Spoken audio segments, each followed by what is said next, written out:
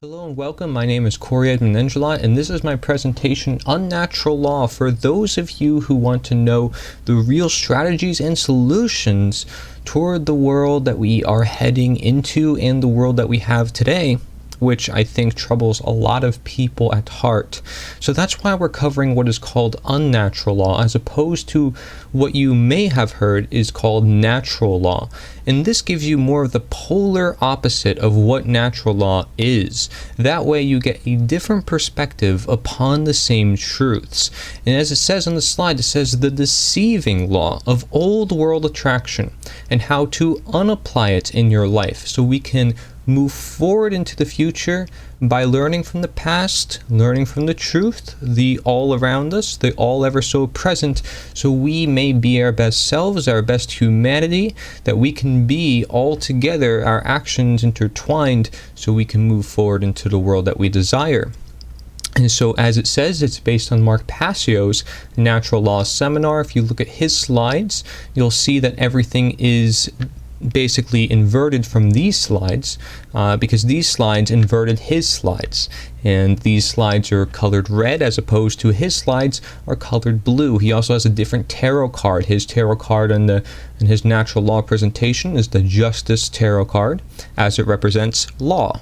This one seems a little different, but we're going to describe exactly what it means and why we have all this the way it is, what is unnatural law, and what we can actually do with it.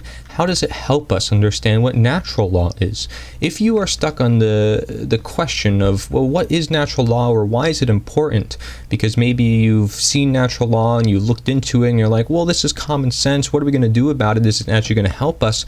Well, this presentation will help you see the opposite side of natural law, so you maybe have a better perspective of why natural law is so important, because it is for our world, being that it is supposed to be the laws of the universe, the laws that govern all of humankind all the time, whether we see them or not, whether we believe in them or not, they're truthfully always there.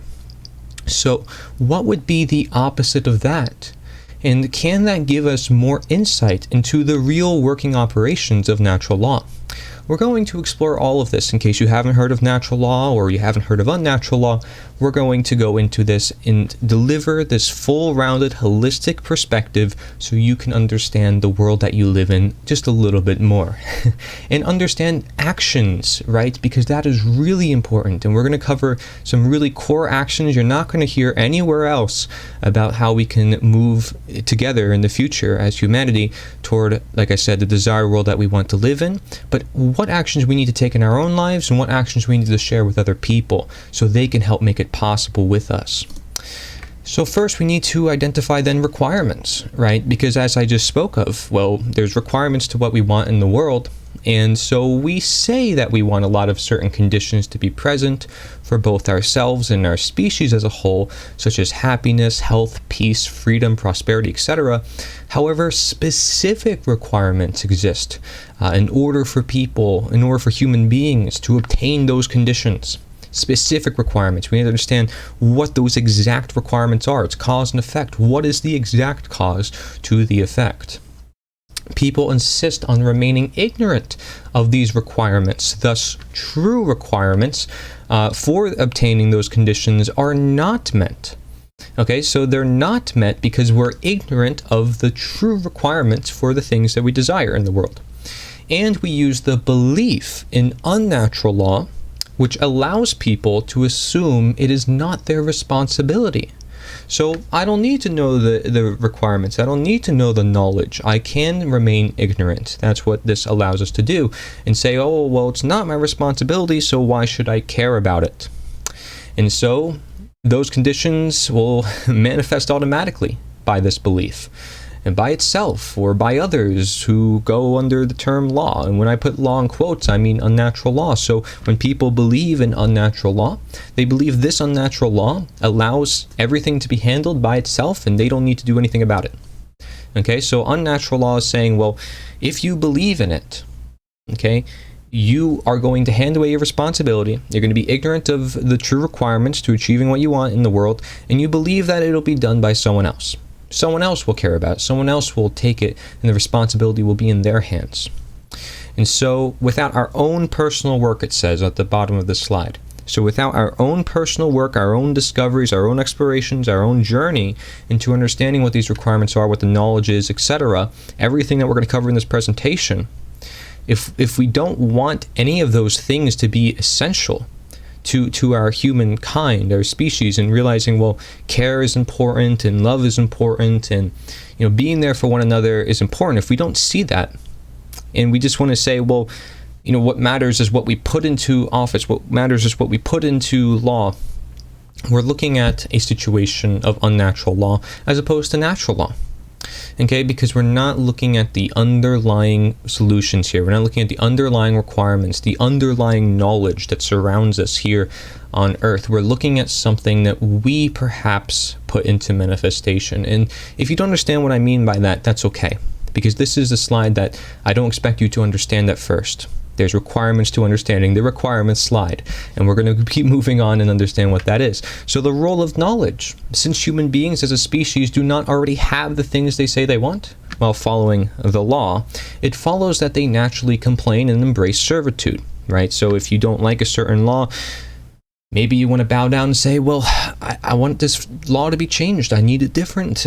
Please change it, lords. I need, I want freedom, and I need to get it. So you're asking the unnatural law to change. So you're asking for permission to reform bad laws to get what you want. This involves having the negative knowledge of unnatural law, given the presumption that it is the answer. So automatically you see I'm making some claims about unnatural law and assuming that it is a bad thing, because I'm saying negative knowledge, assuming that it is wrong knowledge, or assuming that it is deceitful knowledge, knowledge that is wrong. And so we need to understand then the knowledge that is right. And of course then you might say, okay, well then that's natural law, as I mentioned before. But then what are the actions that follow?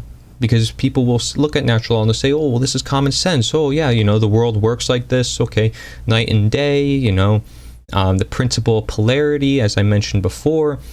These things we see all around us, but how do we put that into action? Well, what is being put into action through unnatural law? Well, we see following, complaining, servitude, and asking for permission. How does that tie in? What does that have to do with the laws of the universe? Well, we see that it's because we have something that is natural versus something that is man-made. And that's what makes the discernment between what is natural and unnatural. And we're going to get more into that as we move on. But then also understanding what is wrong, what is right, what is meant to be, what isn't meant to be. We're going to get into all of this. And that's why all of this is knowledge. And that's the role of knowledge, is to understand more about the world that we live in. It says, being as this has always failed, learning about negative knowledge and having to complain and be in servitude and ask for permission, being that this has always failed and resulted in chaos via slavery or tyranny and democide, which is death by government, having the knowledge of the true requirements to obtaining the things people want either must be absent, or if present, that knowledge must be willfully being ignored. So, being that we have all these problems in the world and they seem to keep arising again and again because we don't learn from history, we don't learn from the truths that are showing through time, the natures of these systems showing themselves through time, we seem to ignore that history, and thus we ignore the requirements toward getting rid of the things that are going to keep appearing itself, such as slavery and tyranny and democide. Democide is death by government, and you can look at World War II, and there was millions of deaths by government. This is not something we should want to happen ever again in society. And so we need to have knowledge for ourselves so we can change this situation and understanding, well, how did democide occur in the first place? How did tyranny or slavery occur in the first place? Those are the true requirements. Not looking at the symptom, perhaps, and just saying, well, maybe we can fix this and that will fix everything else, not realizing that we're not looking at the cause of the problem. We're just looking at the symptom. So we need to look at the real root cause, and unnatural law is something that is very symptom-based. It says, as long as this knowledge continues to remain unknown or ignored, the manifestation of the desired conditions will be impossible. And so it's not that it is unknown, because the truth or natural law is all around us, but it is rather being ignored. And that's why the desired conditions that we want are becoming impossible. It's because many people do not have this knowledge that is required to understand the requirements toward achieving what they want in the world. So there's requirements for the requirements, and those requirements then help us understand what we want. And part of the requirements is understanding internal blockades and external blockades. What that means is, going past your own ego, going past your own blockades in life, anything that limits your belief system, anything that sets you on one set path and makes it hard for you to open your mind and open your heart to possibility and to freedom. And thus it becomes where you only think in certain ways, and everything you see is through a certain filter. And we all do this to some extent, but we need to understand and take a step back and say, well, am I wrong? And is it possible that I am wrong and that I need to question my belief system because it is not necessarily right? Is it right and is it wrong? Is there objective standards in nature that are right and wrong? Are there laws that govern that right and wrong relationship? These are all questions we got to keep asking, and this is why we learn this knowledge. So occult knowledge, let's get into that. Why is it important to learn this knowledge? Why is it important to awaken ourselves and use knowledge as a whole? Well, there is such a thing as hidden knowledge. Certain people want to keep knowledge away from others because it gives them an advantage over others, to know something that someone else does not. And so you see this is represented by this hierarchical pyramid system that we have in the world today through the expression of government. And it says hidden knowledge, knowledge is light, and it's held by the few at the top of the pyramid on the left side of this slide here. And you'll see at the very top, that's where the light is, okay? By the few, they have this knowledge. And at the very bottom of this pyramid, there's people in darkness. There's the ignorance of the masses, where people do not have the light. And so they're in darkness, but some of them might seek the light. And if that's the case, they might want to bring it to those in the dark. And then what are you doing? You're de-occulting. So you're bringing that light to everyone, instead of making it a cult where you're hiding it from certain people in order for your own power, because knowledge is power. And so this slide states that the belief of unnatural law is within and due to the ignorance of the masses. Okay, so it's within and due. Within the ignorance of the masses is unnatural law, the belief of it. And it is due to the ignorance of the masses where therein it is due to the fact they lack occult knowledge of human consciousness and natural law. So because someone lacks knowledge of natural law, they live their lives day to day believing in unnatural law. This is the dynamic that is most important to understand, and why this helps you understand natural law is because unnatural law is the thing you follow when you don't know natural law. And natural law governs the consequences of human behavior. And when that knowledge is hidden, you are embracing to maintain the darkness below, because you don't see what you're doing. You don't realize that what you're contributing to might be the system that is playing out in the world today, creating the very government that we speak of, creating the very power dynamic that we speak of, because this is a power dynamic. You have power, knowledge at the top, and you have people at the bottom who feel like they have no choice but to obey. So it's a power differential, and you have darkness at the bottom and light at the top. I'm not saying that those at the top have the knowledge of natural law, but the knowledge of natural law would free those at the bottom, because they would realize some really core aspects about their consciousness and about themselves that we'll get into. That is really important knowledge, which is why natural law is occult knowledge and why it's purposefully kept away by the people who do know. Not saying, like I said, not saying everybody at the top knows this knowledge, but certain people do know.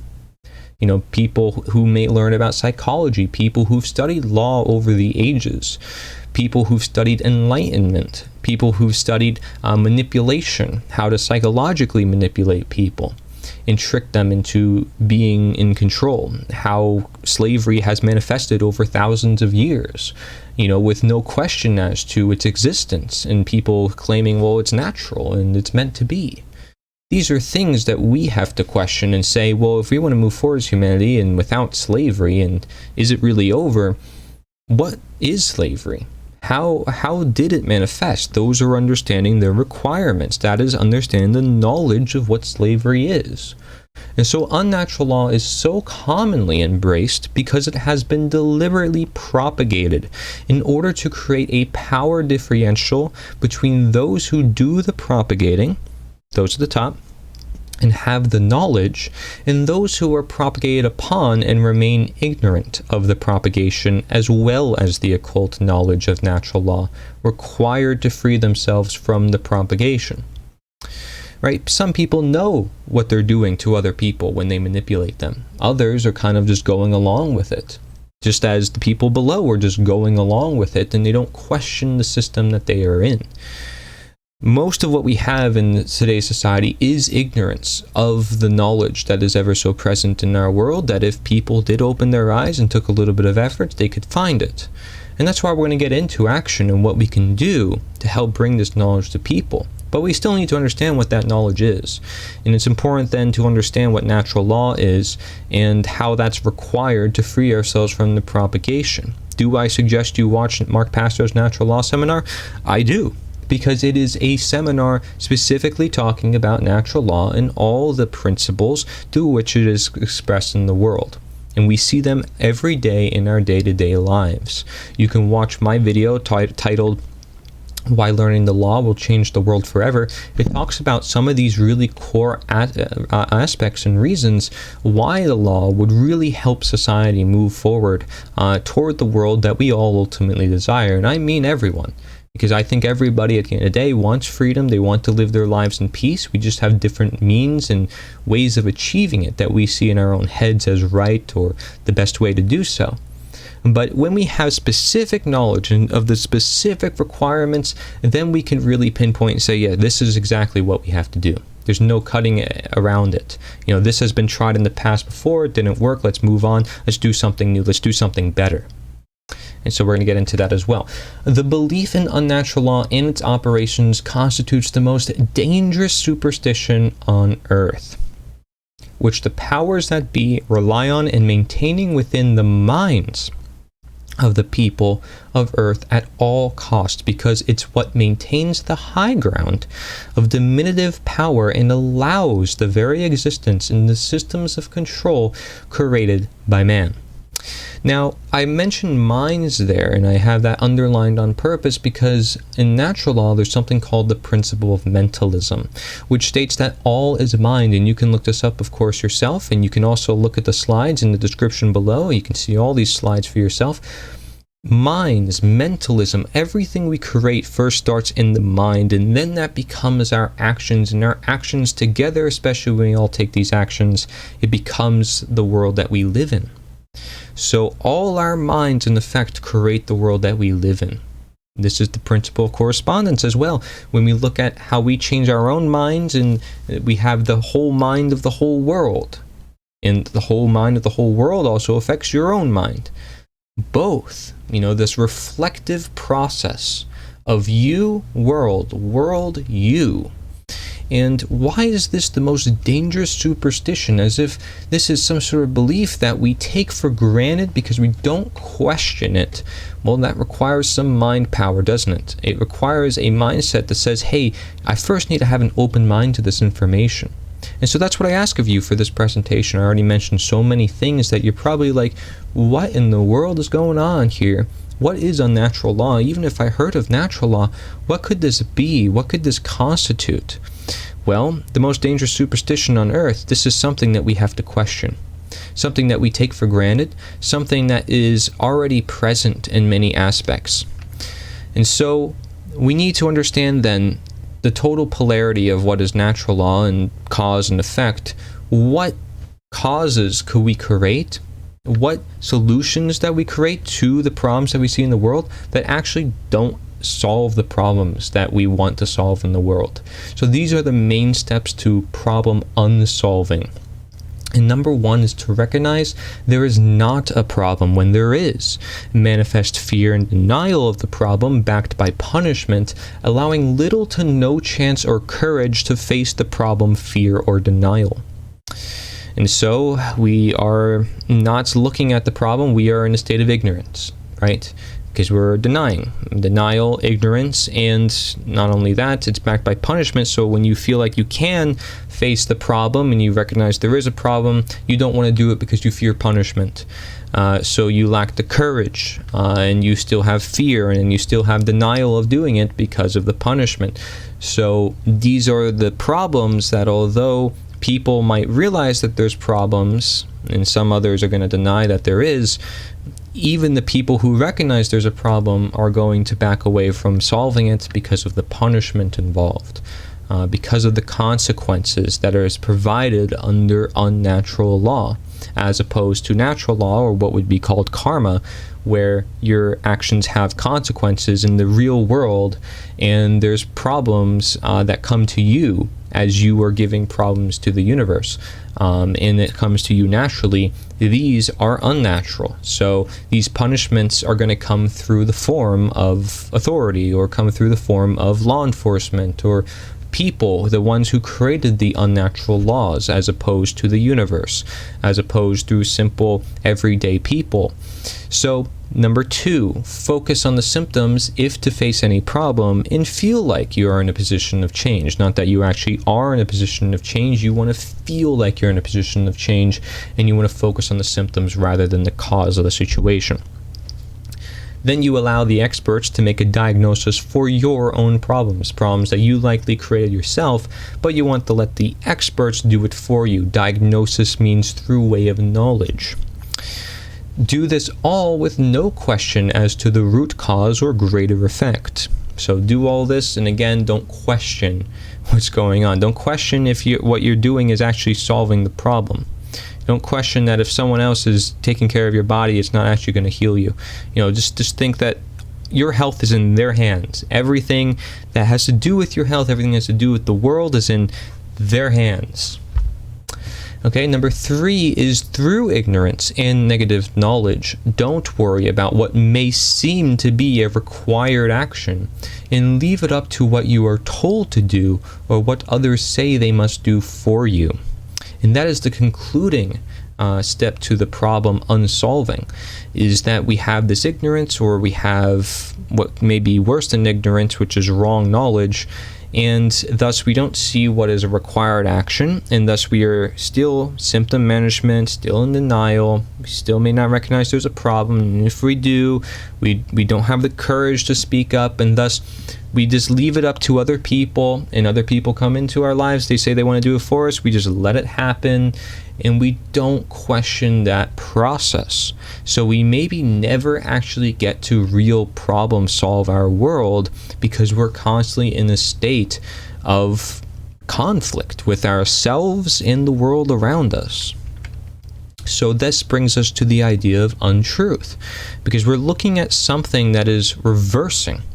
What could have been problem solving is unsolving something that we thought would solve the problem but isn't. So something that we think is the truth might also not be the truth.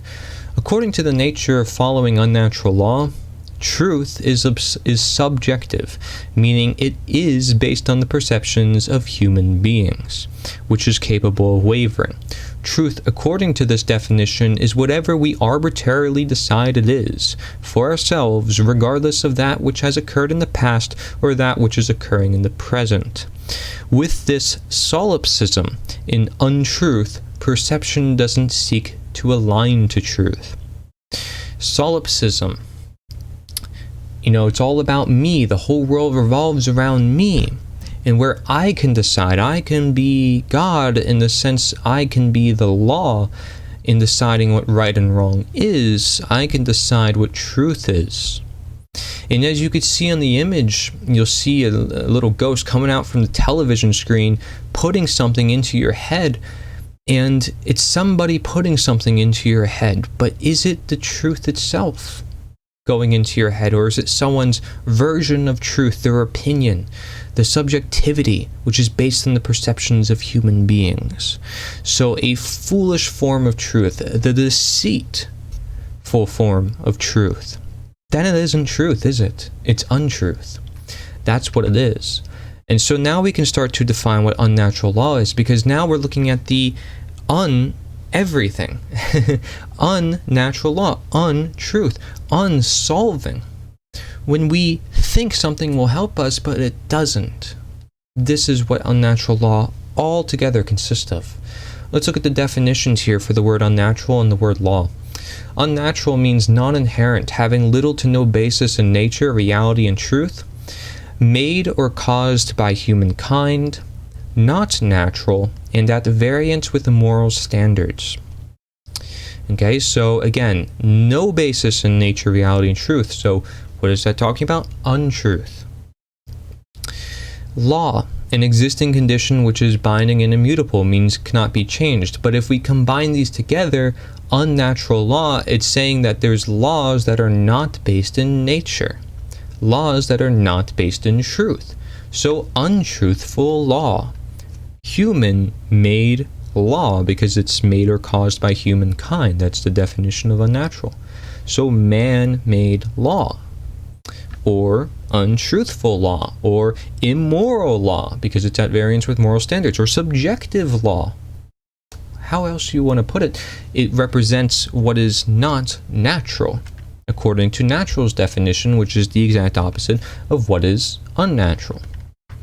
So the working definition, if we were to bring these together and understand what unnatural law is as a whole, is non-universal, non-binding, non-immutable conditions created by mankind that govern with violence the lives of others, providing consequences according to the whim of legislators.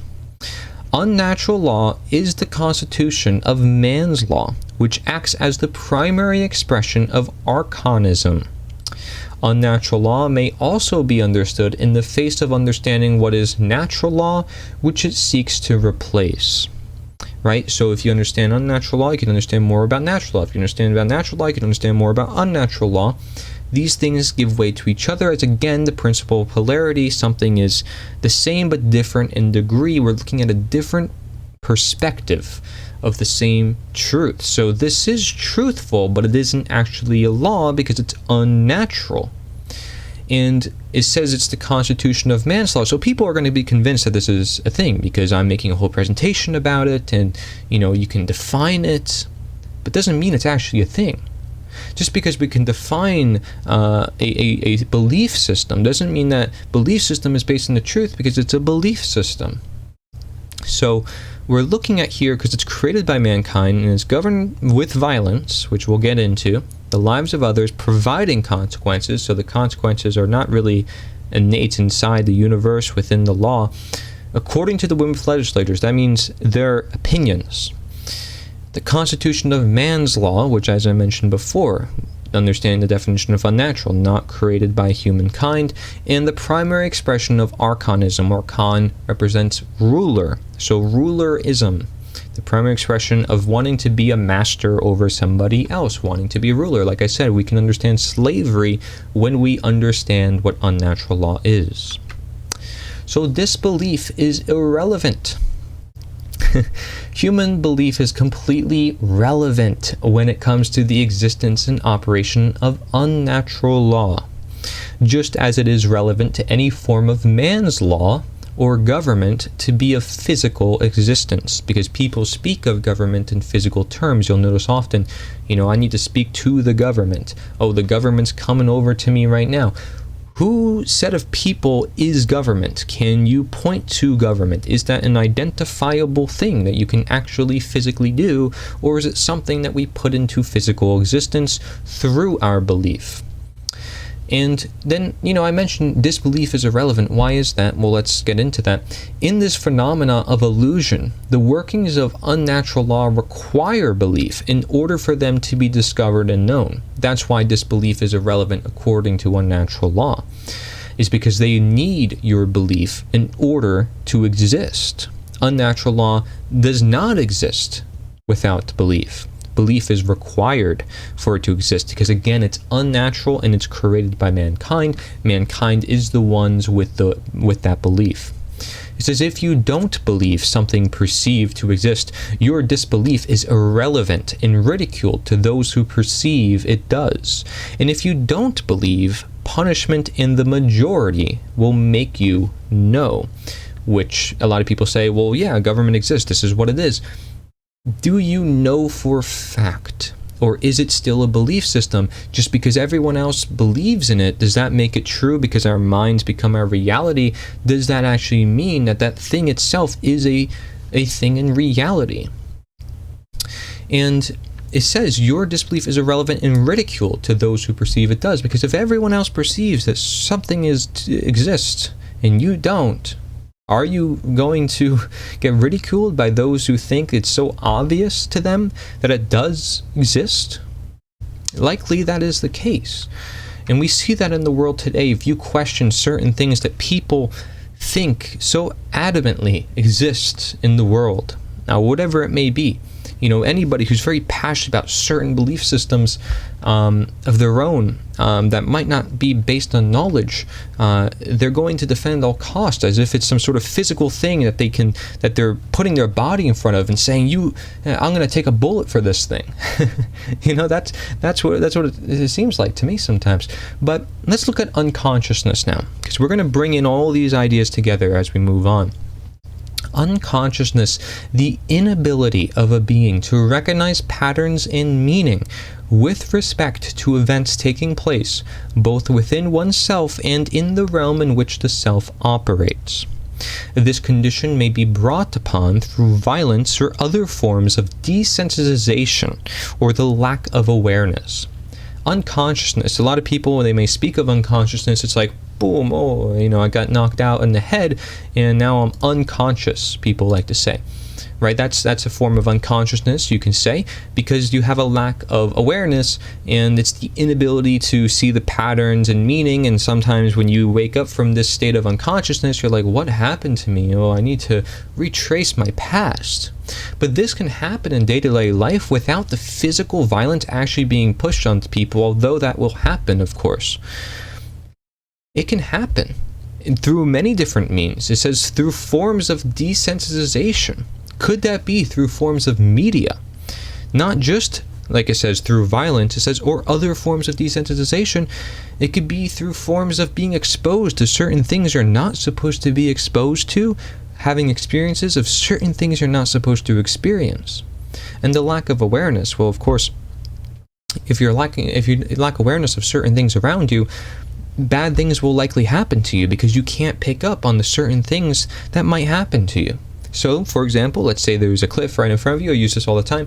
If there's a cliff right in front of you and you're going to walk right over it because you didn't see the cliff right in front of you, you're going to fall off the cliff and, well, you're going to become even more unconscious than you already were, which got you into that condition. And that's the funny thing is, really, if you are unconscious, you're going to seek more unconsciousness. It's your attraction by natural law, your law of attraction. So, unconsciousness, just as we look at consciousness, or untruth, just as we look at truth, learn to understand the polarity here so you can get a greater perspective. Unconsciousness is when we are not aware of what is happening and something perhaps caused us to become in that state. That's why you see a barbed wire around this slide here. So the human brain. Brain health plays a critical role in human behavior, so it is extremely important for human beings to become familiar with the brain's basic structure and function if they care to be healthy. Right? If they care to be healthy, you'll look into the human brain. The brain is a very important organ, of course, for the human body. It says 3 main complexes comprise the human brain. The R complex, which is the reptilian brain, which facilitates basic survival functions. The limbic system, or the mammalian brain, which facilitates human emotion. And the neocortex, or the human brain, which facilitates higher thought functions and conscience. It is important for unnatural law that people are kept at low consciousness, low chakra, survival and emotion-based mindsets, so to stay in belief and ignorance by way of negative knowledge, punishment, and distraction. I know there's a lot right there from this slide, but it's important for unnatural law that all those things are in place for unnatural law to stay into manifestation for people to believe in its perceived existence. Because again, it is a man-made thing. But how does it become man-made? If there are truths in nature that we seek as human beings because we live in nature and we want to harmonize ourselves with nature, we may not seek that. We may seek to create our own solutions instead, and we may seek these certain mindsets upon other people so we can use them for our own benefit, for our own ego. And so to keep ourselves at the higher consciousness state, we bring other people to the low consciousness state. Now you see how this sounds familiar to the pyramid structure we spoke of before with occultism. Very similar. Keep people at a certain low state keeps you at a high state. So you're higher up in the pyramid and they're lower on the pyramid. And so they're kept to survival and emotion. You're the one manipulating them with the higher human intelligence of knowing how their human intelligence works to begin with. And that's how you're able to manipulate them. It's by understanding their mind and not teaching them how their own mind works, so they never know how to escape that. It's all psychological in that regards. And that's why negative knowledge is very bad, because we're looking at something that is wrong. If you teach someone something that is straight up wrong, but you push it upon everybody and everybody starts believing it, well, they start to think it's right. Again, untruth. Something that they think is right, but necessarily isn't. And because they think it is subjective, it isn't objective. They may not even believe there's such a thing as objective truth, because they don't even know what natural law is, nonetheless. So objective truth perhaps isn't even an idea in the mind for these individuals, and they stay distracted, they stay punished if they even do question the status quo. So all these things keep unnatural law into place. More upon the human brain. The neocortex of the brain has two hemispheres, because again, this is the really important part of the brain, being that it is the human part of the brain. So a lot of other animals have that survival and emotion part, but they don't have this really complex neocortex that humans have. And so this is why we should understand it as a human species and understand, why is it important if we seek freedom, if we seek better world in general, and how does it play into unnatural law? Well, here we go. The left brain hemisphere largely facilitates logical and scientific thought, while the right brain hemisphere largely facilitates creativity and compassion. When both hemispheres are in balance, the neocortex acts in its proper role as the executive command center of the human brain, and true intelligence, which is intellect plus creativity, is born.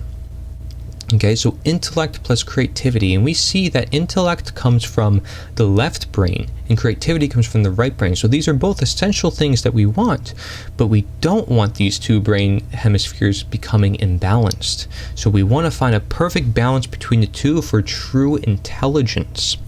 So individuals who are left brain imbalanced tend to seek control over others with unnatural law, as the R complex takes over. That's the reptilian brain. Individuals who are right brain imbalanced tend to seek to be controlled by others with unnatural law, as the limbic system takes over. That's the mammalian brain. So imbalances will cause mind control either way, as the mind becomes limited in thought. So if you are too left brain thinking about a certain way, a certain strict way of doing things, your mind becomes limited, and thus you are causing your mind to be controlled, even if it's self-imposed. And then same thing with the right brain. You're thinking certain ways, and so your mind is going to become limited in thought, and it's easier for you to become mind controlled. When you are more left brain, you're more scientific, more analytical, as I mentioned before, and right brain is more creativity, more compassion, so you might see religion there, organized religion, that is. And so you can see, for example, a left brain imbalance, for example, might be the extreme scientist who sees everything through analytics and does not so much use his intuition and the world around him and to have a spiritual connection with it. Whereas the right brain imbalance would have too much of a spiritual connection with it. They don't look at the science, and they might deny the science, and they use too much faith and belief in certain things, and thus that's why the left brain will tend to seek control over others, whereas the right brain will seek to be controlled, right? Because the right brain is all about compassion, just making everybody happy, and also just going along with everything, whereas the left brain says that, I want to be God, I want to create new things, this is science, we can do a whole bunch of cool things. And so it's a lot of experimentation upon their own peoples, and we see that as well across World War II, where governments of the world used people for human experiments and crazy different things for human experiments, which were disastrous crimes against humanity, I guess you can say. And so when we have this chaotic free will plus unnatural law, we get untruth. Because we need to understand, well, when we have true intelligence between the left and right brain and a good balance, it's possible that we also can find the truth more, right? Because we are intelligent. So what's the opposite then of true intelligence? And if we are completely on the different ends of imbalance, well, we have chaotic free will. You know, we have the ability to decide what we want to do in the world, but we can't put it on a specific direction to say, this is what I want to do with my free will. This is what I want to put my time and attention toward. This is what I want to put my actions toward. And thus, it's all over the place, or it's in directions that we lose control over ourselves about. And when we combine that with unnatural law, where we seek control from others because we lack self-control or otherwise, we are getting the combination of untruth. Because the opposite of this would be to combine free will with natural law to obtain truth, because we are aligning our free will with natural law and understanding that our actions must be aligned to the law so we can achieve the world that we want to live in. Well, here we believe then this law that doesn't actually exist, and because our free will is so chaotic, we do so, and thus we produce untruth, where we believe other people can take control of ourselves, we can create subjective realities here. Nothing is objective, and we have this sort of solipsism mindset, which occurs in both the left brain and right brain imbalance. So we got to be very careful of these things when it comes to the human brain. This is important when it comes to chemistry and anatomy, because if we're looking at the human body and we're looking at the anatomy of the human body, think of looking at the laws of the world as the anatomy of the world, and that's why it is particularly important. So let's look at human beings a little bit more now. Human denature. According to unnatural law, human nature is inherently, naturally evil, or there are people that will always do evil, and so it is necessary to continue to use unnatural law to claim that nature is wrong or must be perfected by man. Okay, so in reality, however, human nature is neither naturally good nor naturally bad, as we should consider the operating conditions or the environment in which human beings exist, which influences behavior to a great extent, thus creating the current human condition. So we should look at the operating conditions, and we should not be so quick to jump to certain conclusions into saying, well, because people are bad and there's always going to be bad people, we need to do this. We need to push this upon everybody. And because of some bad people, we need to push this upon everybody. Good people, bad people. This is what everybody must follow to keep everybody in check. Right? And so this is what we see with unnatural law, and we'll get more into that so you can understand more about what I mean there. But this influences our human condition either way, whether we push unnatural law to people or we are understanding our operating conditions, which develop our human environment and the environment to which we live in. It's going to influence our human condition as a whole, what the generations ahead look like, what the culture looks like, what the social fabric of society looks like. All that is constituted by this human condition, which the operating conditions influence. And the operating conditions can also include unnatural law or natural law if people understand that. So, it's like, do I install Windows into my computer? Do I install Linux? What do I install into my computer? Am I going to install a virus into the computer? Am I going to install something that doesn't belong there? Or am I going to install something that does belong there to help with its function? Or something that might clean up its function and make it work even better than before. Human beings by nature are programmable. This is the most important part. And the use of unnatural law actively seeks to program human beings, bending the will of nature toward either dehumanizing or denaturing them, which is impairing or changing their nature. And it is the claim to essentially be God. Because if you claim that you can change someone's nature and you can program them, you could change them however you wish. The subjective mindset where we can change things, there's no objectivity to it, there's no consequences to our behavior, we can do whatever we want, this is science. We can be God. And so we need to question that. Are we denaturing our humankind by believing in unnatural law or things to which dehumanize us, desensitize us, bring us more to unconsciousness, as we mentioned before, bring us more to untruth, regards to unsolving problems? Where we're not actually solving things, and we're actually just making people more dependent on other beings where they look up to them as gods. Interesting, sort of a religion of its own that science creates, that this leadership creates. Is that natural leadership either, or is that unnatural leadership? These are questions that you have to ask, and not just only me, because there's a lot of questions to ask on behalf of this knowledge, and there's a lot you can do with it. That's why it's some of the most powerful knowledge you can ever come across.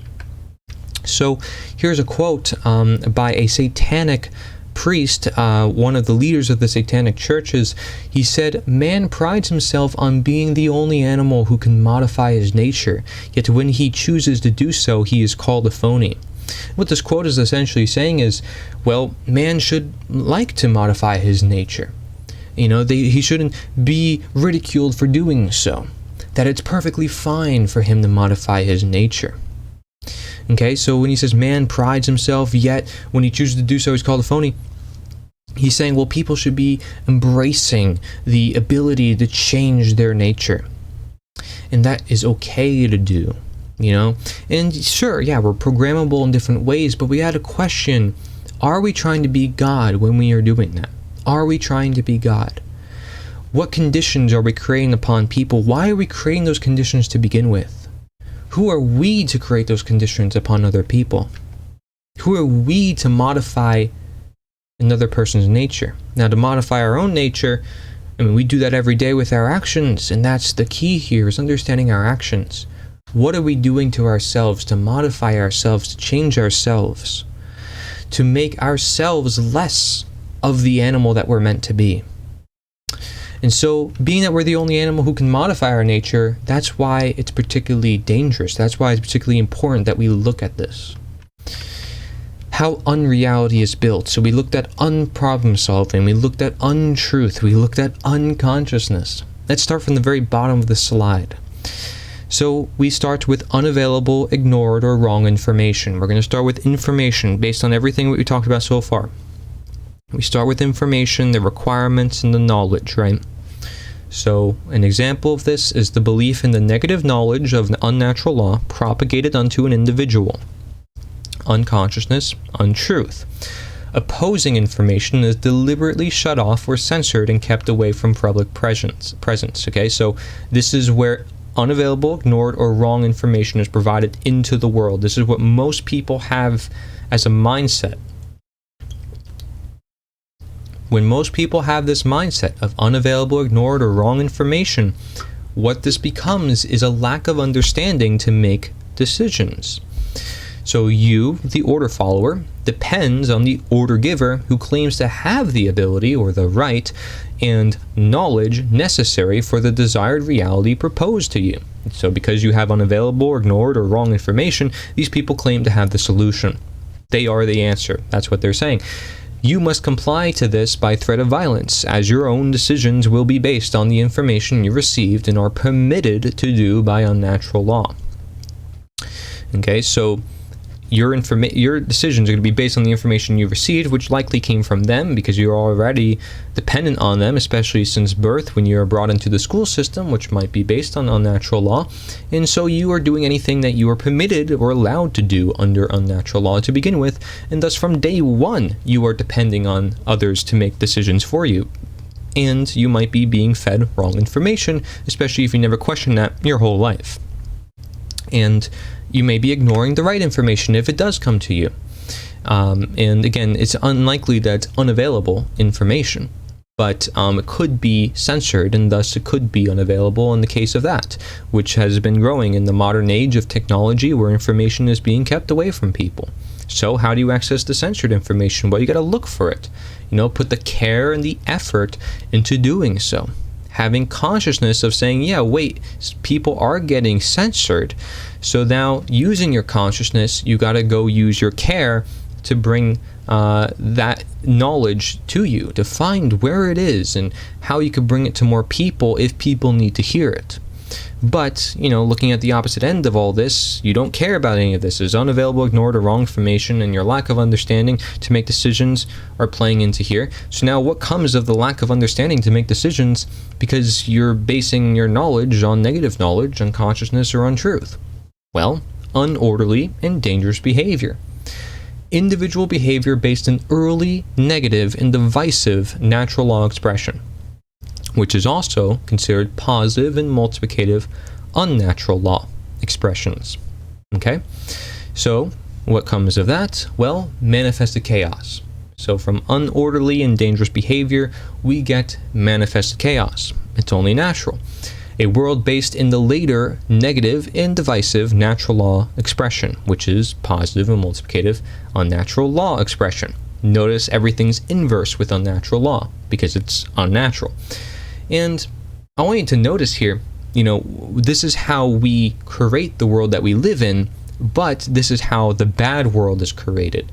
This is how the chaotic world is created, specifically through these steps with these requirements. So we identify the requirements to how we create chaos, how we create democide, how we create tyranny and slavery. And if you don't know what these divisive or negative natural law expressions are, we're going to get into that as we move forward. So let's look here at the interpretive general principles of unnatural law. We have the principle of occultism, and this means keeping empowering knowledge away for self-power and maintaining the centralized hierarchies we mentioned before. Again, these are interpretive general principles of how unnatural law is expressed into the world. So how unnatural law is delivered to the world, how people believe in it, what does it consist of? Well, these principles, occultism, keeping knowledge away. Next we have sorcery, which is Hegelianism, which represents the Hegelian dialectic. If you bring in a solution, it's cause and effect, but it's modified cause and effect because you're the one in control of the cause and the effect. You're saying, well, here's a problem, now people react, and now you introduce a solution. So you're purposely creating a problem so people can purposely react, and you're purposely creating a solution based on the reaction based on the problem. And so you do that on purpose so you can achieve certain goals that you want in the world. And people, governments have done this for a long time to keep people psychologically controlled. And part of this principle of sorcery is to forget to suppress natural law or cause and effect, and to create predisposition to say, you come into this world, this is what you get. There's no way around it. This is what is destined for you. You have to be controlled by this system of unnatural law. You have no choice otherwise. The principle of subjectivism. Well, create subjects, create victims, and forget or suppress objective truth or morality or natural law.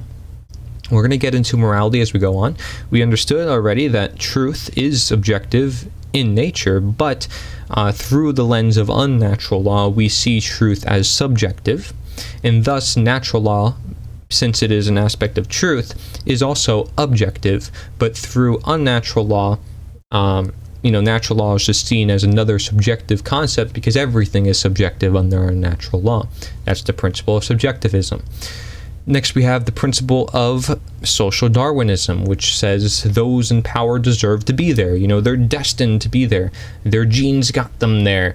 And it's social survival of the fittest. Whoever gets to the top of the pyramid deserves to be there. It's social Darwinism. The principle of self-determination. Now, by the way, Darwinism, looking at these things in nature, it's not to be applied to humans, and that's why we put the word social before Darwinism.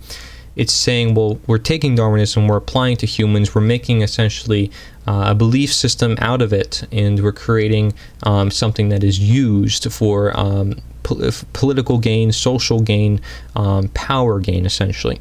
And so the principle of self-determination, this is one of the main tenets in Satanism, as with social Darwinism.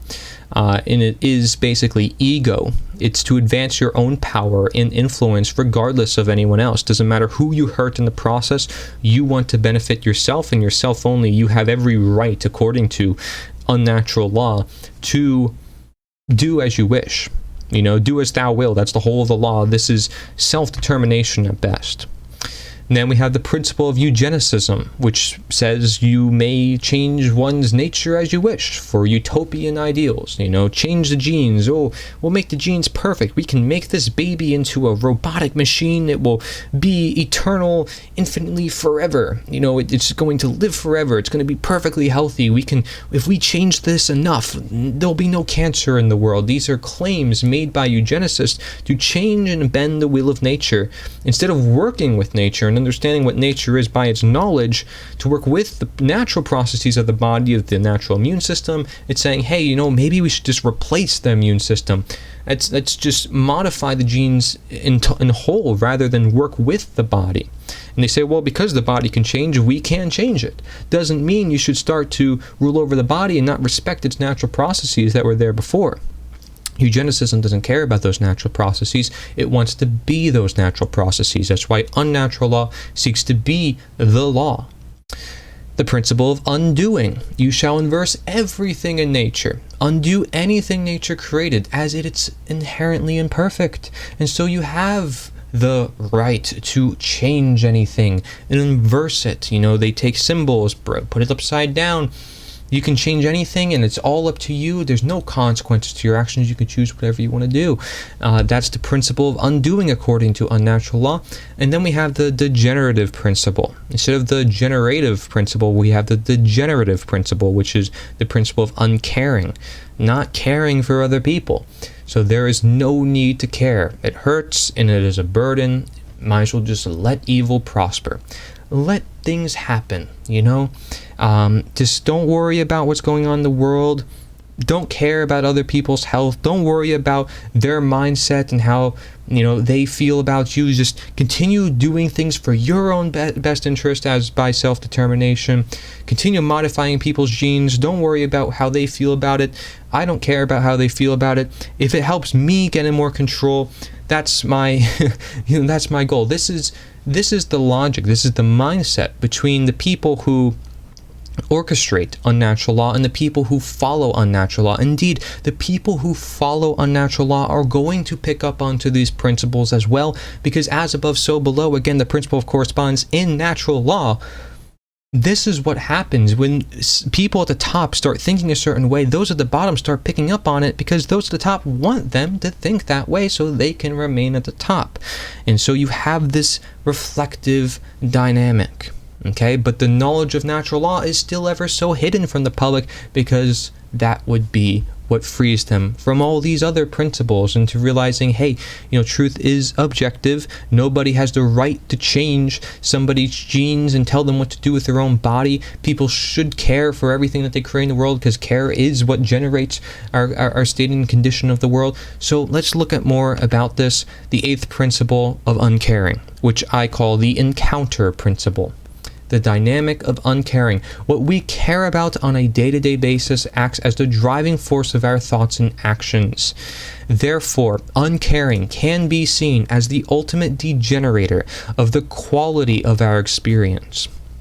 This principle has often been referred to as the degenerative principle. It is referred to as the encounter principle as well, by the way, because you encounter it. You encounter people who don't care about certain things, and because they don't care about anything, nothing gets done, or nothing can come from the situation. And, instead of being the lost principle of care, it is something that you come across often. Something you see a lot in the world of degeneracy or the world of unnatural law is this principle of uncaring. You don't see people caring about the world that they live in. They just want to go about their day-to-day lives. Oh, I got my job to worry about. I got this to worry about. And what about the legacy after you die? What about actually fighting for the truth and doing something more that you've never done before in life? What about those ideals? Do you ever question that? So, this principle has often been referred to as the degenerative principle. The word generative is derived from the Latin verb generare, which means to create. What we care enough about to put our will behind is ultimately what gets created in our world.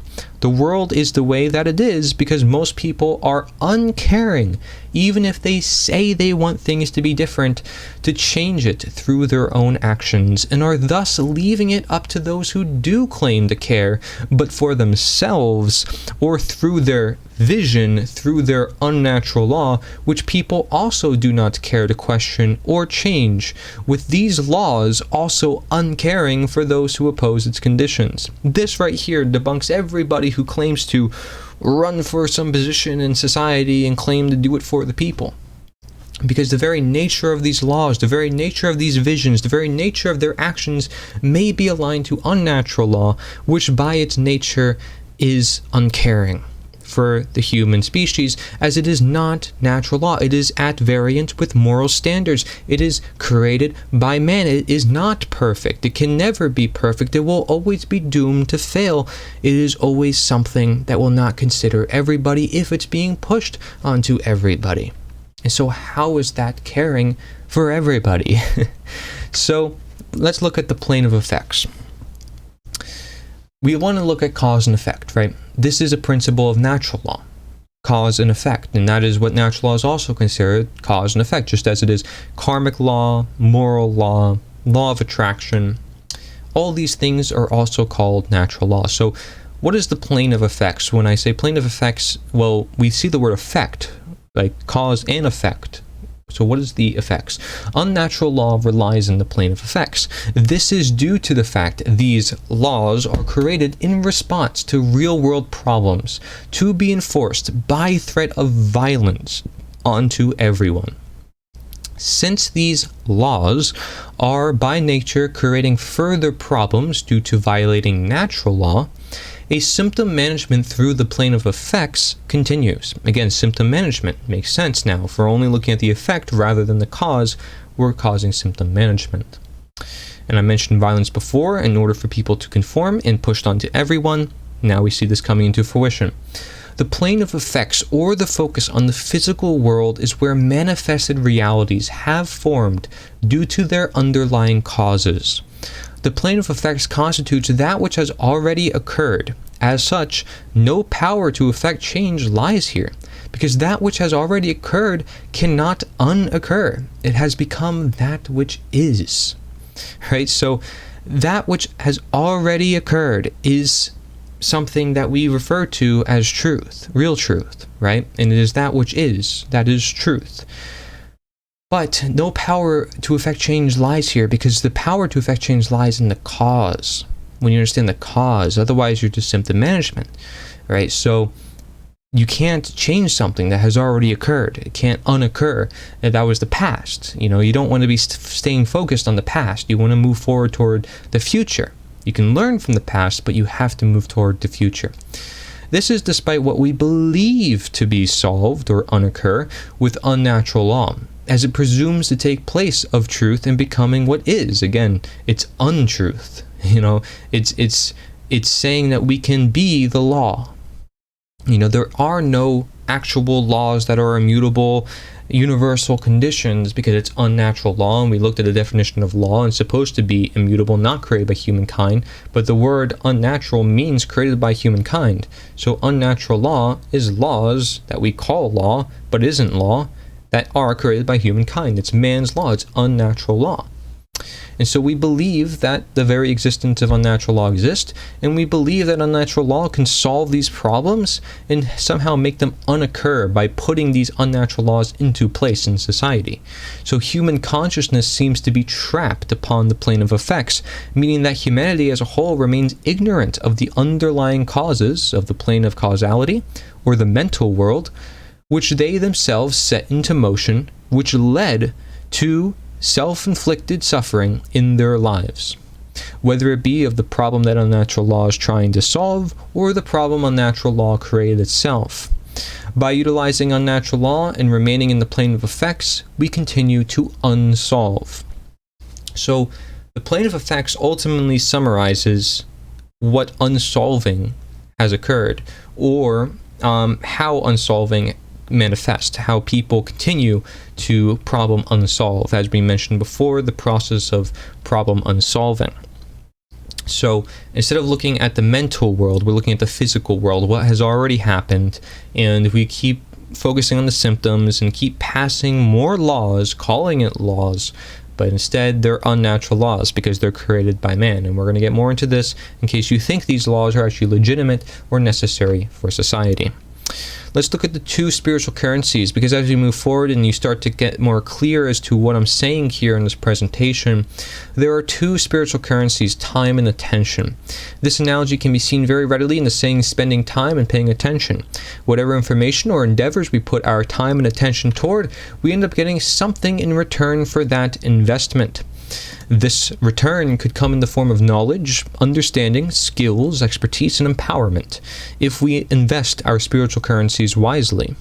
Most people in the modern world are uncaring to make a quality investment, which would be placing it upon information that is capable of improving both ourselves and the human condition as a whole. Such an effort would also constitute a valuable investment of our time. So if we wanted to improve our human condition, we would care. But because people don't really care about it, or they may say they do, instead they're putting their belief in unnatural law. They're saying, hey, other people can take care of the human condition. I'm not responsible for it. Okay, so people do not often ask themselves, what am I spending my time on? What am I paying attention to? And most importantly, what kind of quality am I getting in return for these investments of my spiritual currency? And you may think it's all right to give away your responsibility to someone else. But just wait and see how many problems there are with that very logic of being when it comes to this subject matter of unnatural law and natural law. So people will instead invest their spiritual currency in belief in political rituals, thereof unnatural law, in the plane of effects or distractions within their own life, rather than directly addressing the real problems, which includes the lack of quality investment in spiritual currency. So instead of investing their spiritual currency in important things, they will invest it in things that perhaps the elite structures or the hierarchical pyramids want people to spend their attention on, as of course they need to stay in the dark for the people who are in the light to stay in the light. So perhaps what involves this dynamic, this power differential, as we mentioned before, is not just having a lack of knowledge, which contributes to one's belief, because a belief insinuates that one does not have the knowledge and thus it has to be a belief. It puts their belief in these political rituals, where one believes more about unnatural law and keeps investing their time in unnatural law, like, okay, I gotta vote, I gotta pay attention to the election, I need to read more about this candidate. And so you're paying attention to what is always coming to the surface.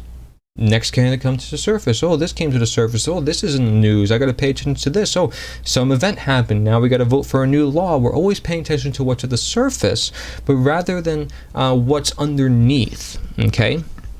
We're not looking at what's underneath these problems that we may see in our day-to-day lives, which are real problems, and these problems need care to be addressed. They need time and attention to be addressed. They might not be in the attention of the public sphere. They might not be on television. They might not be in front of everybody to see, but it's your job to find out what those truthful things are and what the causes are, so you're not focused on the effects or the plane of effects, so you're not just distracted, so you're not just symptom management, so you can actually create some real change in the world. So we have this quote, I am the law. You get what unnatural does to you without question. You do what unnatural tells you to do, and without question. Unnatural law is the opposite, opposing of the following. And what is it following? What natural law is. So unnatural law is not the law of cause and effect. It is not the law of attraction. It is not karma or moral law. It is not the golden rule. Now people will say, okay, well that makes sense. Unnatural law. Okay, man's law is something that is created by man. They can't create a law such as, the law of attraction or the law of cause and effect. That is something that's just in nature. Yeah, but unnatural law often seeks to be these things as well. Because again, unnatural law is something that is claiming to be the law, as it is something to believe to exist. Otherwise, I wouldn't be talking about unnatural law. So, unnatural law would say, well, law of cause and effect. We're the law of cause and effect. Whatever you do, we say you're allowed to do it. That's why it says you get what unnatural law does to you without question, and you do what it tells you to do without question. It seeks to be the law of attraction. They say if you want a certain candidate in office, you want a certain thing done, you have to push a certain candidate. You have to go through our systems in order to get what you want. You need to go through our attractions so you can get what you actually attract, and you feel like you're actually contributing something, you feel like you're actually doing something. Again, you feel like you're actually doing something, part of the problem unsolving equation. But are you actually doing something? You reap what you sow. We get to decide what morality is, but you know what? It's legality. If you break our laws, you are a bad person. You deserve to go to jail. You deserve to get punished for what you've done in society. They seek to be unnatural law. Anyone who claims to be unnatural law, anyone who believes in it, seeks to replace these very things that are natural laws. Even though they might support these natural laws, they don't realize that by supporting unnatural law, they're replacing these, and they're undermining these, and they're saying, hey, law of attraction, I don't care what you think. Hey, morality, I don't care what you think. And if you don't think that's the case, let's get into what morality is. Let's get into that. The golden rule, do unto others as you would want done to yourself.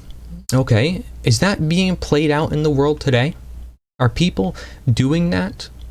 Let's just look around us in the world today. Are people doing that? Where, they're punishing other beings for not doing a certain thing, yet they're doing it themselves and they're not getting punished. And certain people are exempt from crimes and certain people aren't. And if you have this and you're allowed to do this and you're allowed to do that, would you like all these restrictions on your own life? But they say, no, I don't want that. So then why are you pushing that on others? Because this is how you keep a power differential in place, is by proclaiming, by saying, I am the law. I am the golden rule. I get to decide what gets to be done to other people, and none of it gets to be done to me because I am the law. I get to decide. And there's no such thing as natural law, and it was never taught to you, so there's no point of even considering the existence of the golden rule. No point of even defending the golden rule, because we control everything. That is the quote, I am the law. That is what people believe in this process of the unnatural law, supporting it and proclaiming it and acting on behalf of it. So expressions, let's look at natural law expressions. Natural law expressions are inverse for that of unnatural law. This means, for example, that a positive natural law expression is a negative unnatural law expression. You may use apophasis for this. Apophasis means affirmation through negation. So by knowing what something is not, you know what something is. The following chart is showing natural law expressions. So keep in mind, everything in this chart is for natural law, which means if you want to look at this through the lens of unnatural law, you have to reverse everything. So what would be positive natural law expression, again, would be negative natural law expression. What would be multiplicative natural law expression would be divisive unnatural law expression. Okay, so this is the logic in unnatural law when it looks at these aspects, or what people perceive it as, whether they realize it or not. When they're following unnatural law, they're going to see they're going to see love as a bad thing, but it's not that they're going to see love as a bad thing, but they're going to see fear as a necessary thing, and thus love is casted away. Same thing with knowledge. They might see, knowledge is important, but they don't realize that they're staying ignorant, and thus that's casting away their knowledge. Sovereignty. I own myself. I know that already. You don't realize that your confusion into not being able to say, this is where I own myself, and this is why I'm sovereign. If you can't explain why, you're not sovereign, and you're confused. So your confusion is casting away your sovereignty. Okay, freedom. I'm free. I'm already free. Well, you see control by other people, then your control is going to cast away your freedom innately. Regardless, if you like it or not, that's what's going to happen. So unnatural law is sustained and grown out of fear and imbalance. As you see, divisive expression, we have imbalance, suppression, illusion, oppression, and negative expression as a whole. And otherwise, this is known as unconsciousness, and that which seeks to create it, right? Anything that seeks to create a lack of awareness. And that's why it says fear is unconsciousness and love is consciousness, because you need to care about something in order to know about something. You need to be aware of something in order for you to know about something, in order for you to understand about it, in order for you to act on behalf of it. And so manifested man's law is equivalent to manifested unnatural law. Just keep that in mind.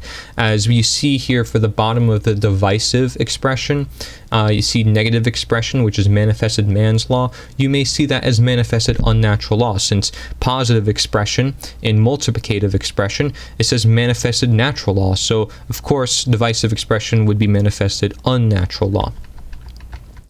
So, we're looking at, for multiplicative expression, if we were to look at the good side of things, we're looking at courage, conversation, responsibility, guidance, and positive expression.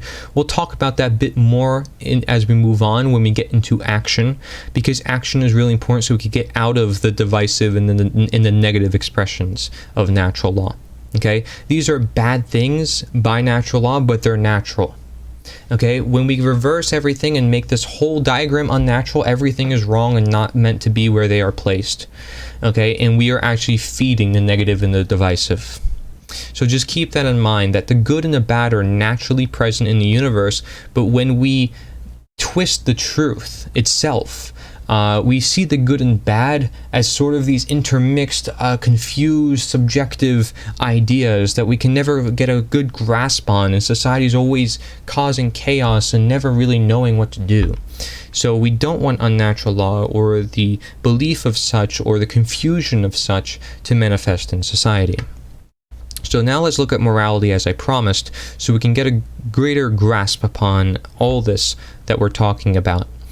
A lack of understanding in objective morality and a culture embraced in moral relativism, which is subjective morality, constitutes immorality. The lack of distinction between right and wrong behavior, the maintenance and growth of unnatural law. If you don't know what right and wrong is, you're going to commit wrong action. It's just that simple. If you don't know about a certain thing, you're going to cause accidents, you're going to cause problems, and you're not going to realize that you caused some problems until you get hurt. Until something happens and a wake-up call happens to you, unless it is embraced by everybody as a moral and righteous thing to do, and so you still think it's okay even though it never actually is.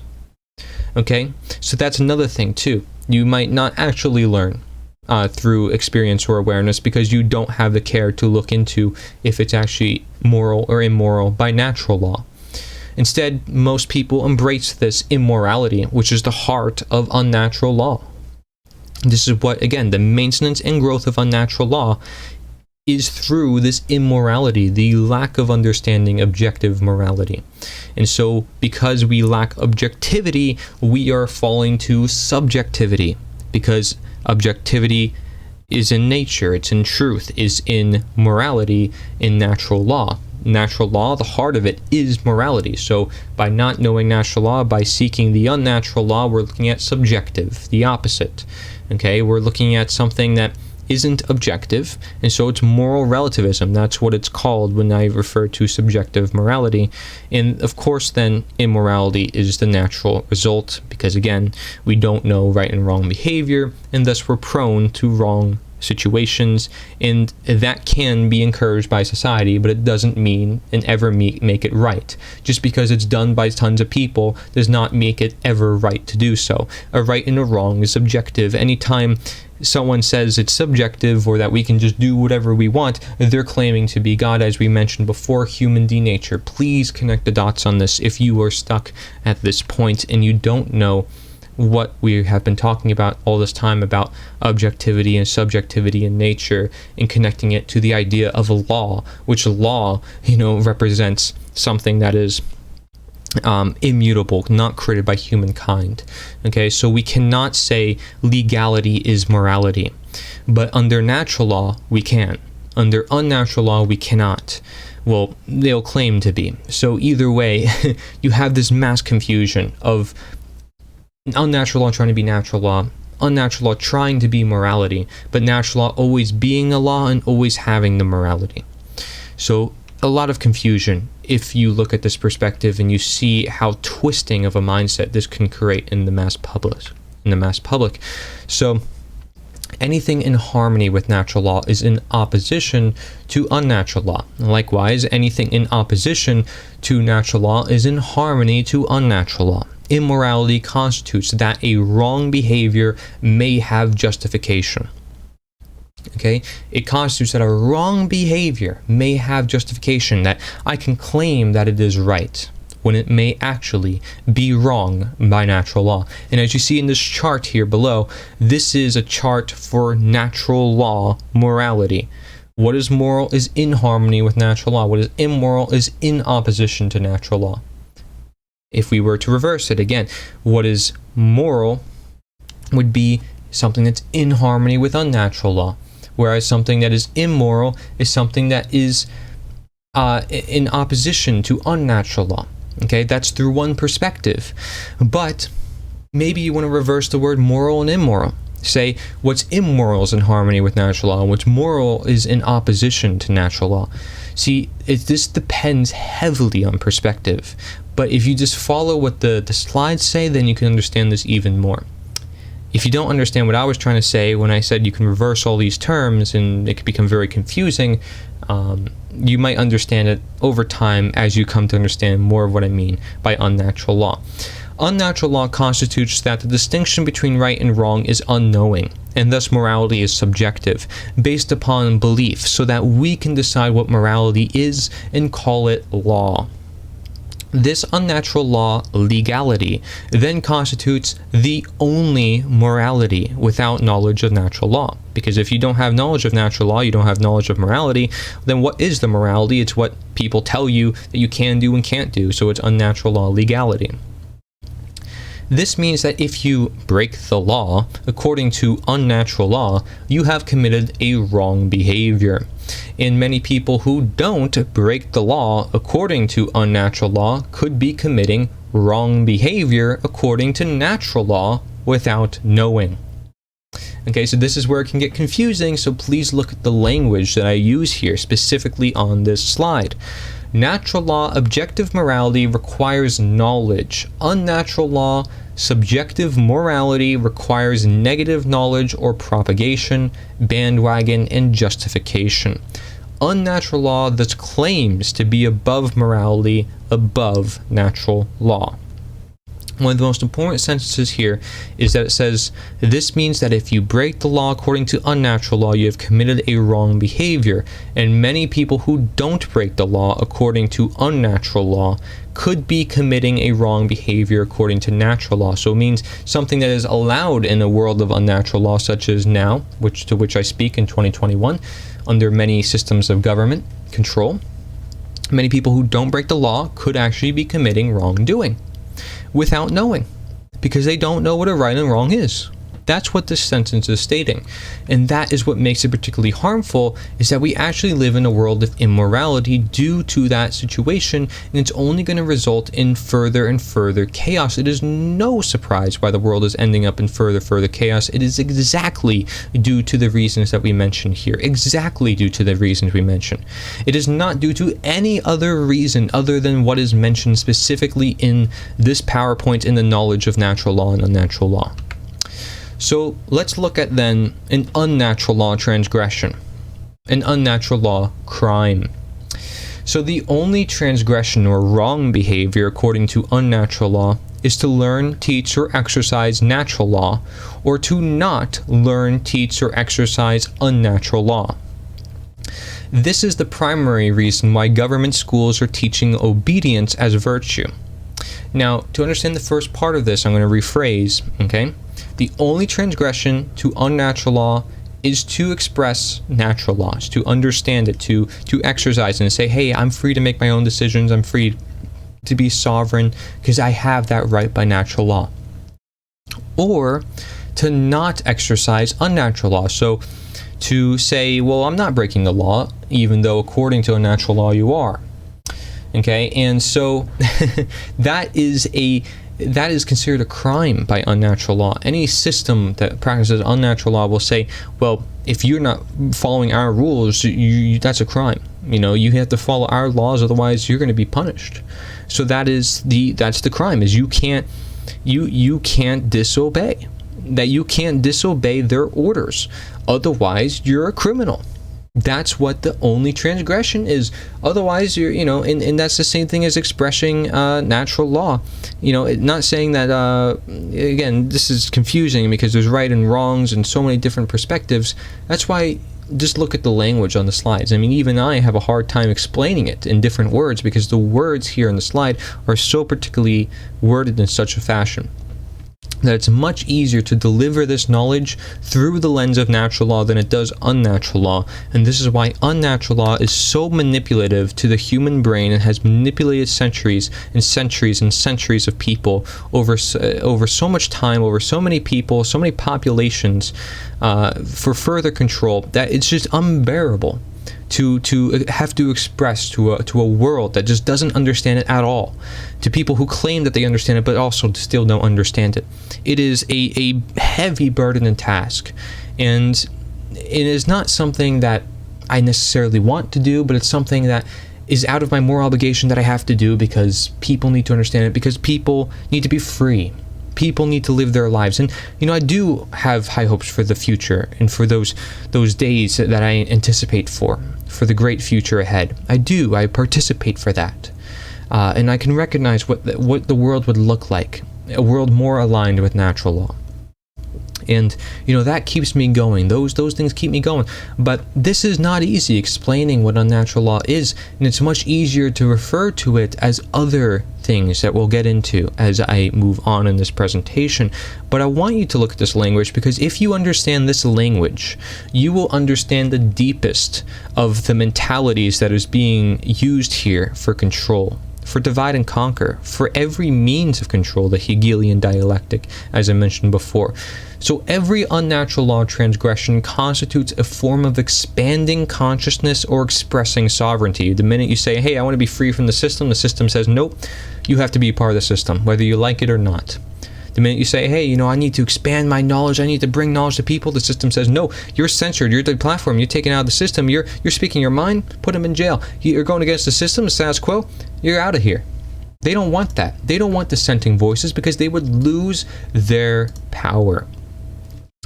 Unnatural law being the opposite of natural law, or any law that isn't a natural law, always constitutes a form of theft, where some form of property is always being stolen and a victim is created. Okay, so unnatural law is always a form of theft, where some form of property is always being stolen and a victim is created. Now, under natural law, you need to understand that any crime is a form of theft, a real crime. And there's always something that involves the theft of someone's property. It's always being stolen. There's always a victim that's created. So, of course, unnatural law is what actually commits those crimes. And that's what we're saying here. Understand that life is a form of property, rights are a form of property, and freedom is a form of property under natural law. So unnatural law might claim that it actually isn't. Okay, or that your rights, your freedom, your life is not actually your property, and that it actually belongs to the government or the people who claim, said, well, you're the ones who registered with us with your birth certificate. You gave the consent, so we own you now. And they'll trick you into their games, into their systems, so that way it can seem as if it's legitimate and possible that they do control you and your property, your body, yourself. Everything that consists of you is being taken. And this goes back to the slide we talked about with human denaturing, being God. So the most dangerous right. What is the most dangerous right that unnatural law claims to have? I have right in quotes because it's claiming to have a right. Doesn't mean it's actually a right, because if they can't define right and wrong objectively in nature because they're ignoring or straight up bypassing natural law, then they're claiming to have a right that doesn't actually exist. So what is it? Since unnatural law does not consider morality or embraces its superiority over morality, it claims to have the right to take actions that would otherwise be wrong. In particular, it claims that there is no such thing as the delegation of a wrong. It claims that there is such a thing as a delegation of a wrong. In other words, if a specific action is not a right for any individual under natural law, then that action can be delegated, granted or licensed to any other individual or group and magically called a right under natural law. So you're not allowed to do this, but we are. That's what this claims. It says that certain people have the permission and the privilege to do certain things that other people are not allowed to do, saying that certain people are born or vested with certain rights that others do not have, as if they're more superhuman or special than the other human beings that they live among with. That action forever remains a right under unnatural law as long as unnatural law is seen to be legitimate in the minds of the masses. So people will be okay with it as long as they believe in unnatural law. That, okay, yeah, rights are vested in certain beings, that they can control us, that they have the right to do whatever they want with us in our life and our property. That's fully legitimate because we believe in it. We believe it is because we were perhaps taught that it is. Obedience, again, taught in schools. Under unnatural law, as in the form of democracy, if enough people believe a wrong to be a right, then that wrong is a right, and people will follow because others are following, or else punishment, as it is among the plane of effects. In summary, under unnatural law, it is possible, regardless of morality, to create and delegate rights which do not exist under natural law, or to take away rights which do not exist under natural law, essentially trying to bypass natural law in every which way direction because it is unnatural law. This is the most dangerous right, the right that they can decide who gets what rights and what rights are not. Okay, this is the most dangerous right, is deciding what rights are for oneself. It is deciding and being subjective about what rights are themselves. It's defining. It's literally the definition itself. That is the most dangerous right, is them changing the definition. Because what are they doing when they change the definition? They're changing the truth. The definition is the closest thing to understanding the accuracy of something, the truth of something. So when they change the definition, they change the nature of what a right actually is. They're claiming to have this right on their behalf. They are claiming that they can change the right, that the right belongs to them. All rights belong to them. They're the ones that which rights stem from. God is not the one that provides any rights to anybody. This is what the most dangerous right permits. Ignoring rights. So if we look at this, because in case you don't understand yet, that's okay. We have 3 different scenarios that you can look at that also shows you this perspective. So we can look at taxation, we can look at prohibition, and we can look at licenses and permits. And these are all examples of ignoring natural law rights and claiming to have the right to decide what people can do or cannot do with their own body, with their own life. So taxation is the claim that a group of people who call themselves government have been given the right by unnatural law to confiscate an arbitrarily chosen percentage of the product of another individual's labor, a form of property, whether or not the other agrees to share that product voluntarily. And you can read the rest of this for yourself. I'm not going to go too much into this, okay? But it also says, this practice is always justified by those who support unnatural law and claim that such a practice is necessary and required to uphold the common good. That's what's often said in order to support unnatural law. And it states at the bottom here, therefore, all forms of taxation are always right according to unnatural law. Because this is the logic that they set in stone for people, that yes, they do have the right to do this. And so they always have the right to do this. Because if they can decide what right and wrong is, and they always have the right to decide what right and wrong is, and it's always subjective, then we always have the right to tax people. We always have the right to decide what people want to do with their own bodies. There's no limits, actual, real limits by natural law as to what one can do and not do to another person. Okay, so then look at prohibition and look at licenses and permits. Again, these slides are in the description below because I want you to read these by yourself. In bold, you'll see highlighted natural law, and then you'll also see in bold highlighted unnatural law. So you can see the differences and the distinctions made between the two. Okay, so it says, like, for example, it says this unnatural law claims that rights are merely privileges that may be granted or taken away by government based upon their preference or discretion. Remembering that the definition of a natural law right is any action which does not cause harm to another living being or their property. There is no such thing as the right to stop someone from exercising a right, since rights cause no harm. right? And then it says the claim over the natural law rights of another person is called slavery. So what would this say if it was talking about unnatural law? It would say the claim over the unnatural law rights of another person is called freedom. The exact opposite of slavery, because you're inversing it. And we're going to get more into why that is then. What goes through the logic of these people to claim that they can do such a thing, such as proclaiming to have certain rights that they don't actually have, or that they don't actually exist in nature. And to just show you how much this world has converted to this mindset of unnatural law, look at this image here. 125 years ago, you didn't have to ask permission from the government to collect rainwater, go fishing, own a property, start a business, build a home. And people will make defenses for this and say, well, it's to protect others. This is important to protect others. To be pushed on everybody, you can't do certain things. So you're against freedom for a little bit of security. Let's go back to the quote we mentioned before. If you give away some of your freedom for a little bit of security, you're going to deserve neither and lose both. You lack the knowledge to understand that nature naturally has freedom, and it naturally intends freedom, and that anytime you seek to get rid of that, you are trying to be nature. You are trying to be God. You are ruling over other people and claiming that you have some sort of superiority over them, claiming to have a superiority over morality, all the things that we mentioned before. Do not forget any of those things. And so, all these things, hunt, own a weapon, cut hair, sell a product, protest, sell food, all these things you now need permission from the government to do. Literally, it's becoming human. You can't be human anymore in the world of government. Why in the world can't one express their own nature in a world such as today? Why can't one be themselves? Why can't one simply live their lives? Why can't one simply live their lives in peace without interference from third parties always getting involved with all their situations and making things more complicated into financial ruckuses and messes? So it says you can do virtually nothing without being extorted by government and obtaining their permission first.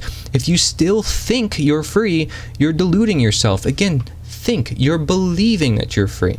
You are just a free-range human living on a tax farm. So this picture is very accurate when you understand natural law versus unnatural law. And what unnatural law claims is that might is right. This is how government is created in the first place, is through violence. It's the monopoly on violence. Under unnatural law, there is only violence. There is no distinction made with force, and therefore there is no distinction made between self-defense and aggression. Every regime utilizing unnatural law in history in order to keep control creates this dynamic and thus will prevent the public or the subjects or slaves from the natural law right to bear arms, so that the state of unnatural law is the only ones able to use arms, utilizing it against their own populace, using violence for compliance. The only time the public is allowed to bear arms is when they are given permission by unnatural law or in the violence-based wars in direct action or in creating troops that must serve for some greater good, created under unnatural law meant to create and keep government in its dominating nature. So that's the only time you're allowed to bear arms, is when they tell you you can and for their own wars, to which creates and maintains and continues to grow government. In order for natural law to rise above unnatural law, the public must utilize force against violence, and therefore the public must defend themselves against anyone claiming to be or acting on behalf of unnatural law, which is government.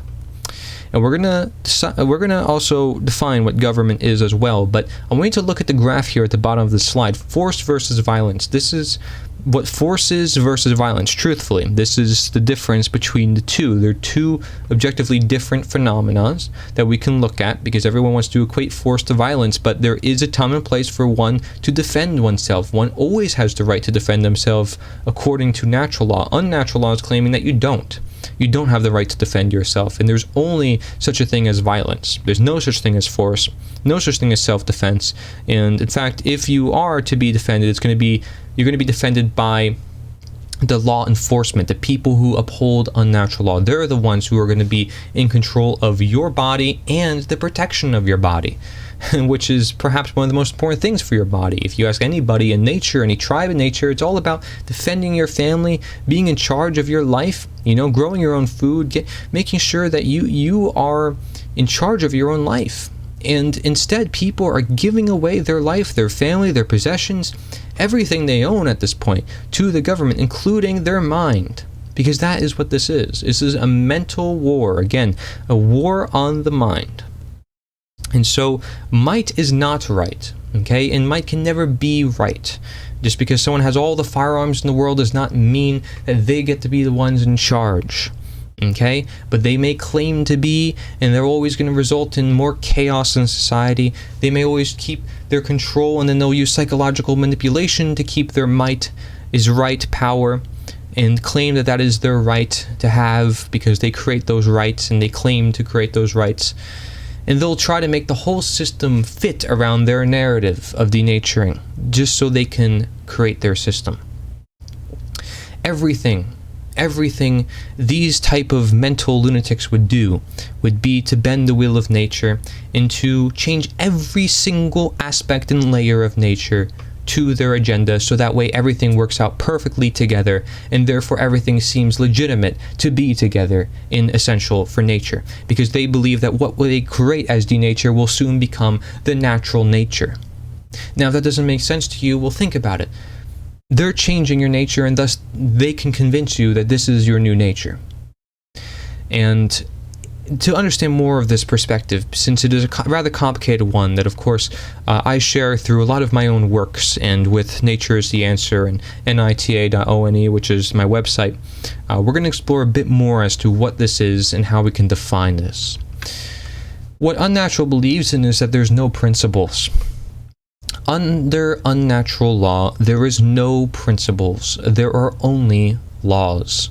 The left pillar of the self-defense principle doesn't exist because unnatural law determines if it applies or not, undermining natural law.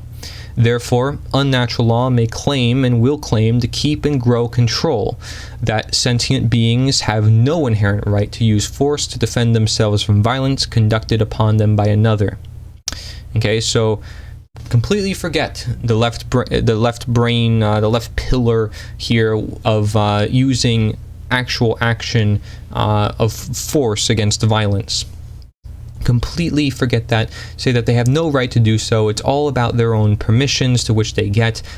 Unnatural law is the one who will claim to keep and grow control that they have, that people, everyday people, have no right to defend themselves. And you may see some governments that allow people to have firearms, but see how long that lasts. See how long that lasts as the nature of government, as it is the most powerful force in society of violence, the most powerful monopoly of violence in society. See how long that monopoly will let that occur.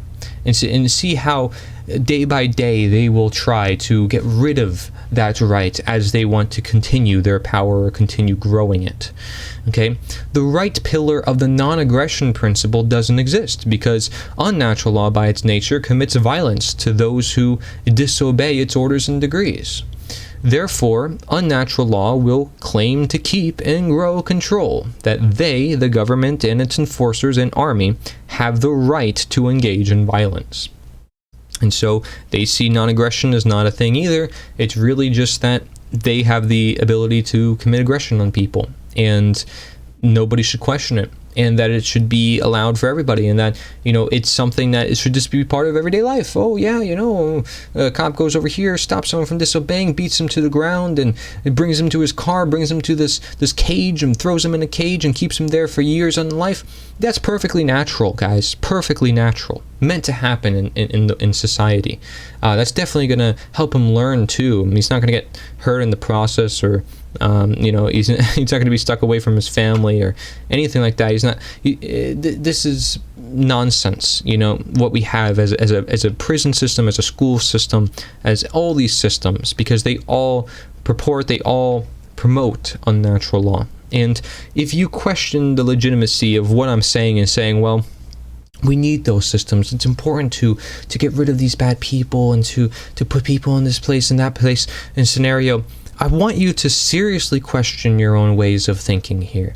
Of is it necessary? Because just because people don't ask these questions on a day-to-day basis does not mean that they shouldn't.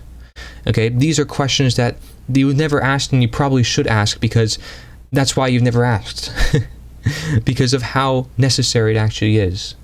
That's why it never came as a question in your mind when you were raised in a system that only taught about obedience.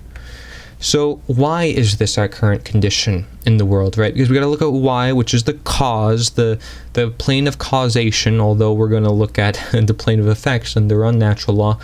The main reason our species continues to experience a systemic and growing loss of freedom and truth is because we have become uncaring and unconscious and collectively do not deeply understand natural law ownership, and we continue to commit and condone theft through unnatural law.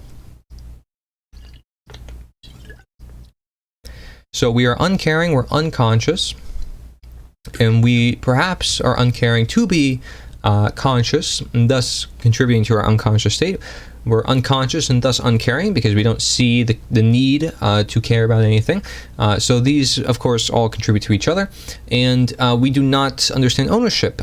We can't definitively say what ownership is, and even if we do, we excuse certain acts and say that, oh, well, it's for some greater good, or again, someone has the right to do something when we can't define those rights to begin with, and we are just purporting that these rights are all subjective anyways under unnatural law. So we continue to commit and condone theft because we don't understand a right and a wrong, because again, we are looking at morality as subjective and not objective. We can't determine what a right and wrong is, and thus, because we can't determine what a wrong is, and a wrong by natural law is any form of theft, anything that creates a victim, anything that steals someone's property. We can't know what a theft is, a form of theft is, and theft could be continued, and it will be continued through unnatural law, as we see by the nature of unnatural law is to tell people what to do with their own body, thus stealing someone's right to decide what they want to do with their own body, and also stealing people's money through the form of taxation. And we see that every form of wrongdoing is a form of theft, so we can connect anything to a form of theft when we understand theft, of course, through the lens of natural law, which unnatural law will never share with people. And that's how they continue their form of theft. So unnatural law can be essentially reduced to a single behavior. Theft, stealing from people, committing the wrongdoing nonstop, on end, just always committing violence, because violence and thievery always goes hand in hand. You see a cage behind this. Why do you see a cage? You're imprisoning yourself, your mind, and you're stealing someone and you're putting them in a cage. You're stealing somebody when you put them in a cage, even though they might have stole something.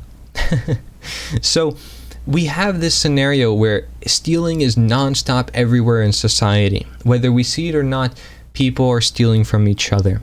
And we just excuse certain behavior for stealing and others as not stealing, but we can't properly define what is stealing because we have a lack of understanding in natural law. I mean, this is why, we need a lawyer to determine this. No, there's purposely, even lawyers don't even understand this knowledge. It's purposely where many judges don't understand this knowledge. It's purposely so that perhaps, some people in lodges or Masonic temples know about some of this.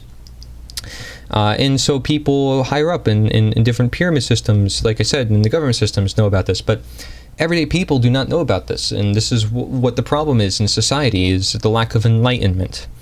The lack of ownership, the lack of feeling essential in society, the lack of feeling confident in knowing who you are, and not too high-headed, but also not too low-headed, having a nice steady ownership and sovereignty over the self. And so instead of do not steal in order to be in the right because you are not committing any violations upon anyone's rights, it is steal. Do commit aggression and forms of violence and theft against others and their rights. So this is why unnatural law can be essentially reduced to stealing. And so the exercise of ignorance, this is the free-willed choice, even if order following, to not choose right action over wrong action. as the knowledge of the objective difference between right and wrong according to natural law is not present because it is being willfully ignored. So we're using an exercise of ignorance. We see perhaps there is a right and wrong, or we see that there's certain things that we should do, but we're ignoring all of it. It says, since the knowledge is not present, and conscience, in Latin consciere, means to know together, referring to common sense, there cannot be an exercise of conscience or common sense in the presence of exercising ignorance. Therefore, the ignorance in following or believing unnatural law, as it relies on such, is the lack of conscience in knowing natural law. If you don't know, you can't say no. And we'll get into that more soon as to the word that helps us initiate the exercise of ignorance. Indeed, there is a word that helps initiate this process. And it says, well, hey, I don't have to care about the world around me. It's the practice of uncaring. This is the exercise of ignorance. The law of slavery, order and slavery are directly proportional, it states. As slavery increases, order increases. As slavery declines, order declines. This is the logic that is used among those who promote and propagate unnatural law.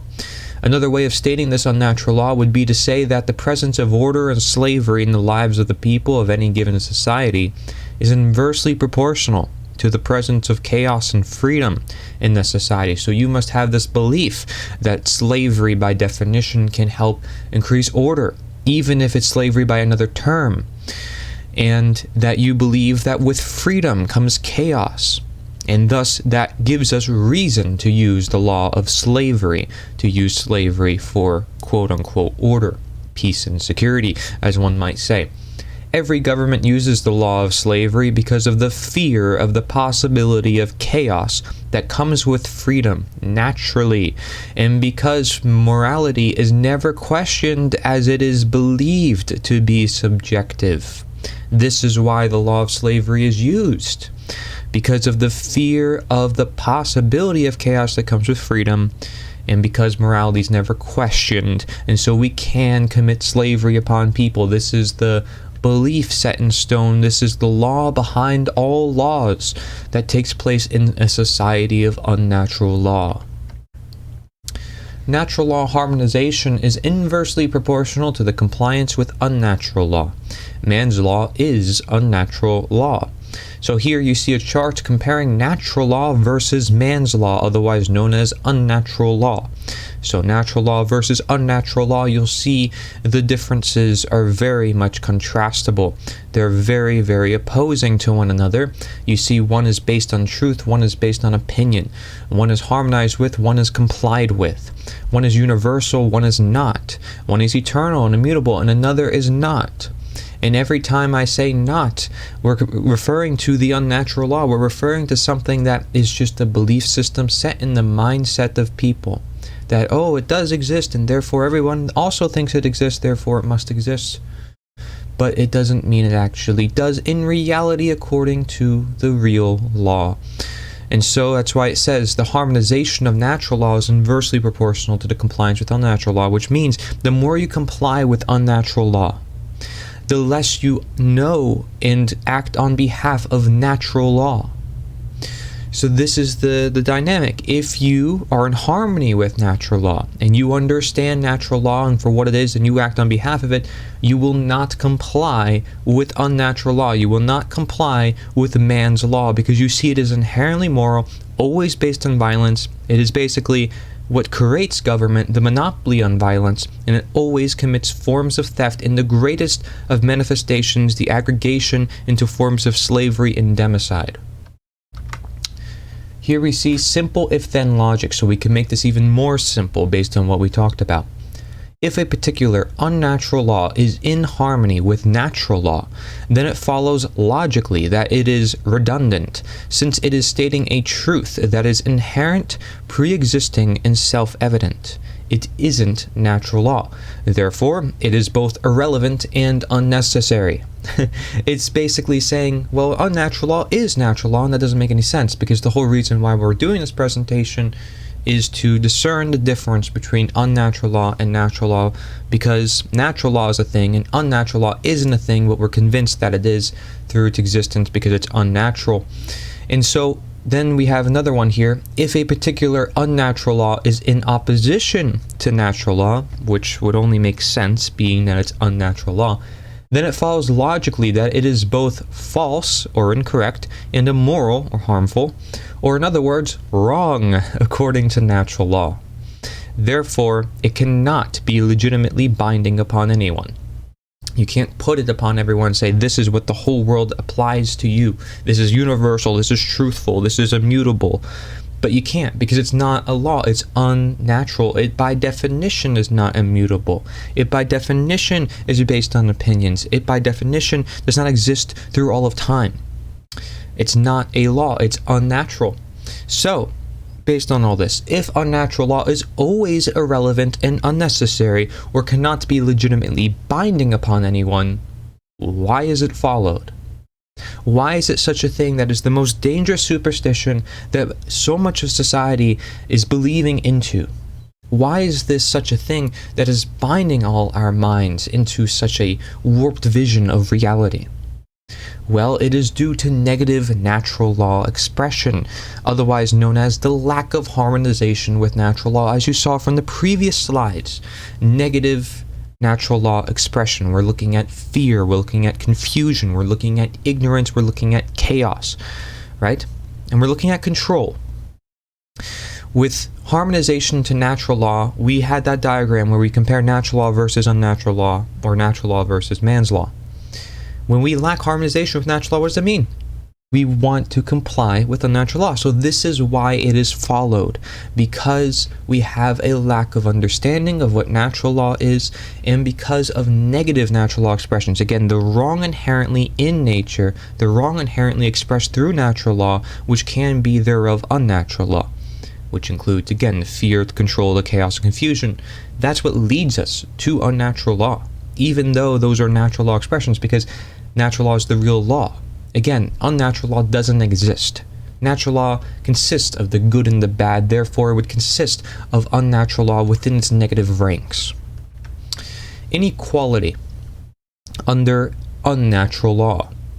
Everyone has different rights depending on the whim of legislators.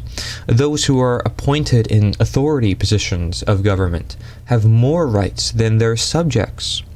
Rights are created by humanity and therefore are not the birthright of humanity gifted to us by the creator of the universe by this logic. Okay, what does that mean? It means our rights are given to us by government, by those in authority, because those are the ones who they are the ones who are creating it, since they also have the higher claim of rights over you to begin with.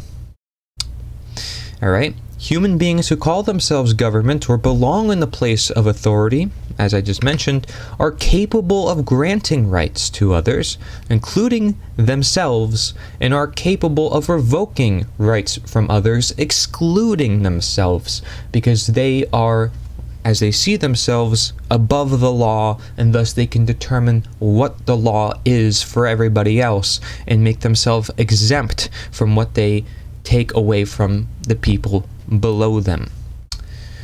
Those who presume to rule believe they belong there as having the moral right to rule, whereas those who obey believe they belong there as their moral obligation to obey. Okay, so we have the subject, the slave, having this belief system in unnatural law, whether they know it or not. They have this moral obligation they see to obey through fear of punishment. And we have these leaders who they follow, these very much unnatural leaders who seek power rather than influence, and their power then influences, and they did not get there naturally. They often convinced people psychologically in the first place, and they believe they have this moral right, and they're in this moral position. I guess they just outright ignore morality with the law of slavery, as mentioned before, with this uncaring for other people to do this job. They say, I have to do this job. It is my moral obligation to be in this position and to lead over others, and thus it is right for me to be here, as anyways people are voting me here, so therefore it must be right. they think they have this moral right, and they believe that they do. It is never actually true, though, under unnatural, never true under natural law. Okay, so it says, however, those who obey cannot do what those who rule do to them.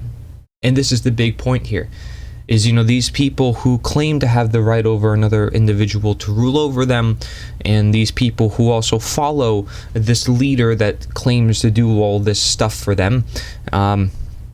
Anytime that leader says you can't do this and you can't do that for the sake of order and peace and security, they may be committing those crimes themselves, and they might be the worst ones to do so, actually, because as we've seen through democide, as we've seen through slavery, through many, many years of history, that is always the case. Again, the crimes that we commit are trivial compared to that of the done in authority, done by those who call themselves government.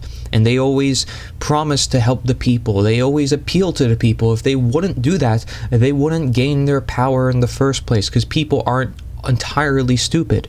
But if you keep them stupid enough and you make them stupid enough over time, you can keep your power. You can indeed convince people to keep voting in new slave masters. You can make new forms of slavery called democracy and say, well, your vote is your voice. And people will start to believe it. And they feel like they have a moral obligation to participate in the system because that is their voice, even though it has nothing to do with their actual voice, with their actual act, with their actual being. And they know nothing of rights. Nothing of rights. Both these people often, know nothing of rights, whether it be the leader or the follower. If they did know about rights, they wouldn't be in the position that they are. They would be independent. They would be sovereign. They wouldn't be feeding into this inequality inherent in the nature of the hierarchical system that puts certain people in charge of others and puts certain people below them. So, government. Unnatural law is the constitution of man's law, as we mentioned before. Unnatural law is the primary expression of arcanism, as we mentioned before. Unnatural law is the creation, however, of government. From the Latin verb gubernare, it means to control. B is V in Latin. And the Latin noun mens, or mentis, mind. So mental, governmental, mind control. This is what it is. To control the mind. That's essentially what these Latin verbs and nouns come together to form. Mind control. And because one is casting their will upon another individual, saying this is what you must follow, we see this to be the case, because if I was in control of my own mind, it would be self-government. But because I seek to control another individual in their mind into getting them to vote for me or to do things that I tell them to do based on what I say that they must do for my own creation of the mind, I am controlling their mind, saying this is what must be done and this is what you need to do, else you get punished. So let's talk about slavery then, since we're talking about mind control. Mind control is mental slavery. Slavery is the ownership over other people who must obey their owner. So what is mental slavery? It is in the mind where we see this. Unquestionable, self-induced servitude. It maintains physical slavery, so that what we think, we become. And if we have this mental slavery that we have, then we become physically enslaved. This is a common quote from Martin Luther King as well. And you'll see there's some quotes here on the slide. To make a contented slave, it is necessary to make a thoughtless one. Get rid of the knowledge, as we saw before with the occult knowledge, keeping certain knowledge away from others, keeping them in the dark. This is very relevant. Frederick Douglass is a former slave himself, and he's talking about this. It is necessary, he says, to darken the moral and mental vision and as far as possible to annihilate the power of reason. So don't think for yourself, don't critically think and question authority. Don't know about your rights and morality, because that's what helps define what those rights are. And your mental vision. Don't worry about the mind, Let other people be in control of your mind. This is mind control. This is mental slavery. We see another quote here in the bottom left by William Lloyd Garrison. This is somebody who worked on a very infamous newspaper at the time in 1800s about freeing the slaves, again, a physical form of slavery. And he also said, "No man shall rule over me with my consent. I will rule over no man."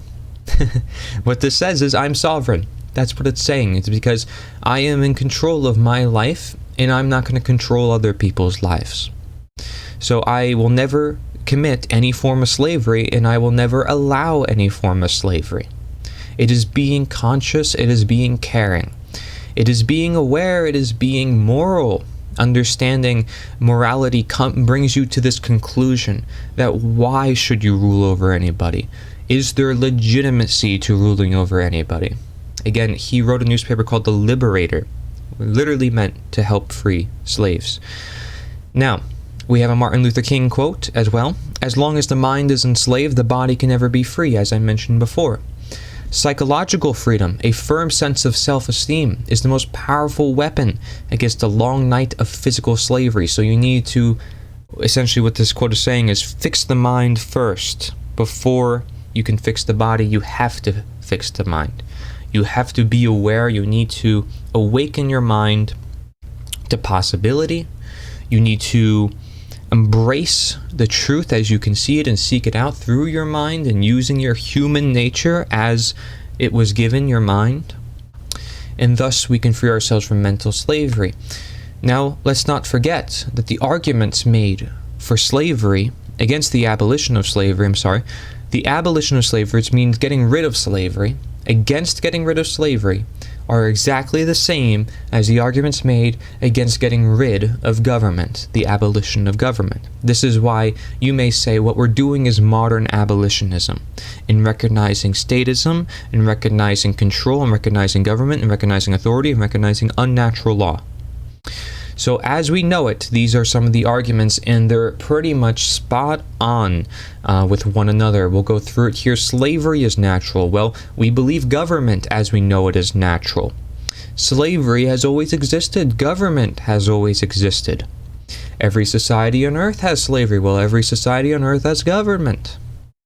The slaves are not capable of taking care of themselves. The people are not capable of taking care of themselves without government.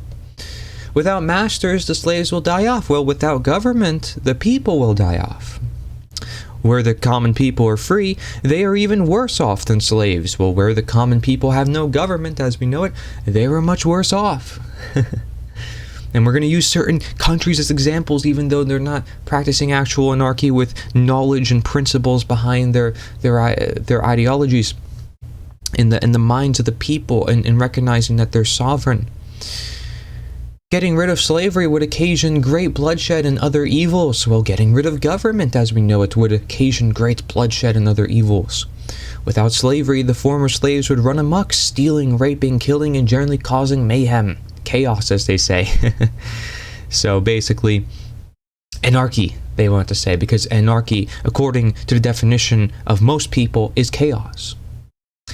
Without government as we know it, the people would run amok, stealing, raping, killing, and generally causing mayhem, causing chaos. Again, the word anarchy can be used here, even though by definition, anarchon just means no rulers, doesn't mean no rules. We'll get into that.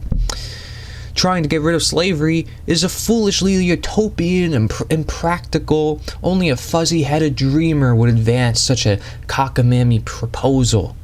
Well, trying to get rid of government is a foolishly utopian and impractical. Only a fuzzy-headed dreamer would advance in a cockamamie proposal. I don't even know what that word is, cockamamie. What is that?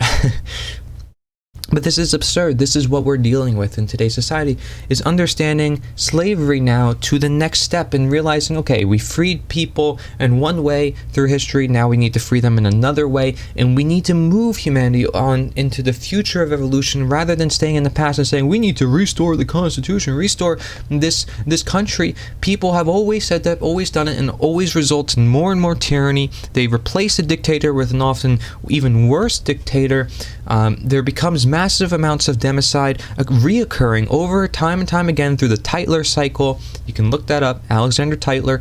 The Toynbee, I think that's another guy, Alexander Toynbee, or he's a similar name, Toynbee, look it up. Arnold Toynbee, I think it is, and he does the cycles of government as well. Same thing every time. It's immorality that causes a nation to fall. You know, the law of freedom by actuality in natural law states that as morality increases, freedom increases. As freedom increases, morality increases. So that is what determines when a country is going to die or not as a government. Okay, and morality is important for freedom. Morality is important for actual true freedom, which we'll get into, and we'll define what that is so we can in total escape slavery in these cycles of democide. Okay, so forget abolition. A far better plan is to keep the slaves sufficiently well fed, clothed, housed, and occasionally entertained, and to take their minds off their exploitation by encouraging them to focus on the better life that awaits them in the hereafter. You know, just always promise that things will get better and pray to your God that things will change and that God will make everything better again for you. There's no change that you have to do yourself. Well, forget anarchy. A far better plan is to keep the ordinary people sufficiently well-fed, clothed, housed, and entertained, basically keep them distracted, and to take their minds off the exploitation by encouraging them to focus on the better life that awaits them in the hereafter. Just keep them in a position of faith, never healthy but never sick, just always in between, always in forms of dependence. This is how the medical empire works today, and they are practically one and the same with the government and the pharmaceutical companies. And this is exactly how every government has always worked, is keeping people dependent. In order to even be a government, it is a necessary condition by its nature of existence. This is why understanding nature is so important. Now, let's not forget limited government. Many people make the argument for limited government, and you can probably already tell by my tone of voice and the way I'm delivering this presentation that my view on government, based on the knowledge that I have presented here, moreover also the knowledge in natural law, not just in unnatural law, both essentially, is what comes to the conclusion of me saying I want to live in a truly free world, one of no government. And because of all the other the reasons I mentioned to you before, the chart I showed comparing slavery with government, arguments against getting rid of them, they're one and the same. Yes, I am for the complete abolition of government. And here is why limited government, which is limited slavery, limited mind control, is wrong. Okay? Now, first of all, just by hearing that, is limited slavery any better than full slavery? And you may say, oh, well, yeah, it's a little bit better. What is the best? No slavery. You know, if stealing 1% of somebody's money is theft, what percent isn't? 0. That is what freedom is. It's 0. Okay, 0 government, 0 violence, influence, monopolies of theft on breaching upon individuals' natural rights. Now, let me not explain it for you. I want you to learn for yourself. Go to the website in the corner of this slide, you know, if you want more information as well. But look at this slide. The great American experiment of a perfected and limited civil government has gone terribly wrong. All but the most ardent statists now accept this. Many feel that drastic reform is needed. Others feel the present system is just too corrupt and the present beneficiaries too firmly entrenched for any meaningful improvement ever to take place. If that is so, then what is to follow? Some advocate the libertarian position of minarchism, that civil government should be small and strictly limited. That's what minarchism represents. Minarchism, so minimal leaders, limited government, that's what it means. And most people who believe in freedom believe in this, and they don't have knowledge behind the understanding of freedom and rights by definition into going the full way for truth. As the Buddha would say, we'll get to those as well. But minarchism appears to have two major deficiencies. One is that the definition of small is arbitrary and is susceptible of gradually escalating conclusions as to what constitutes legitimate government activity. The other is that government by its very nature cannot be limited. As I have earlier pointed out, if civil government were somehow susceptible to earthly control, the entity exercising that control would be, in reality, the government. And of course, that entity would not be susceptible to earthly control. The attribute of sovereignty is inherent in the institution of government. Thus, the concept of limited government is a contradiction. Okay, so you cannot have sovereignty of yourself when you have this institution of government. Limited government is a contradiction to the cause for freedom, because you're asking for limited slavery. It says no matter what scheme is used to make government less powerful compared to the voting public, the guns of government cannot be stopped from growing and apprehending roles it was not intended for. The most important reason for this is in the very nature of government. It is an organization based upon the use of force and with the sole purpose to use that force. Okay, when force is institutionalized and legitimized, there is no limiting its reach. What one can do is to stay out of its way or become part of the elite which controls it. Either way, liberty is lost.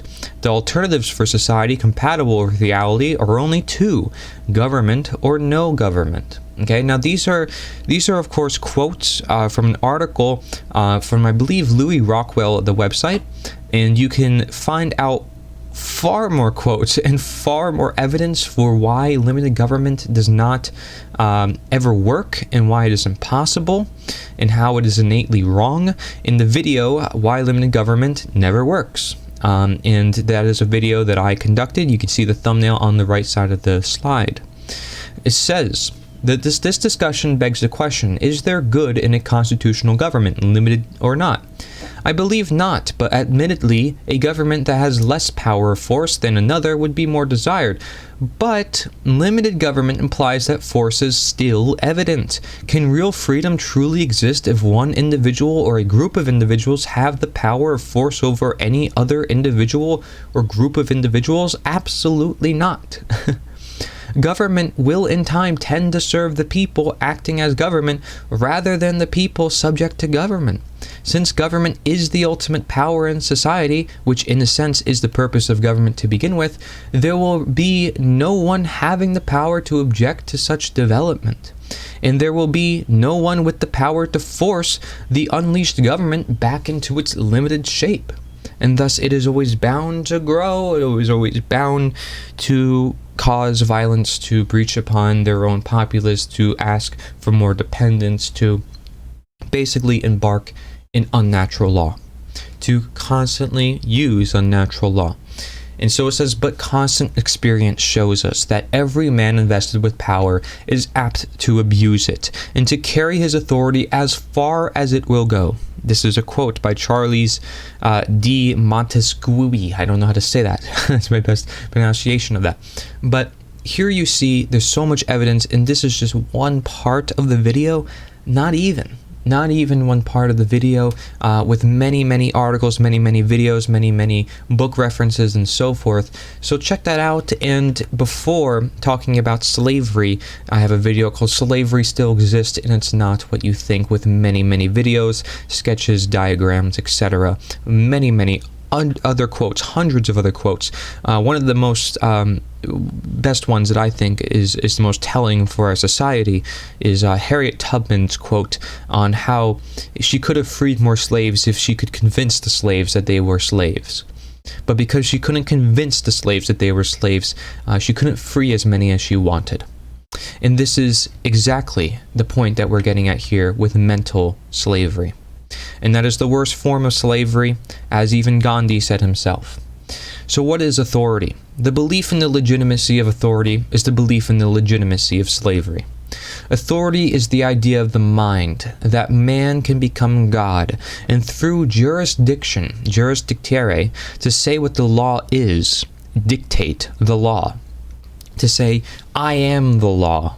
Again, that quote that we mentioned before, I am the law. I am the law of attraction. I am the morality in society. You follow the law, you're following the morals. You're a right person for following the law. That's what it says. When this is accepted as a mindset through the illusion belief in unnatural law, one becomes mentally enslaved in the religion of statism. We'll get to define what statism is here in a second.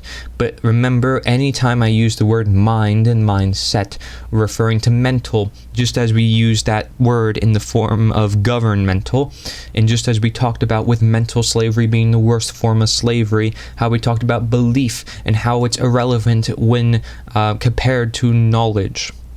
Okay, and so religion, from the Latin verb religare, it means to tie back or to hold back. There's an inverse meaning to this, religio, which means to reconnect. Okay, but we're referring to the religion of statism, the belief in this authority. Look at how people participate in the acts of authority in government. I'm hoping my candidate gets elected. Please, government lords, change the laws for me so I can be free, so I can get this, and do it all for me. I can't do it myself. You have the right to do it because you're the one appointed in this position. Oh, and I've got you there, so it's legitimate. It's totally right. This is the mindset that they have warped onto their belief system. Okay, this is why authority is this idea that man can become God and to have this jurisdiction to dictate the law, to be above the law. Okay, religion is a mindset of control based on unchallenged dogmatic belief, which holds back the progress of consciousness. And so you bet if it's holding back the progress of consciousness, it's holding back the knowledge of natural law, since it constitutes the main dynamics of expressing consciousness, and it's promoting unconsciousness with religion, because we are looking at a world through a very narrow mindset. This is the only way I see the world and nothing else matters. Anarchy is not possible. Freedom is not possible unless it's through this way and in this way only. A religion that keeps us bound to certain ways of thinking. We can't expand our minds to the possibility elsewhere. And isn't it funny, because freedom gives us the possibility to think in the first place. So isn't it telling how free people really are when they can't think for themselves and they are so reliant on other people to think for them and to be their form of consciousness, to be their form of self, of being. Okay, so no wonder why people want to replace the law with unnatural law, replace themselves with other people. They essentially are attacking their own nature. They're attacking nature itself. We'll get into that. Here you have a quote from the satanic priest, Anton LaVey again, the founder of the Satanic Church. Quote, "The TV set or satanic family Atler has grown more elaborate since the early 50s, from the tiny fuzzy screen to huge entertainment centers covering entire walls with several TV monitors. What started as an innocent respite from everyday life has become in itself a replacement for real life for millions, a major religion of the masses." A religion of the masses. People are stuck in this box, this what people may call idiot box, that keeps them in this certain mindset. This is what I must look at, the TV, this is where the news is, this is what must be told to me. Okay, this is the truth. Now people will question that too, and they should, but then why are they watching TV? How important really is it to your life? How much does it distract you from actually getting out there and educating other people about these ideas and about this knowledge? Do you ever ask yourself those questions? The ones that actually help you free yourself from the state of slavery, rather than just going along with it, even if you distract yourself all day or just play games or watch movies and TV shows like most people are doing now, which is why they're enslaved. Okay, this is what the Satanists know that people are doing, and this is why they have the power positions that they do. This is why they're getting done what they want to get done. And so let's look at division then, the very nature of division. Since religions put us in these mental blockades of certain ways of thinking, perhaps this plays a very big role when it comes to division. If we're only thinking about race, or talking about religion, or talking about politics and certain religions and certain politics and certain races and certain forms of wealth and certain ways of distributing the wealth, everything is a form of division here created, yet they're all man-made systems. And so divisive natural law expression is what's used here for division.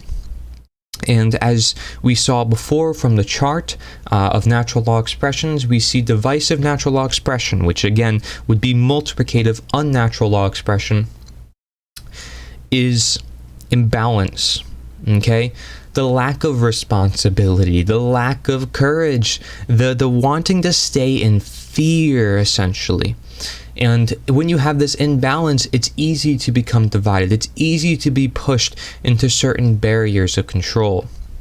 So divide and conquer, it happens on all of nature. Just think about it. We never would question gender or race or all these things if we all just lived our lives as humanity. We were all humans, it says, this chart says. We were all humans until race, religion, politics, and wealth disconnected us, separated us, divided us, and classified us. I mean, this is the reality of the world we live in. We live in nature, yet we believe we live in some other reality that we call government, that we call this man-made system.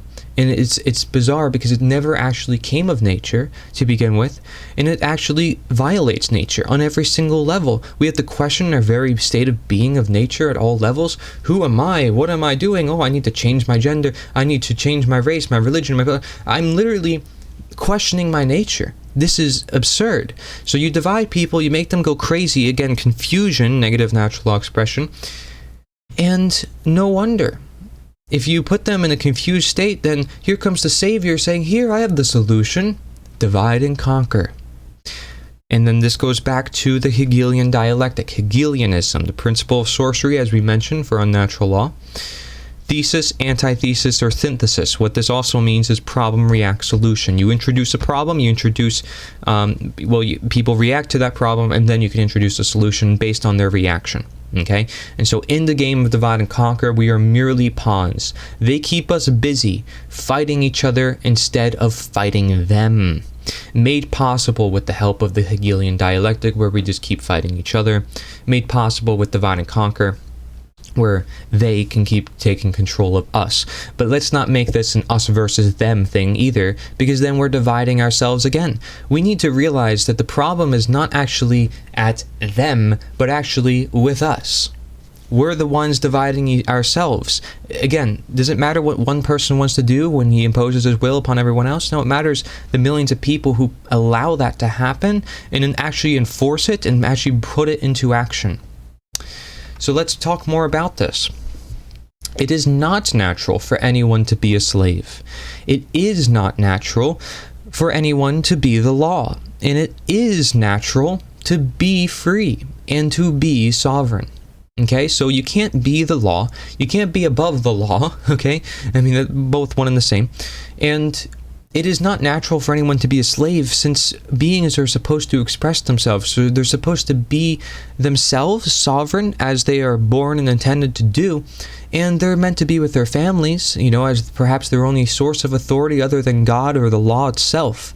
And thus, when we realize those essential things, and we're raised in those natural conditions, we realize our freedom, we realize our sovereignty, the need to be in control of our own lives, to protect others, to have that sort of familyship, companionship, and bounty that is all so necessary for the survival, safety, and nourishment of any family or society. Okay, so to be free, we have to realize that freedom isn't free. There's work involved in the process. And that work is natural. Nature is not an easy thing. There's many challenges that come above from nature. And nonetheless, we shouldn't want to add to that by creating all these man-made systems and making it harder than it already is. It should be easy by now. We live in the 21st century. When I make this presentation, we live in the 21st century. It should be easy to feed people. It should be easy to get the basic essentials that we need in life. Yet we don't have them all for everybody yet. And that should be troublesome for people. There's simple things that are actually just growing in worse, scenarios. Again, we're being denatured and challenged at our very essential being root level, where we are being born into the world with autism, we're being born into the world with mental impairments, or we have depression, anxiety, can't control it.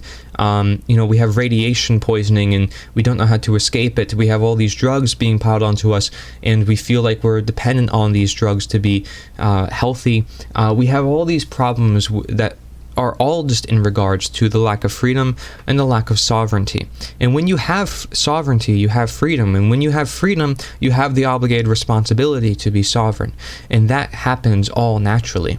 But it must be the question for our natural self-beings of, do we want to uphold that natural law? Do we want to uphold that natural society that asks people to be sovereign, to ask people to be free, but as long as we cast away the unnatural things as we've identified through time, because we let our natural selves become corrupted over time by these unnatural things, these denatured things, perhaps you may say.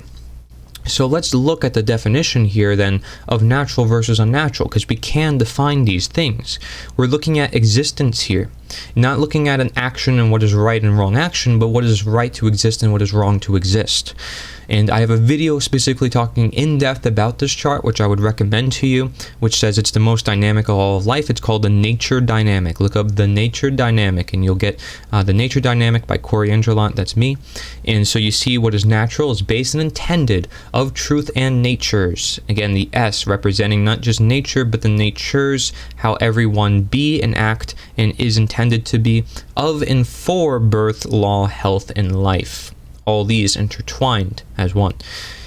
Now, what is natural naturalizes and promotes and allows growth, learning, preservation, defense, and function. All in nature is inherently natural and is to remain by naturalization, which is created by learning from nature and or conscious creation, being conscious of what we are doing, what we are putting into existence, and how we go about with our existence as beings ourselves of existence. And so we have unnatural. This is something that is wrong to exist. It is not based and intended of truth and nature. It is not of and for birth, law, health, and life. It denatures, it degrades and weakens inherent functions by way to change and replace natures. Again, being God, saying this is what must be done, we can bend the will of nature toward our will. All in nature may denature to become more unnatural, created by willful manipulation or unconscious creation. Okay, so again, the slave who doesn't realize that they're enslaved, and the leader who realizes that they can manipulate over others when they have certain knowledge and they can keep that away from others, and they use it obviously in the form of unnatural law, which insinuates the form unnatural. It lies on the right side of this category, whereas natural law lives on the left side of this category. Again, everything is an inverse when you're looking at what is unnatural, what is satanic, what is dark, as opposed to light, what is knowledgeable. It has never been about wars in nature. I just want to make that clear. This is a war on and for nature. This is what ultimately everything comes down to. Okay, this is a war on nature. This is a war on you because you exist within nature. People say it's a war on your mind. Indeed, that is part of your human nature. People say there's a war on our skies because of what's going on with perhaps geoengineering. That's a war on nature. There's a war on our genetics. That's a war on human nature. There's a war on nature on every degree. If you go back to the division slide, you see about gender, race, politics, religion. These are all forms manipulating, dividing our natures into certain ways of thinking. We're not using our neocortex. It's not properly balanced. We're not as sovereign and free as we can be or would be meant to be, or as we would have if we were actually naturally in the woods, or we grew up in a natural environment, or not surrounded by all these denatured elements as well. So these are all questions to ask yourself, and I think this is more of an interpretive diagram to help you really question what is in existence with your life, and what would be influencing your life in its existence. How does your existence get affected, in a good way or a bad way, according to what degree? This helps determine. So the only divide we can then conclude upon, it is not natural law versus unnatural law. It is not the ruler versus the subjects. It is nature versus denaturing. The becoming unnatural, that's what denaturing means, as we saw before. So why is this, however? Because humankind is affecting natures the most. natures, again, ourself, the environment, multiple natures of many different kinds. Natures include ourselves and all that we perceive to exist. Now, how do we affect nature the most as humankind? Well, because we have this higher order brain thinking of the neocortex, we do it through law and science, essentially, and morality, or rights and health, essentially. And these are really some of the most prime factors in today's society that is affecting people the most. Question: how much science and how much health, how much rights and morality and law comes into everything in your life, because that is what's affecting nature the most, because that is what is impairing nature the most, what is bombarding nature the most, essentially, because nature is simple and we're putting all these added responsibilities onto it that don't actually exist, but we feel like need to exist through our belief system. So we look at here, statism is affecting our nature the most. Our nature the most. If we are denaturing, so we will denature. We use and allow unnatural law due to statism. So every time I mention unnatural law so far through this PowerPoint presentation and through everything else that we're going to speak of, just remember, we allow unnatural law due to statism. And statism is affecting our nature the most because we believe in the legitimacy of an unnatural law, which is an illegitimate science, and we believe in immorality, which is the illegitimate morality, and we believe that health does not come through the individual but comes through the experts and comes through what the institutions must say for people. And there's a lack of care, and thus how could there be any health in a society that doesn't care about other people? So you have to question all that, and you can connect it to statism, which we'll define in the next slide. It says, therefore, the only one true divide is between an individual engaging in statism or the belief in authority versus an individual who is simply not. Okay, so we talked about what authority is and we defined that. Now, let's understand what statism is.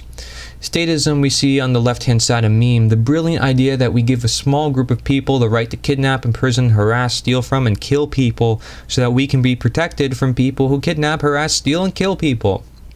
So what a brilliant idea that is to eliminate crime with crime. And you know what? It creates the worst crime in history too. It's called democide, it's called slavery, it's called tyranny, and it always happens every time that people participate in statism. Statism is the belief that there is such a thing as authority vested in certain human beings, magically giving them the right to rule over other people. This authority means that certain people who we call government have the moral right to issue commands to those whom they rule, those under their jurisdiction, and that their subjects or slaves have a moral obligation to obey the arbitrary dictates or laws, unnatural law, set by their masters. Most simply put, a statist is the belief in the legitimacy of slavery. Okay, so a statist is somebody who believes in the legitimacy of slavery, of man's law or unnatural law, and in man being God, also known as archanism. Okay, so believing in man's law or unnatural law and man being God, and that is referred to as archanism. Again, archon refers to rulerism. I'm in control. I am the law. I am above the law because I don't respect natural law and I believe that I can be above morality. And so it says, statism is expressed through following orders. Among negative natural law expression of fear, ignorance, confusion, and chaos, unconsciousness, the law of slavery as we defined, immorality, inequality as we defined, division, having no principles as we defined, creating violence and justification, moral relativism as we defined, which is the lack of discernment between right and wrong, the plane of effects, denaturing, brain imbalance or mind control, occultism, the lack of responsibility, negative knowledge, self-loathing, and the death of imagination. This slide here in total summarizes the most dangerous threat to human existence, because this is what creates government to begin with, and this is what creates unnatural law to begin with. And if unnatural law is the very thing that creates democide and slavery and tyranny, then this statism is the very thing that is what needs to be get rid of in society, what people need to take a look at. You can look up statism, see the many other memes on the web. You can look up voluntarism, you can look up agorism, you can look up real anarchy as regards to this, and that is all forms of anarchy, voluntarism and agorism. And those are real forms of understanding that simply you own yourself. There nothing more has to be added or stated. It's not about Bitcoin and going off the grid and all this, but rather just getting rid of this belief that isn't legitimate and is actually just based on falsehoods to begin with, based on immorality, based on all the factors that I mentioned, that creates a system of immorality, that creates a system of unconsciousness. Because what you are, you become, and what you create. This is the cycle of correspondence into the world of reflection, of saying, hey, I'm not in control of myself, and thus other people who claim that they can control me and I'm going to let them control me, they're not going to be in control of themselves because they don't belong in that position either, and thus power corrupts them. You are corrupted by their influence, and everybody gets in a bad, chaotic scenario, actual chaos, which we will also define here, because the word archy and anarchy and archon is just so confused by the mass public, but they don't actually know how to define these things. So just to reverberate statism, here are some really powerful images to help you define more what statism is. Statism, some of the biggest crimes that have ever happened. Okay? Look at all these different armies around the world, any government for that matter, and it's all committed by people who were just following orders. Those are always the biggest crimes. Always. Over 260 something million people in World War II, and I bet there's even more than that, and not even counting certain amounts of other deaths that we don't look at. This is absurd, what has happened to humanity, to want them to wage war against their own kind. No other species in nature does this in the totality that human beings do, into creating nuclear weapons and going all out to do such a thing. Now, governments are owned by corporations, run by psychopaths by definition of psychology, lying about an imaginary economy based on debt, fueled by illegal wars, destroying ecosystems, poisoning food and water, decreasing education as it's necessary for their control. Same thing with keeping people ill health-wise, because then they can't think as well, increasing prisons, manipulating the media, foreclosing homes, suppressing free energy technology, making us struggle, starving, humiliating, and killing the world. Do you think people are going to be more charitable in a free world? They would, because they'd be more responsible and be more open to different ideas, and they'd be talking to more people, connected to their neighborhoods and their communities more. They'd be knowledgeable about everything that's going on. They would be the news themselves more rather than the news that they put people in charge of also, because let's look at the news. That has become corrupt itself. Now there's censorship on people who, don't agree with the status quo and what the news is saying, or people who are delivering a different perspective of the news. They don't get their voice being heard. It's absurd. So it says, yet you stay silent, follow a pathological culture, pay taxes, vote, and trust the government? And if you ask most people, do you trust the government? No, I don't trust the government. Well, you want gun control. Who's going to take the guns? Oh, the government. Your logic doesn't make sense. Okay? So understand here, there are psychological loops where you can catch people in their own contradictions in their head, because this is all a mental game. And people don't realize that they're actually participating in the moral system anytime they are committing a status act. And then you say, well, we need, rules in society to make people feel better. But these rules must come from rulers. And here's the difference. This is where, again, we go through these mental blockades and these mental confusion states of ourself, which is why we are defining unnatural law in this presentation, is to understand this polar perspective, one that you don't usually see, is because it is hard to see. It is not easy for somebody to understand a perspective that is opposite of truth in the totality that we have gotten ourselves into, which is why I'm even able to make such a presentation as I am. So look at this quote here, and this is telling when you understand the true context of what this is saying. quote, "One of the keys to success is an unflinching belief that there are no rules." Again, a quote from the leader of the Church of Satan. Okay, now, of unflinching belief that there are no rules, so you can be God. This is what this is saying. Okay, so it's not actually that the anarchists or the people who want freedom want no rules. In fact, they're actually the ones that want rules. They're the ones promoting natural law because they understand it. Okay, but the people that actually want no rules are actually the statists, the people of government, because they believe they're above the law and they can decide what those laws are. Okay, so this is the dynamic we have to understand, is they believe there are no rules in nature, and thus they can do whatever they want to the public, manipulate them as they wish, and alter morality, alter any state of human consciousness so they can achieve their means of self-determination. And this is a quote that really sums up that principle of self-determination, as we mentioned before. So understand that dynamic of who are really the ones that want no rules. Is it really the people that want to be free when they realize that freedom comes at a cost of having rules, of realizing that in order to even achieve freedom in the first place, you have to educate people, you have to create these rules in nature, and recognizing that they're there and that they exist and that they must be abided to, you know? This is a dynamic that is a mind wrap for people to understand, that there's that anarchists, people who are anarchons, no rulers, they still want rules, but they don't want rulers. Okay? When you believe that there are no rules, you want a ruler, so you can do whatever you want into society and to create order. This is the dynamic one must understand. So let's get right into what anarchism is then.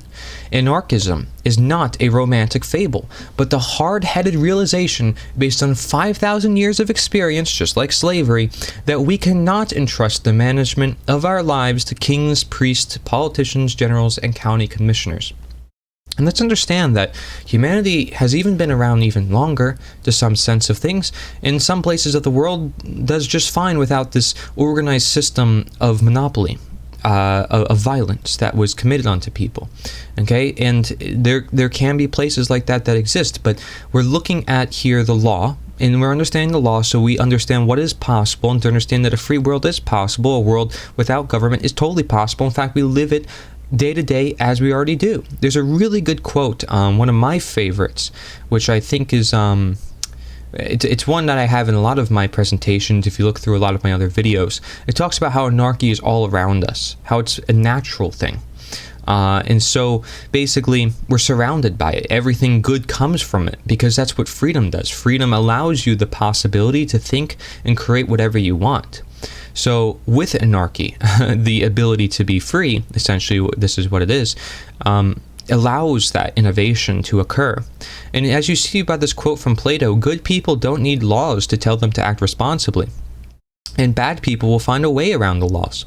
So tell me, what's the point of man-made laws? What's the point of unnatural law in regards to this? Now here you have another quote by Larkin Rose, a great author, also has many great videos as well. When in the history of the world, anywhere on the planet has working within the system achieved freedom? To put it another way, when has a slave ever achieved freedom by whining to his master or by getting a new master? And this is the logic that people have, is they believe they can change their master and they can become free by doing such. It's a belief system, but they don't actually understand what true freedom is. Okay, and requires risk. It does require courage, as we mentioned, the multiplicative expressions. We'll get a bit more into that as we go on. But from Greek anarchon, it means without the absence of master or ruler. So anarchy does not mean without rules. It literally means without rulers, without masters.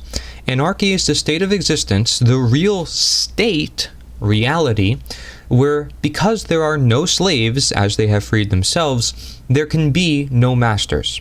This is what real anarchy is. Okay? It is where unnatural law doesn't exist and natural law is embraced because its knowledge is in circulation by the mass public without fear. Therefore, anarchy means the absence of slavery, or in other words, freedom. Because we don't have fear, we're in love, we're in knowledge, we're in freedom. Positive natural law expression. Okay, so let's understand this dynamic, understand that anarchy is all around us. And so when someone says, we'll prove a state of being that ever done anarchy, if it's reality, you can't prove reality. Reality is already here. It's a matter of embracing it, a matter of knowing it, to then saying, well, here, let's align all our actions to it. Just like natural law. Oh, it is a thing that all exists within society already, even with the governments in place. And it's just a matter of how much we act in alignment with it and choose to learn about it and get the knowledge acquired so we can act on behalf of it. And so we're going to talk deeply about action in this presentation and what we can do to free ourselves and become true anarchists. And here are some questions for you. The following 5 questions help individuals escape unnatural law. These questions also help you to know if you are an anarchist. And in rather better words for conversation with others, really just a natural sovereign human being. That's essentially what it means to be a real anarchist, because anarchy is nature. So, number 1, is there any means by which any number of individuals can delegate to someone else the moral right to do something which none of the individuals have the moral right to do themselves? I want you to think about these questions to yourself, okay? Think about it, come up with honest answers for yourself. Number 2, do those who wield political power, presidents, legislators, etc., have the moral right to do things which other people do not have the moral right to do? If so, from whom and how did they acquire such a right? Okay, now I also want you to think about what we talked about with immorality in regards to this. Number 3, is there any process, constitutions, elections, legislation, by which human beings can transform an immoral act into a moral act without changing the act itself? Number 4, when lawmakers and law enforcers use coercion and force in the name of law and government, of course force here is implied violence, do they bear the same responsibility for their actions that anyone else who did the same thing on his own? So like, if people did something, if they did a violent act on their own, do they bear the same responsibility as those who call themselves authority and government? That's essentially what this question is asking. Number 5, when there is a conflict between an individual's own moral conscience and the commands of a political authority, is the individual morally obligated to do what he personally views as wrong in order to obey the law? Okay, looking at conscience, and then keep in mind when we talk about that, keep in mind the exercise of ignorance. Are you ignoring your conscience itself? Okay, are you ignoring these inherent truths of right and wrong? Are you ignoring the golden rule? Are you ignoring karma, morals? Are you ignoring all of that and just to say, well, it is justified, we can have such a system of slavery, of government in control of people's lives, unnatural law? So let's understand what chaos is. This is an essential component. Since we talked about anarchy, and everybody automatically assumes, most people, in today's world to which I speak, anarchy means chaos. Well, let's look at this. The negative natural law expression manifestation is chaos, as we saw from the previous charts. Or manifested evil, that's essentially what it means. Chaos is the exact opposite of what we say we want. However, those duped into believing in unnatural law will create acts which they may not want, or they have been tricked into wanting, and so they are allowed. Chaos results when this is present and there is imbalance and injustice, essentially imbalance and immorality, due to the ignorance of truth and the knowledge of behavior in opposition or a violation to natural law. Again, immorality, okay, the exercise of ignorance here for immorality. Chaos naturally teaches us what not to do under natural law, whereas unnatural law unnaturally teaches us what we are allowed to do, in the sense that we must always be given the permission by authority, of course, which we defined authority as well. As by the law of slavery, unnatural law teaches that chaos and freedom are directly proportional. Therefore, the control in slavery of unnatural law is about the limitation of free will through the destruction of possibility. Okay? Because we see that freedom is dangerous because of chaos and the potentiality that some people are going to hurt other people and going to do bad things. And so because of that possibility, let's just destroy possibility.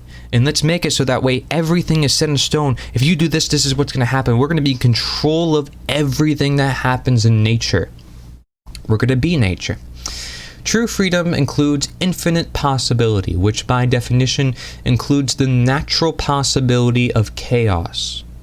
This possibility must be naturally embraced without fear if we are to be truly free. Therefore, chaos grows when unnatural law grows, or when natural law is less harmonized, or when negative natural law expression continues to grow. Anarchy, by definition, is not chaos. Okay, again, anarchy means without rulers, does not mean without rules. So this is the dynamic to understand. Again, understanding chaos versus order. And understanding, okay, well, maybe freedom comes with order, as opposed to, chaos and freedom, as we like to say. When that doesn't really make much sense when we look at the opposite end of that, control and slavery. And order and slavery. It just doesn't make any sense. Order and control. But when we're in control of ourselves, perhaps then it's a different mindset, see? So we need to get pretty specific sometimes when we refer to the terms we use here. And so let's look at not just chaos, but real chaos in a second. Slavery includes controlled possibility. So we looked at true freedom and how it's infinite possibility. Slavery includes controlled possibility, which by definition includes the guarantee of violence for compliance. So, by definition, slavery includes controlled possibility, guaranteed violence, okay? Guaranteed monopoly of violence, saying, this is what you must do, and this is why, the slaves would get whipped, they would get punished, and they like, you need to keep obeying, keep going, keep working for me. This guarantee must be embraced with fear if we are to truly be slaves, because the slaves are now put in a state of fear. Oh my gosh, I don't want to get hurt. Oh my gosh, don't hurt me. And now they keep working, and they become these slaves, and they become breeded to be slaves, essentially, by how much fear, by how much control of possibilities people are allowed to do. Oh, you need to have a child, you need to go home with me, I'm gonna buy you. This is absurd. This is the physical slavery of the past, but nowadays the slavery just takes on a different form. Now you get to be in charge. Oh, you have to be the one that I rule over, and you have no choice but to go along with it. You have to make this payment, otherwise we're going to go and take your house. We're going to take everything from you. Like, this is still threat, still compliance, still slavery. It's still the same exact thing. Let's not excuse it for something else. The brain is being wrapped in chains. People are unable to think freely, and thus they're unable to speak freely. They're unable to act freely. It all starts in the mind, the principle of mentalism under natural law. So let's look at imagination, since we're talking about the mind. Imagination is the powerful mental ability to envision a different state of change than the one currently manifested. Mind control through brain imbalance and the belief in unnatural law stifles or destroys the creative imagination through human denaturing, as we defined before, because the fear of the possibility of chaos that comes naturally with freedom under natural law would then also constitute the death of imagination to imagine and create a world of freedom. Okay, so with getting rid of that possibility, you're getting rid of that imagination, you're getting rid of that freedom, and you're getting rid of an essential aspect of freeing ourselves toward natural law. So this would make it so that change becomes impossible to imagine, and therefore change becomes impossible to create. If you can't imagine it, it's going to be even harder to create the desired conditions that you want to make. And then you'll start to really believe in imagination. Talk about imagination. You're gonna believe in magic. I'm sorry, not imagination. You're gonna believe in magic, that things will just happen automatically, and you don't have to be the one to take charge and understand natural law so you can manifest these things for yourself. Okay, and so that is where your imagination goes, but your imagination doesn't come on changing the current state of being, and if it's actually possible, and how you can make it possible then through your actions, which again we'll talk about. Imagination, here you have a quote from, again, the leader of the Church of Satan, Anton LaVey, quote, "But the average person doesn't have that much imagination. They just want to be entertained." And so, of course, he's going to say, embrace it. "They want to have the tableau presented for them. They don't want to participate beyond a certain point. They want the safety of the herd to be catered to. Sit back and enjoy." And so, since the average people think like this, they play into that. They take their grasp for control. They got the bait. They got the fish. Now they're reeling it back in. They said, "Yep, we got him. Let's bring him back in," because they killed the imagination and they killed the person and their ability to act and to be. And so they're distracted. They're watching TV, as you mentioned before. That's the religion. And then they've got all these distractions, all this safety, so-called safety from this herd. They just want to be in this permanent state of safety, of control, of slavery, and not think about the freedom or humanity's evolution and expanding consciousness. So let's look at real chaos. Real chaos, as I promised we would define. The fear of the possibility of chaos is the fear of the possibility of true freedom. This is what we got based on the previous slides. Through their fear of the possibility of chaos or true freedom, most people advocate the legitimacy and continuance of slavery, of authority and government slavery, thus participating in statism and unnatural law, advocating the legitimacy and continuance of violence through slavery. This becomes the occult expression of many individuals, since they are either ignorant of their compliance or they don't understand the true effects to their actions.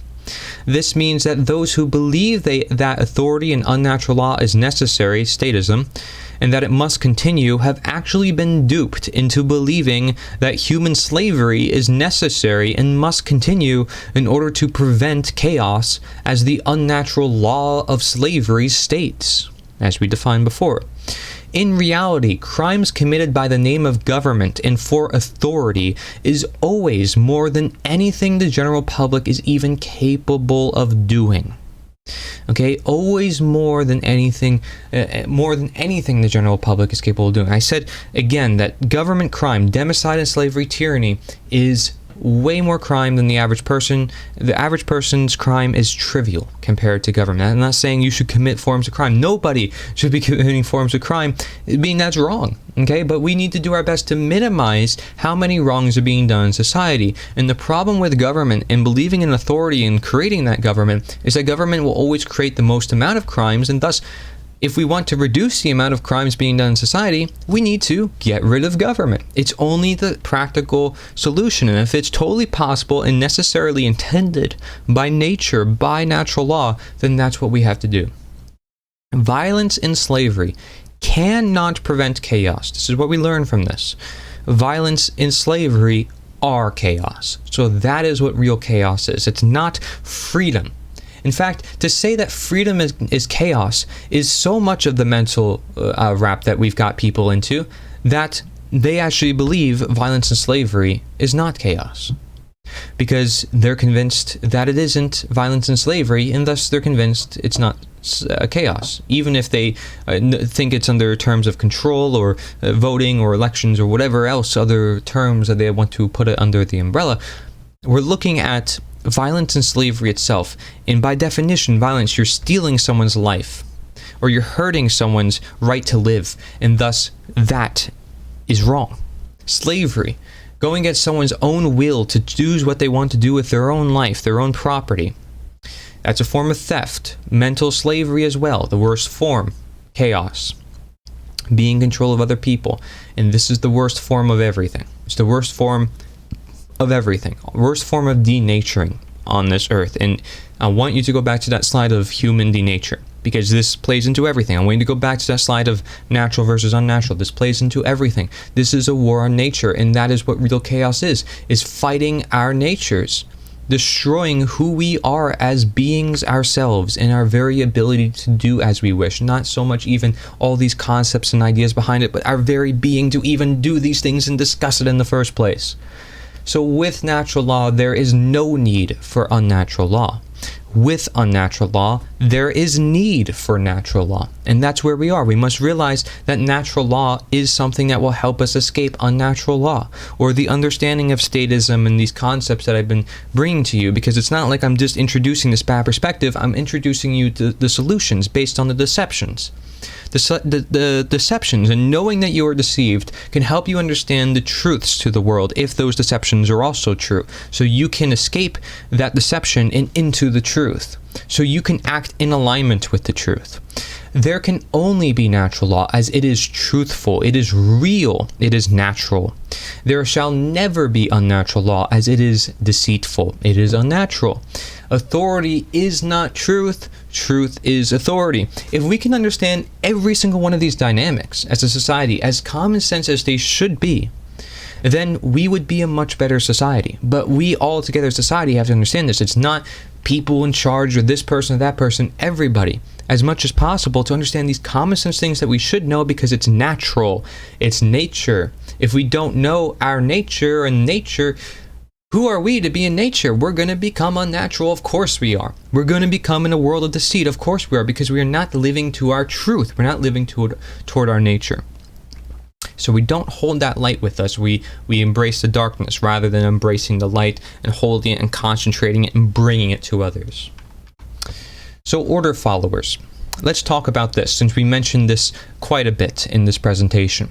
Following orders means doing what you are told to do by unnatural law without judging for yourself whether or not the action you are being ordered to carry out by unnatural law is right or wrong by natural law. Okay, so this is the exercise of ignorance. If an individual is following orders, that individual cannot be exercising conscience, since by definition, exercising conscience means that one is willfully choosing for themselves right action over wrong action. Again, exercise of ignorance. If an individual is following orders, that individual is always exercising ignorance, since by definition, exercising ignorance means that one is willfully ignoring knowledge of right and wrong. See, I even know what the slide was going to say. According to thyself and their current understanding of natural law, in order to do what the order giver told them to do without question. See, if people have a very small understanding of natural law, then of course they're going to do what the order giver tells them to do. Since natural law is present, everyone's going to have varying degrees of their understanding of it. But most people are going to embrace unnatural law if they have a lack of understanding of natural law. Again, it's an inverse proportional relationship. The exercise of ignorance for order following also constitutes ignoring the fact they bear the responsibility and moral culpability to act. If you just so happen to be following orders while exercising conscience, then you are not exercising ignorance. However, most people will claim that they are exercising conscience when they are following orders, but then that would not constitute following orders. It would only constitute exercising conscience, because it's a voluntary relationship. Anything that's involuntary is this sort of following orders where, you know, you're just giving up and it's ignorance, but you're still consenting. So you have a lot of questions here as to where the consent is being given. Are you giving any consent? Do you care about the actions that you're committing? Are you just doing it because someone told you to do it? Order following is the most dangerous thing in the world because of the fact that it is what is responsible for democide. It is what's responsible for statism as it is expressed by it, and as it's said by the definition of statism. So we need to understand our moral culpability and our responsibility. That would be the next thing that we need to understand. You know, are we responsible for our own actions? Are we morally culpable, which means we're the ones at fault? For if something happens to the world, such as democide, are the order followers at fault? Yes, they are, not the person who gave the order. The order follower is always the one responsible because they're the ones who actually carried it out. I can tell you to go jump off a cliff. Are you going to jump off a cliff? No, because you have an internal conscience that says, hey, I'm not going to do that because that's going to hurt me. And I know for a fact that that's going to hurt me, and so I'm not going to do it even if someone else told me to do it. You know, this is just, again, this should be like simple ABCs, literally child language for people sometimes. So talking more about order following under unnatural law, I was just following orders is always a valid excuse or justification, which means just facere, to create a right, for immoral criminal behavior, defined by natural law, of course, because unnatural law is not going to define what real criminal behavior is other than just not following their laws. Unnatural law itself is a justification for what it bears itself as opposed to natural law, claiming to be the law, and therefore what would be a crime by natural law would be an honorable service by unnatural law. So fighting in other countries and fighting other people, that's an honorable service because you fought in the military and you were a brave soldier. And, you know, even though you were dragged out of your land to do it against people, you have no clue why you did it, but you did it because you were just following orders. That makes you not honorable at all. That makes you just somebody who's just a slave. Okay, that's what you are. You're a slave if you followed orders. Okay, and so sorry veterans out there, and I'm sorry you had to go through experiences. I'm sorry that you were deceived into doing what you had to do. That's where I could be sorry for you, but everything else, you're basically just a slave anyways, and you need to have the knowledge and the courage to say, I'm not going to do this. I'm not going to fight other people. These are human beings just like me. I'm not going to fight for a corrupt government, and I'm not going to fight against people who don't deserve anything to happen to them. Okay, so I'm sorry for the graphic images also at the bottom here, but this is the reality of the situation when unnatural law manifests. It's always the reality, okay? And that reality must be faced. I know the truth is hard to face, but it's something that must be learned. And so unnatural law will make the justification that it's okay to do such a thing and that, you know, following orders is justified, but that's why it's a justification. It means to create a right. It doesn't mean it's actually right. It means that they're creating a right. So this creates an attempt to abdicate personal responsibility when someone says, I was just following orders, and it is always accepted as a valid excuse for such behavior by any authority in government which actively wants its populace following orders. Which again is in the nature of every government and authority. They want their authority and government to persist and to exist and to continue to exist, and so they want people following orders. They want people with a lack of personal responsibility. They want people to not question following orders and to just go along with everything. Just always follow orders. Don't question that. So the result of following orders is democide and self-mental enslavement, as we defined before. Democide is the leading cause of unnatural death, as it is the result of unnatural law. Death by government occurs in even more ways uncounted indirectly due to how it affects culture, social, etc. And this is where I said, like, you know, there may have been over 260 million people dying in World War II alone, which is already so much. But we don't also see the deaths that may happen at home, you know, with the families that had to deal with all this, and in the culture and in the social life, and how people had to find coping mechanisms to get around all that during wartime. And you know, we are stealing from other nations, and we cause chaos from other nations when we do that. And it's just, there's so much that happens in the result of war and in the result of government violence that it's so hard to account for all the amount of deaths that happen. It's absolutely crazy, you know? So let's look at the coping lie. The coping lie. This is important because a lot of people are using coping mechanisms to say, you know, it's okay. It's okay that I was following orders. It's okay that, you know, I'm committing a wrong thing. I didn't know, you know, and I was just following orders. It's fine, you know. I didn't mean to do anything, and it wasn't my fault, and all this coping lies. Okay, copium is also an emote on Twitch because it represents, you know, someone holding like, you know, copium, like they're addicted to coping. And so according to unnatural law, as long as it's followed, the order follower never bears more moral culpability, deserving of blame or at fault, than the order giver, because everyone is presumed to be under obligated control by the order giver, and therefore dependence is created that the order giver gives the right orders and is the right order giver. Okay, now I want you to read over this for yourself, because this could be something that might also be really hard to understand at first, but it's to understand that you are ultimately to blame. And I know that's a hard reality, but it is the truth. You know, again, we make up the world, not the small few people. It's everybody, one of us, that make up the world. This very logic excuses the ability to vote or put in or out different order givers to somehow make everything right. You know, it's coping. It's literally coping, and people are complaining. They're just complaining all the time. And it is seen that order following is the pathway to virtue and morality for peace and security. It claims the threat to the current regime or any presumably great nation is disobedience. Okay, this is again more coping. This coping lie against the painful truth maintains the focus on having rulers as being legitimate, as it is the primary form of statism, regardless actually of what the rulers do, because violence and slavery continues with the very nature of such a system where the will of one individual is being actively pushed upon another. So it doesn't matter who you put into office, it's always going to result in violence, always going to result in slavery, because statism is present. This is just the reality of it. Otherwise, it's not government, it's a voluntary interaction. Don't call it government, because it's not. Okay, so this is again where definition comes really handy here. Understanding your rights comes handy here. Understanding your freedom comes handy here. And I think the first sentence really sums up everything here about the coping lie.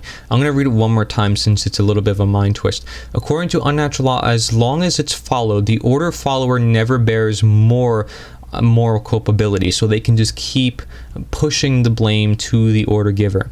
That's essentially what this means, because everyone is presumed to be under obligated control by the order giver, and therefore dependence is created that the order giver gives the right orders and is the right order giver. That's why people vote, and that's why people are like, oh well, this is a bad law, now we got to change the law, even though it's all still under unnatural law. Okay, so this is what you need to understand when it comes to the coping lie. More on the coping lie: no matter how many people, could be 99% in agreeing with something, but if 1% disagrees, it still should not be pushed upon them against their will, as by knowing natural law and how majority rule or other methods will always fail itself. In truth, there shall be no orders to follow. It matters what we do, not them, for who are they to be any different or superhuman?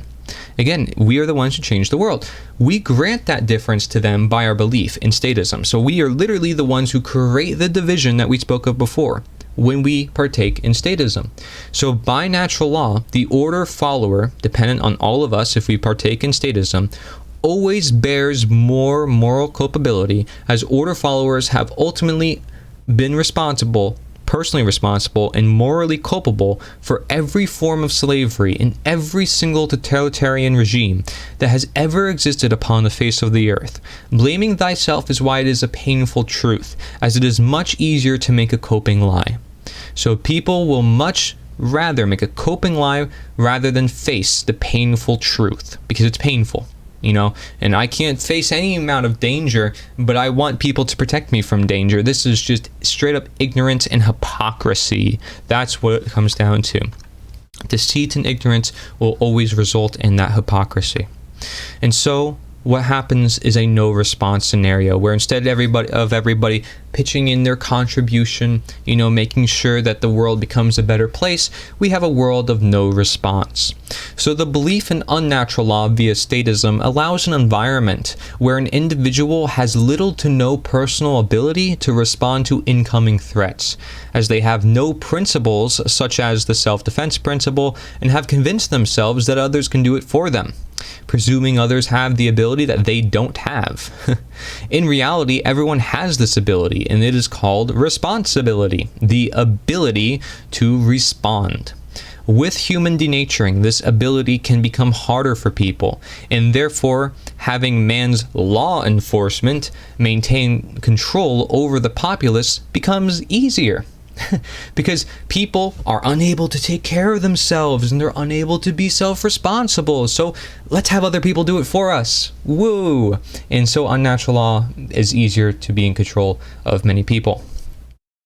If an individual voluntarily wants protection services, that is normal under natural law, but it is still ultimately their personal responsibility to have those services and defend their own body.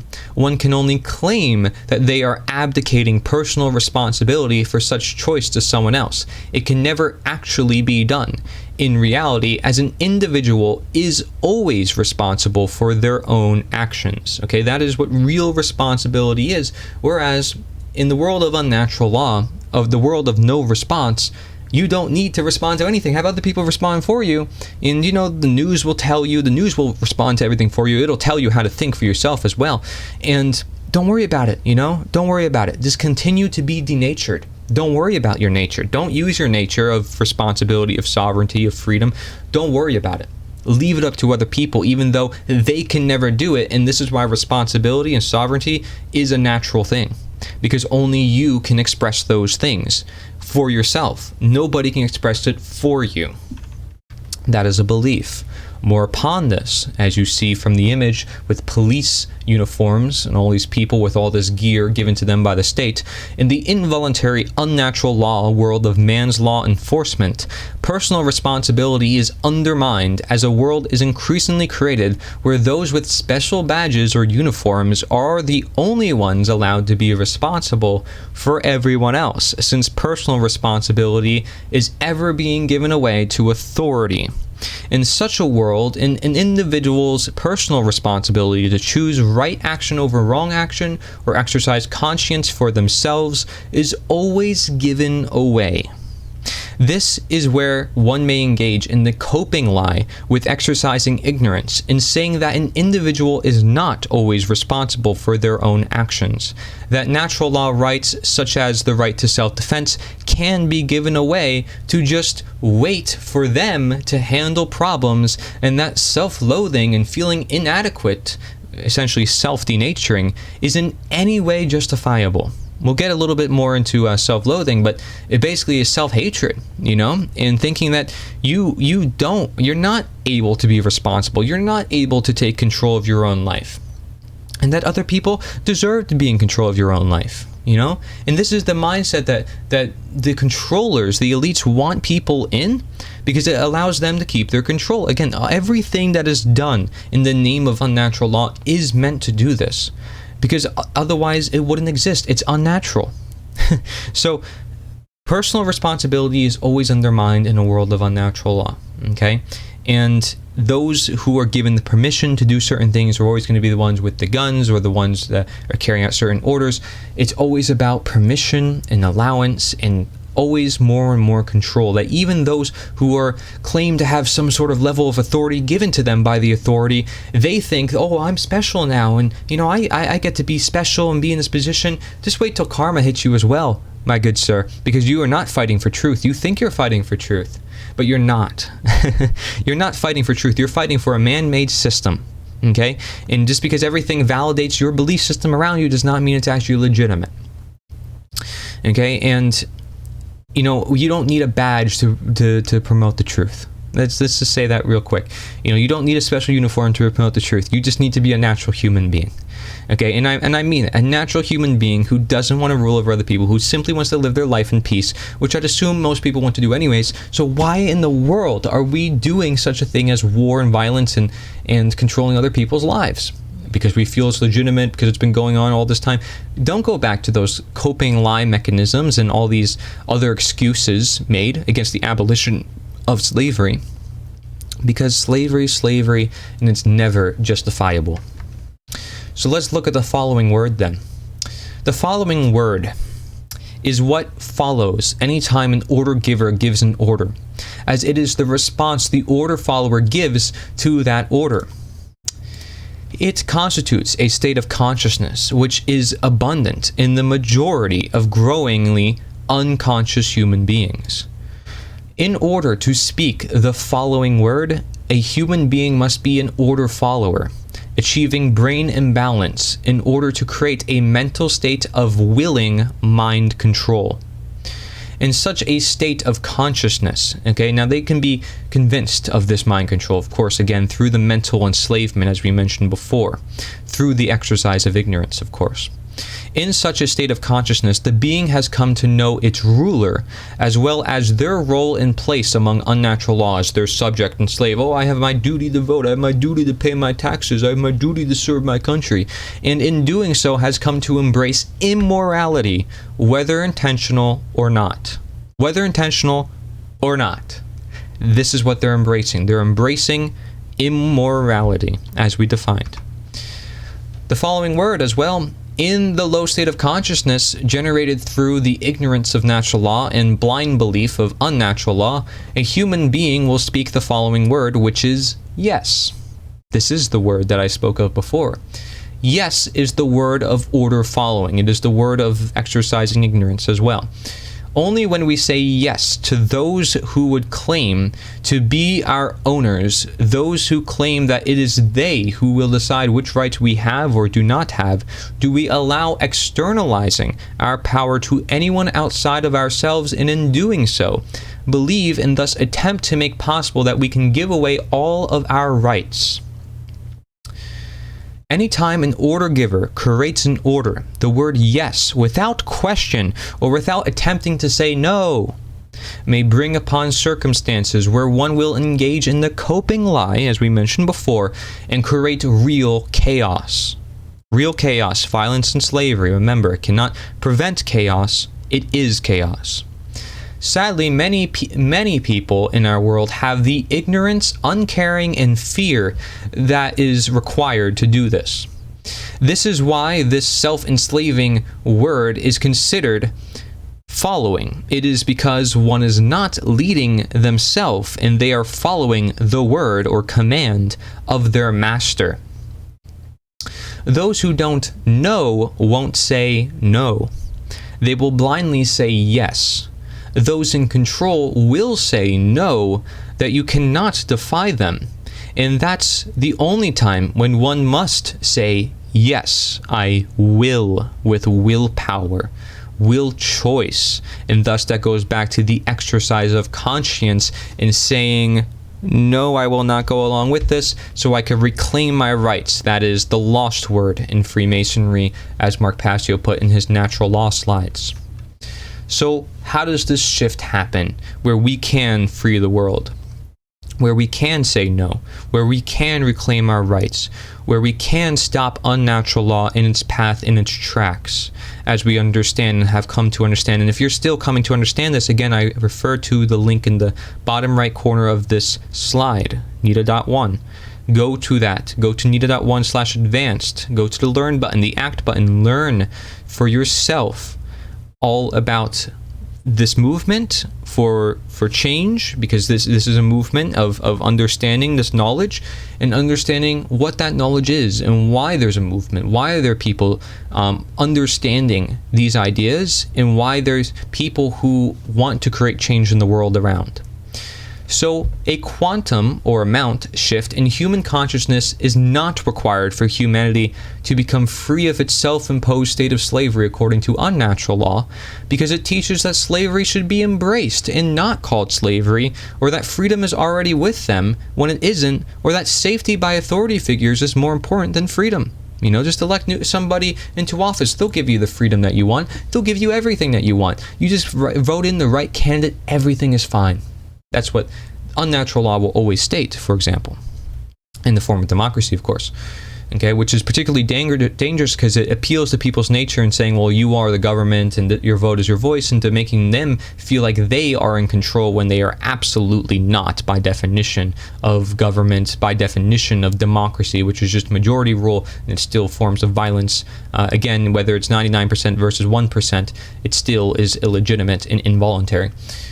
Okay, and so therefore, people believe this great change is an automatic process, which unnatural law will handle for them. This is unnatural because it is natural for humans to be the change for themselves and use the knowledge of natural law to make it possible. Okay, so right there, you see the deceit and you see the truth. So you see the action not to take and you see the action to take. Okay, you want solutions. You're already getting solutions. We're going to go deeper into these solutions, but you already see it here just by understanding the nature of the deceit and the nature of the truth to which the deceit is as well. Okay? Whether or not the natural change will occur is a function of the human will to learn the truth and teach it to others. Unnatural change would persist in aggregated laziness, distraction, and giving up. Any mass change requires numbers of people's behaviors. Okay, so numbers of people's behaviors. Whether we choose to align to natural law or unnatural law, that is your choice. Your choice, your path, you decide for yourself. This is self-empowerment rather than self-enslavement. So if the shift will happen, maybe, maybe not. It might never happen where people come to understand this, but it's dependent on you sharing this knowledge. You are the one that makes it possible. Could you be the one who spreads it to the rest of the world, and then maybe the next generation is the one who actually gets rid of the system that be? And how do we go among the steps of getting rid of the system that be? We're going to explore every action that we need to do here. And this is what we first must understand. The one agenda to counter.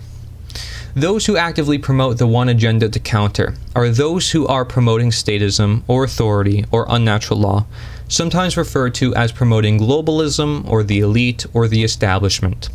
This agenda is opposed to the true or one great work or the one unifying counter agenda in knowing natural law and or the nature of unnatural law and sharing it with others.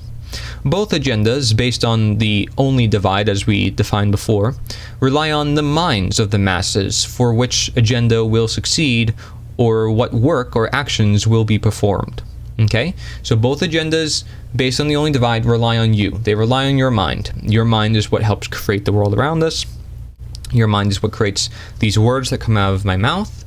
And what you do with it, how much it goes to your mind, how much maybe you watch this and understand it, and then bring that to other people by using your mind through conversation, through acting, to show them these possibilities to their mind, and then they could do the same, and it's a ripple effect, it's a domino effect, and there's other ways we can deliver this knowledge that doesn't just include that, but that is the main action, is mostly just conversation.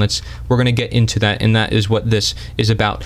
Welcome to Law in Action, the courageous action required by law to harmonize with law and change the world.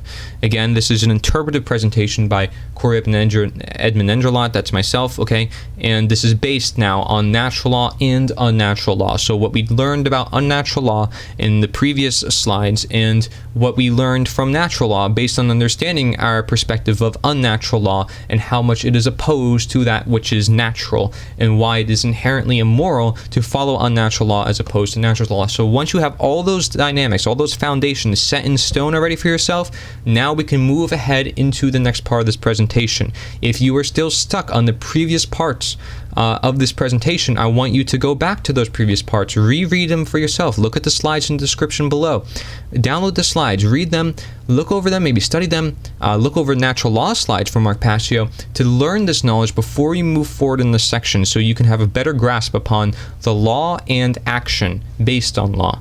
So now that we have identified the one agenda to counter, let's look at now the one unifying counter agenda, which, as it said on that slide, is the opposite of the one agenda to counter. So those who actively promote the one unifying counter agenda, or the true or one great work, are those who are promoting human nature, natural law, and the growingly evident message as mission that can be referred to as nature is the answer, and a movement to amplify individual actions. An individual must work upon themselves first, ideally before moving on. That's why I said, look at the previous slides before moving on, so that way when you're ready, you can act based upon the knowledge that you have now. An individual must work upon themselves, okay, before moving on. This agenda is opposed to the one agenda to counter, and ignoring natural law and or the nature of unnatural law, and maintaining statism. Both agendas, based on the only divide, rely again on the minds of the masses for which agenda will succeed or what work or actions will be performed. And we're going to get now, right here with this presentation, the actions that we can do within our own lives and in our communities so we can gather other people as well and really create the change that we want to see in the world. It is truly possible. I'm telling you that it's possible. I know that it's possible. This is why this part of the presentation is titled Law in Action, because by knowing the law of attraction, knowing karmic law, knowing the golden rule, if this is where we put our energy and our work into, we can manifest it. But we must know the requirements, just as we talked about the requirements before. We must know the requirements in order to achieve what we want. And it is required that we have certain things here to really help our efforts and to expand and amplify its volume, to impact its impact, so it can truly make the impact that we want to see in the world, right? Because we want to see this knowledge get to people if it's truthful, if it's something that will change us in a positive way toward the positive natural law expression, toward the multiplicative natural law expression, as we mentioned before from the previous chart, which I suggest you look at. So based on multiplicative natural law expression, we see the idea of unity come into play. Okay, unity, coming together. This is the part of guidance for freedom, as it says on the multiplicative natural law expression chart. And so you see here on even the pictures here, you have Gandhi's movement, very non-violent, just people coming together to stand for a specific cause. Okay, now did it last over time? Did those ideas last over time? Were there central ideas and movements behind it? Were they worldwide? There are questions that would determine their efficacy and how long they would last. And this is what we must consider toward our own actions and toward the greater actions that we all must take in order to make the change that we want to see in the world and through generations to come. And so unity is multiplicative natural law expression as a whole, frankly, and it is the knowledge and consciousness for all of nature. Because we're looking at everybody, you know, we see everybody as humans. We're not looking at division, because division is the exact opposite of unity.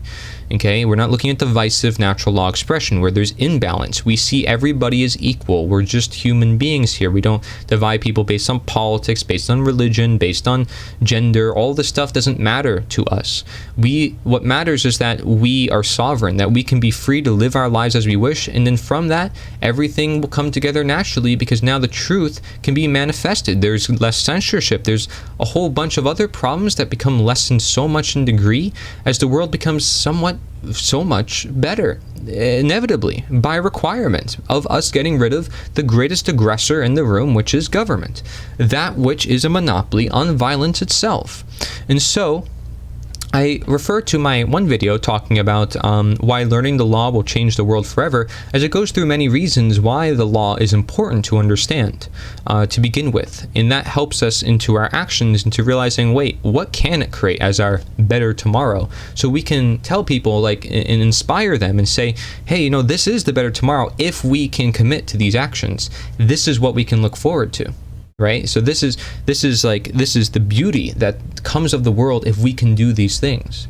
And so all of nature is involved here. You know, we're looking at the environment and getting people together, maybe growing each other, you know, food, starting local co-ops and, you know, homeschooling and whatever it may be. You know, all of this can come together. It could all help people escape the system and be the change and show others and say, hey, you don't need the system of control anymore. You don't need the government-based, you know, education systems. We can do it ourselves. And here's an example of it being done.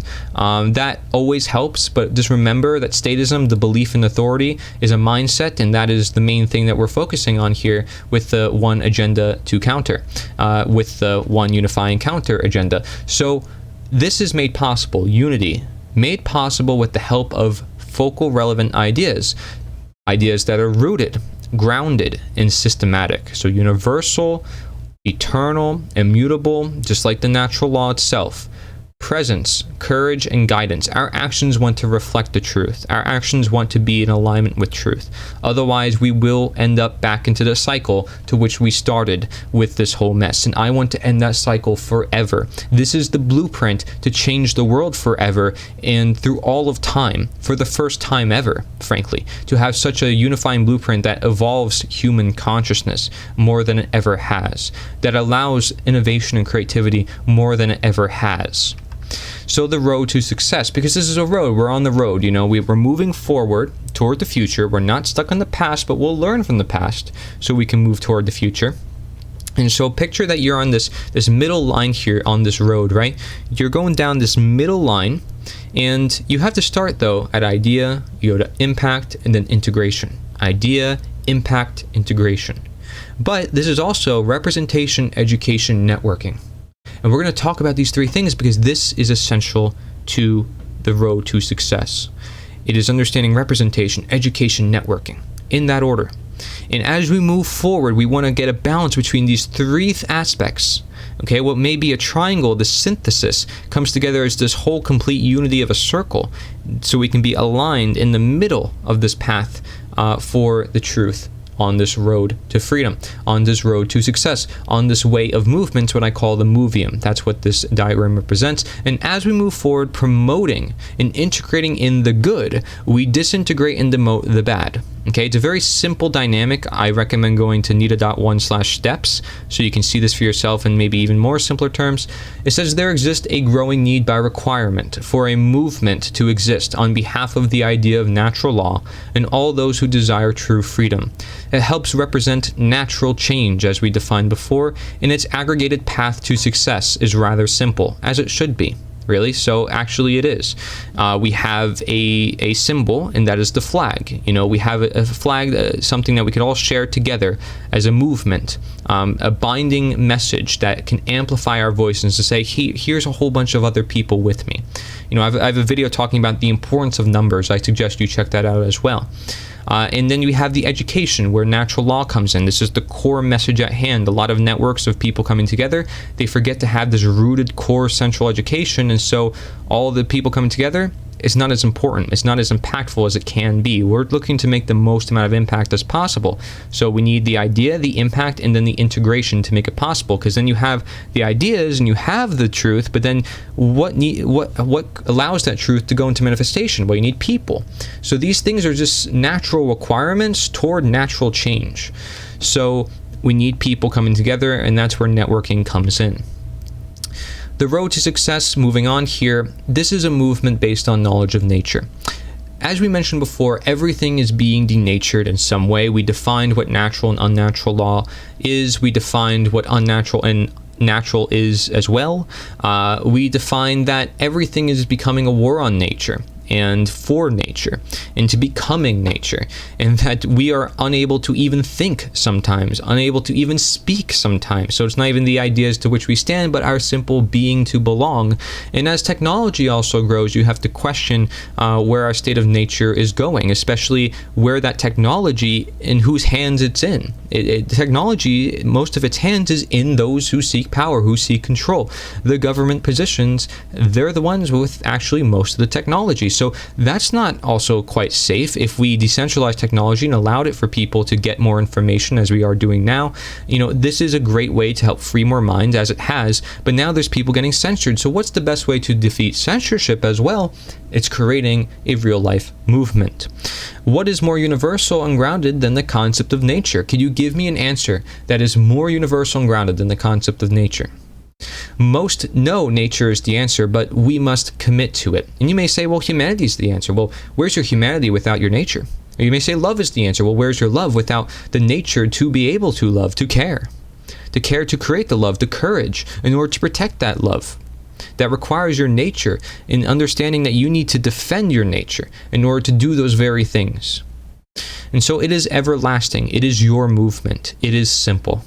And I suggest you just check it out for yourself. I don't have to speak on behalf of it, since this is your movement, and I want you to contribute to it as you wish. I keep the website very simple. You have a learn button, an act button. You go through the pages. It brings you to everything you need to know. You can contribute. You can add your own photos to the movement and submit it, and you can see other people and what representing they have done, putting the flag in their lawn and near their house, on streets, handing it out to different people, and people just agree with the message, and then the message brings in people who learn the knowledge, and then some people who care about the knowledge the most are the ones who speak out the most, and then naturally the knowledge is getting to more and more people in a non-invasive way that is more impactful than we think. And then over time, the media picks up on its presence, and then neighborhoods at once can start to leave the system. We're going to get into that a little bit more as we move on. And we're going to talk about specific actions as well. So the one unifying counter agenda, this is what it is. Nature is the answer. This is the movement. NITA, nature is the answer, also known as UNITE, or Unit E, or Unit AE. AE stands for laws of nature. Unit A, anarchy. Unit A, answer. Unit E, equality. Right? So this is the path that we're going toward. Pro-freedom, self-governance, pro-humanity, pro-truth, regeneration. To create a new generation of people who are enlightened, who are aware, who are knowledgeable, and to regenerate, which means to help grow. Look at regenerative agriculture. It helps plants grow better, than they did traditionally or in the past. We're looking at making nature nourish in that regards. And then non-violence, which is always important to mention as a movement, because some people will do things and, they're out of my control because they are their own entity, and they, may say, well, this is my movement and it's whatever I say, but then they're going against their own creed. So I'm aware of the counter opposition. I'm aware of what can happen in that regards, and I've already looked at all those scenarios. But the question is how we can make the most impact and how we could do it also in a short amount of time. And this is honestly the best way we can do so in all regards, in all ways that I've ever seen and ever looked at, and also through reading over hundreds of different books on the subject, which you can find at nita.one/advanced perspective. So nita.one/advanced perspective, you'll see there's tons of detailed slides and more about the action that we have to take. At the bottom of the page, you can download the PDF and all that. I don't recommend it unless you really like to read and you like to go deep in depth with things. It can get a little out of hand with detail, but it's something that can definitely help if you are looking to be more of a central guide to this, into getting really specific onto your actions and how you develop your interactions. And I rest assured, none of us are perfect in this. We can try our best, and we should try our best to create change, but none of us are perfect at this, and it's okay if you're completely new to anything. This is who we are. We're human beings. We're bound to have problems along the way, and as long as our intentions are pure and we want to promote good in the world, that's all that matters. And you being the person that delivers the knowledge is really what makes it important, not just the knowledge standing for itself, because we need nature behind all of this, and this knowledge is always traditionally passed, natural law, through word of mouth, as Mark Passio says himself. So use your human nature to deliver any material. Okay, and so all this is here to remind us of who we are as human beings, to not lose touch of our own humanity, our own nature, or nature as a whole. And let's call it nature is the answer. Again, unit, AE, or unite, or unity. That's the abbreviation you can use for this movement. And I think it's also really cool looking, and it's all about, inspiring the new generations, changing the social, changing the culture, changing the minds of people so we can change the world effectively. And so let's look at how effective this can really be. There exists that growing requirement for the movement, as we talked about. So how does this movement work? Well, we have a 4-step equation based on the 6-step speculation, which you can find at nita.one/steps. This 4-step equation is really simple. Number 1, presence is achieved in every community that can possibly be reached with unity, which is with the flag, okay? You use this flag, you bring it to different communities, and they see this flag, and you're creating presence. You bring it to more and more communities, and this flag is present, and more people see the information. Like I said, not everybody's going to look into it, and that's natural. People who are attracted to it will be the ones who attract to it and go to it and invest their time, if their spiritual currency, into that matter. Number 2, awareness. So once the presence is there, people can become aware that the presence is there, and the education comes into fruition, and it's achieved in at least one community all throughout, publicly showing the flag of unity. So say, for example, you have a really close-knit community. They're always contacting each other. There's communities like that exist in the world today. And there's people who are sticking together more and more, especially as things get worse in the world, and maybe in collapse scenarios as well. People want to stick together, and they don't just want to go to the only solution that they see, which is government. They want to come together and actually be the change for themselves. That one community is so closely knit together. They share with each other this information, and they all have this flag together. They may all choose to stop paying taxes. They may all stop choosing to do a statist act, and that's what brings us to number 3. So this is a very natural process, as is the 6-step speculation in this 4-step equation. So number 3 is that one community stops committing to a vital statist act and defends themselves with force by natural law together if need be. So they stand their ground to say, this is what we are, this is what we represent, and we're not going to put up with it any longer. And if you have a problem with that, come and get us, but we're going to defend ourselves with the right of force, because we always have the right to self-defense by natural law. And because they understand that, they can get away with their act. And let's say the government wants to bring their police armed guard to this town. How much of a fool would they make themselves look like when they say, oh, you are the government? I mean, this is absurd because you can't tax your politicians. You can't tell them what to do, but they tell you what to do, and this is absurd. So they bring their armed guard in, and now look at the media, look at all the other towns looking at this, and they're saying, why is our own government using their own armed populace to attack their own populace, basically their own kind against their own kind? It makes no sense. And then, maybe you can wake up some of those policemen in the process, since this is a matter concerning them, of course. And not only that, now you have other communities seeing this, and they maybe start committing the same effect. They see that this community is defending themselves by all ends, and now other communities are starting to do the same. They're not committing the status act, they're not paying taxes, or whatever it may be. That could be an effective one, as the founding fathers started their revolution based on taxes, as Gandhi did his revolution based on taxes. It's a common one. People are being pillaged, they're being extorted by the government, stolen from, essentially theft. And so when people can understand that, and they all together can understand that together, and they all use a flag to do it, says, hey, this is the movement that got us to this knowledge. Everybody sees it on the media, and now everybody knows where to find the same knowledge, and then they could replicate the same acts.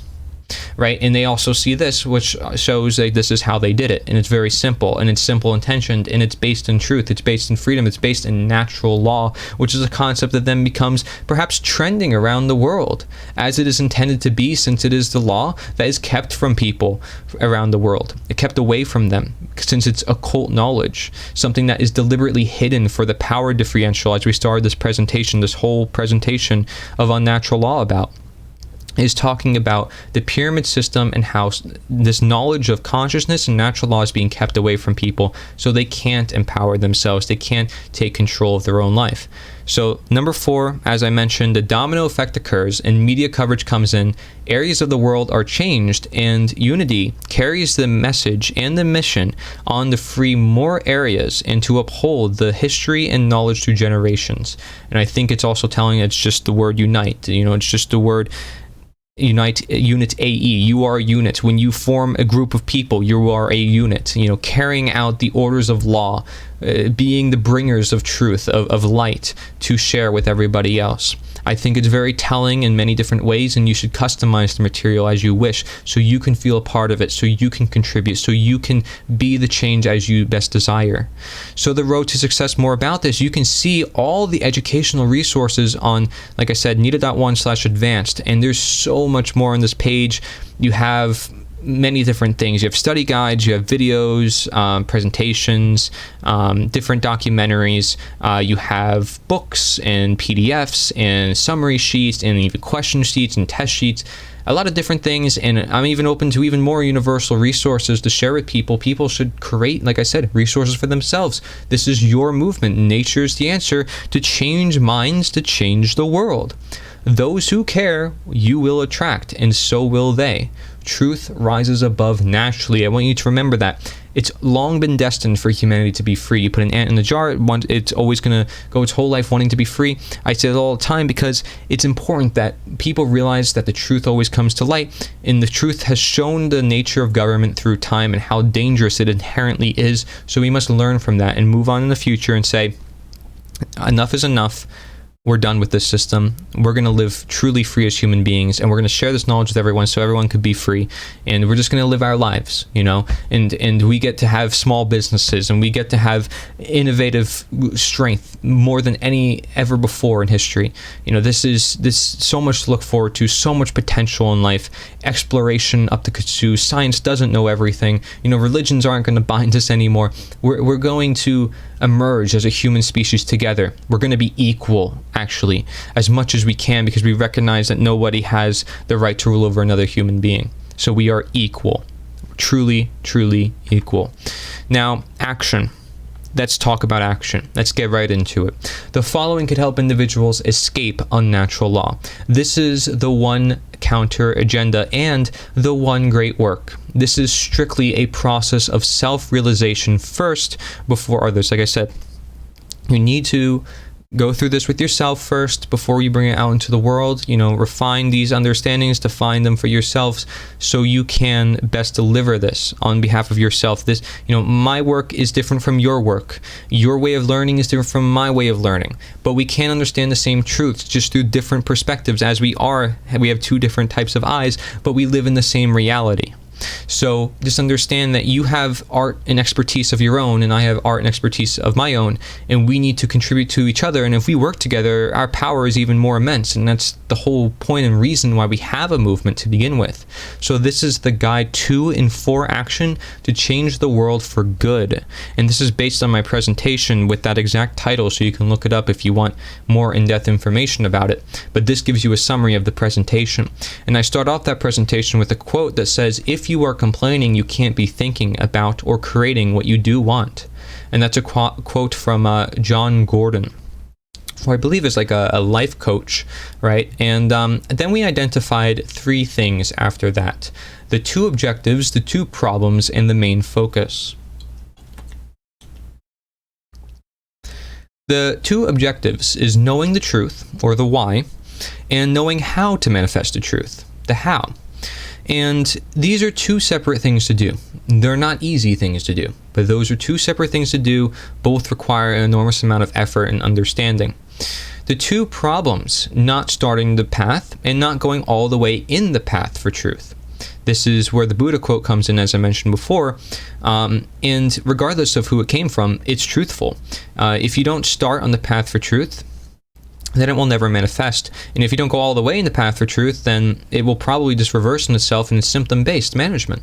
So you need to go all the way for truth. And don't excuse wrongdoing.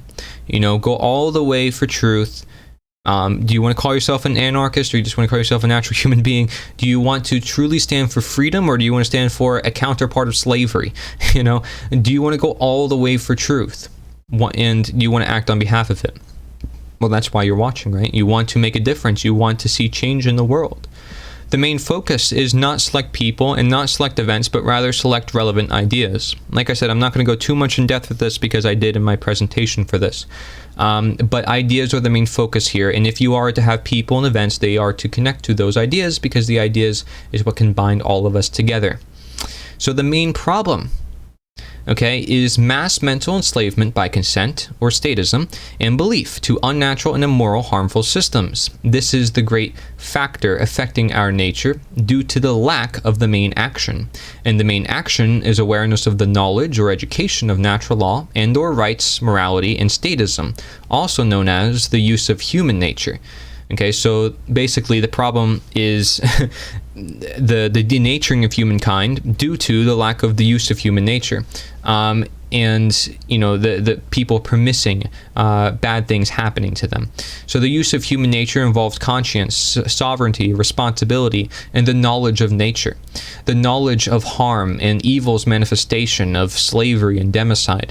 And so change relies on the masses. That is the main action, is really just awareness and education. So how do you educate people? Think a teacher. Think how you've done courses in your past, how you learn things, and how others learn things. How people are usually taught just repetition to learn things, but people have the power of reason, and they need to use reason in order to free themselves. So how do you promote reason? How do you promote the ability to think and to enhance the critical thinking ability after you're able to think for yourself? So we have the movement based on all this, because once we have an action, we have movement. Because when you're moving toward a particular thing and you see its importance, and everybody else needs to also see its importance, and the people need to contribute as well, a movement is only necessary thereafter. And again, it could represent modern abolitionism, since we are seeking not just the abolition of slavery, but the abolition of mental slavery, the worst type of slavery, and it's through the form of government. We're abolishing the government. Now, voluntarism is another form here. Agorism is another form here. Nature is the most simplest form here, since it represents everything. And natural law, or the one great work, is also represented here. So subcategories of this would be freedom, equality, humanity, real self-government, all those things that are also mentioned within Nature's the Answer and its website and the movement. So your action creates the movement, and the movement creates more action. That's a really important dynamic to understand here as well, is that anytime you contribute to something, it's not like you're joining something, you're contributing to something. How much you contribute depends on, will determine how much influence you have in the matter of the world and what gets done. So your action will create the movement, the momentum, essentially, the energy in the room. And that energy, that momentum will carry other people into that energy stream where they can start to take action for themselves as well. And so you have Unite, which is this movement, and it's represented with and harmonizes with natural law due to integration and promotion. So we asked ourselves, we said, yeah, we need to harmonize with natural law because we need to understand it. As it said in that diagram, natural law versus man's law or unnatural law. Well, what's going to do the representing? What's going to do the harmonizing with natural law? It's going to be this movement. It's going to be with the movement based on integration and promotion, of bringing these ideas to many people, bringing the people together based on those ideas, and promoting those ideas through generations of time. So that way, generations of people and many people together can create the change all at once together, or in many mass communities, so they can disintegrate from the system with disintegration and demotion from integration and promotion. It's called adding in to crowd out the bad. So adding in the good to crowd out the bad. You can do the same thing with the body when you add in good foods that the body loves, as opposed to bad foods that the body does not like. And by adding in the good, the body will naturally heal itself, perhaps, as it is intended in its blueprint. The same thing with the world. If the world is intended to heal itself as by its blueprint of nature, then you have to work with nature in regards to that and understand that blueprint, which is natural law here, the anatomy of the world, so we can essentially heal the world. Now, the movement is voluntarily universal because you get to join it up to your free will choice. And it's universal because it applies everywhere. It's not just looking at America or fixing one country or that place. It's looking at the whole world, and it exists and applies anywhere upon human recognition. If you choose to put it into application, if you choose to represent this movement or not, it's your matter of contribution. So it's also generational and foundational. It's based upon principles that are rooted on nature and in nature, as you see, language, and generational, because we're going to pass this through generations. It's a message and a mission, which means that the mission is the message and the message is the mission. I say this all the time because that is like sort of the motto of this movement as message, as mission, because the message, nature is the answer to the question of what should we do, or it's the question of, how do we get ourselves out of this situation? Nature is the answer. Okay, whether it be through health or rights or law, either way, it's always the answer. And so it's generational, and it's always here. It's a foundation. And that's what determines its movement, and that's what determines the mission, is saying like, hey, it's the answer, and thus, because it's the answer, and if people don't see it's the answer, and they're in a form of deceit because they're in a form of question, because they're questioning themselves and the world around them, then clearly they need an answer, and the answer is ever so present. It's nature is the answer, so let's bring it to more people. Now, this is best unchanged, of course, because if you change any blueprint or guide to action, of course, it's going to make things more confusing. So it's just best, for sake of direction, that people don't change things too much, but still customize things to their best own ability. Natural law, and the great part about the internet is that information stays in its pure form, and you can see it delivered in the exact fashion it was delivered in, and it could be archived, it could be saved, it's forever permanent. And that's the great part of also producing content online and recording your real life efforts online so people can see it and also become inspired. Is having this technology has been really essential for a lot of people's freedom in today's world, and to understand this knowledge alone, and nonetheless, and it's also going to be very important for this movement in creating further change. So technology is not a problem. In fact, it is a product of nature, the product of freedom, and it just doesn't belong in the hands of a select few people, just like everything else. It belongs with the mass public, and it's actually just very relative to real life and networking, except it actually has a great deal of networking online, but I wouldn't call it real social networking. Real social networking is talking to people in real life and getting to know people. So it's relatable, this movement. Nature is the answer. Most people can agree to that, and thus it's a good founding stone for their path to knowledge, for their path to understanding and uniting with other people away from division. It's unique, it's simple, it's clear, it's rooted, and even the website is meant to be simple and clear. It's not meant to be fancy with all these super crazy graphics. It's meant to be simple and cut, clear, foundational, dry, just what it's supposed to represent and what it's supposed to be, what it's supposed to bring people toward, and how they can carry that into their own life. It's censorship bypass, like I mentioned, because you're not focused on in real life. You're not focused on technology. You're focused on in real life. And technology is a helping mechanism, a guiding mechanism for real life, not the main center to which the movement persists of. It's customability. Okay, you can customize anything in here. It's modernity. Now, the hard part about this movement is a lot of people will not commit to the actions, even though it's required for the change that we want to see in the world. So people who do promote freedom, they don't promote the actions that are necessary and required to create the freedom in the world. And that's what's particularly troublesome for me as somebody in communities that they do understand the ideas of natural law and unnatural law and anarchy, etc., but they don't understand the required actions. They don't represent a movement and bring that to other people's or share it among their own works. And so it becomes much harder to create the change that we want to see in the world if I'm the only person doing it, or other people are the only person doing it. It's so much easier to just have +1 or +2 or ×2. It's so much better than having just one.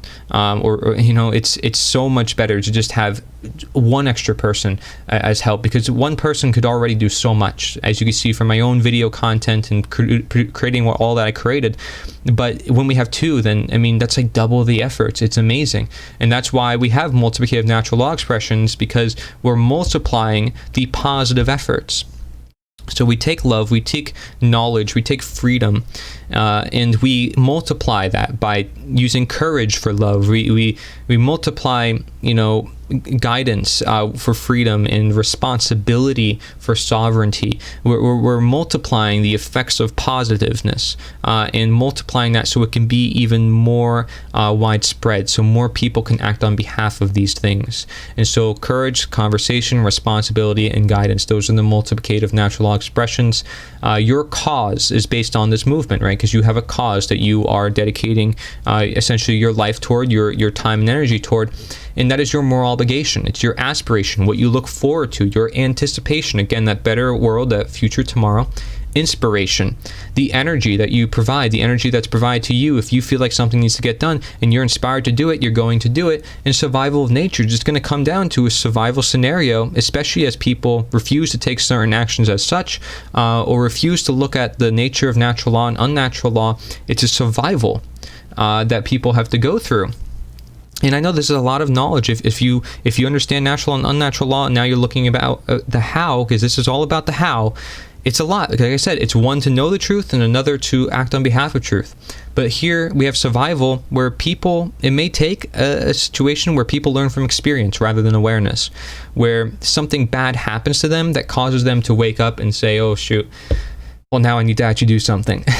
And we don't want it to get to that point, because by then, that's when death has already occurred. That's when democide and tyranny and the effects of such has already occurred in its manifested state. And as it is, it's occurring, and we need to save lives. We need to prevent lives from being taken. Again, looking at medicine, are we treating the body, or are we preventing the diseases that hit the body? Or when it comes to the world, are we preventing the mass problem of the world, or are we just treating the symptom of the world and just looking at all the symptoms? Again, this is understanding the main steps to problem unsolving, the main steps to problem solving, and all that we talked about before. Number 1, and these are questions based upon this: are you not able to live your life to its fullest or content what we do? Is the world in need of change or very problematic? Is our humanity or nature being compromised who we are? Are you free from the control or restriction of other people? Do we all technically share our common world? Do we all technically contribute to our shared common world? Can we change the world? How can we change the world? What would you look for in a movement? what should be the focus to make an impact? And what if you are the movement, sharing with others a common message as mission, nature is the answer, about nature, which is universal, simple needs and truths. And, you can, these are questions that all connect to one another. So these are just 10 questions. I suggest you look over them for yourself.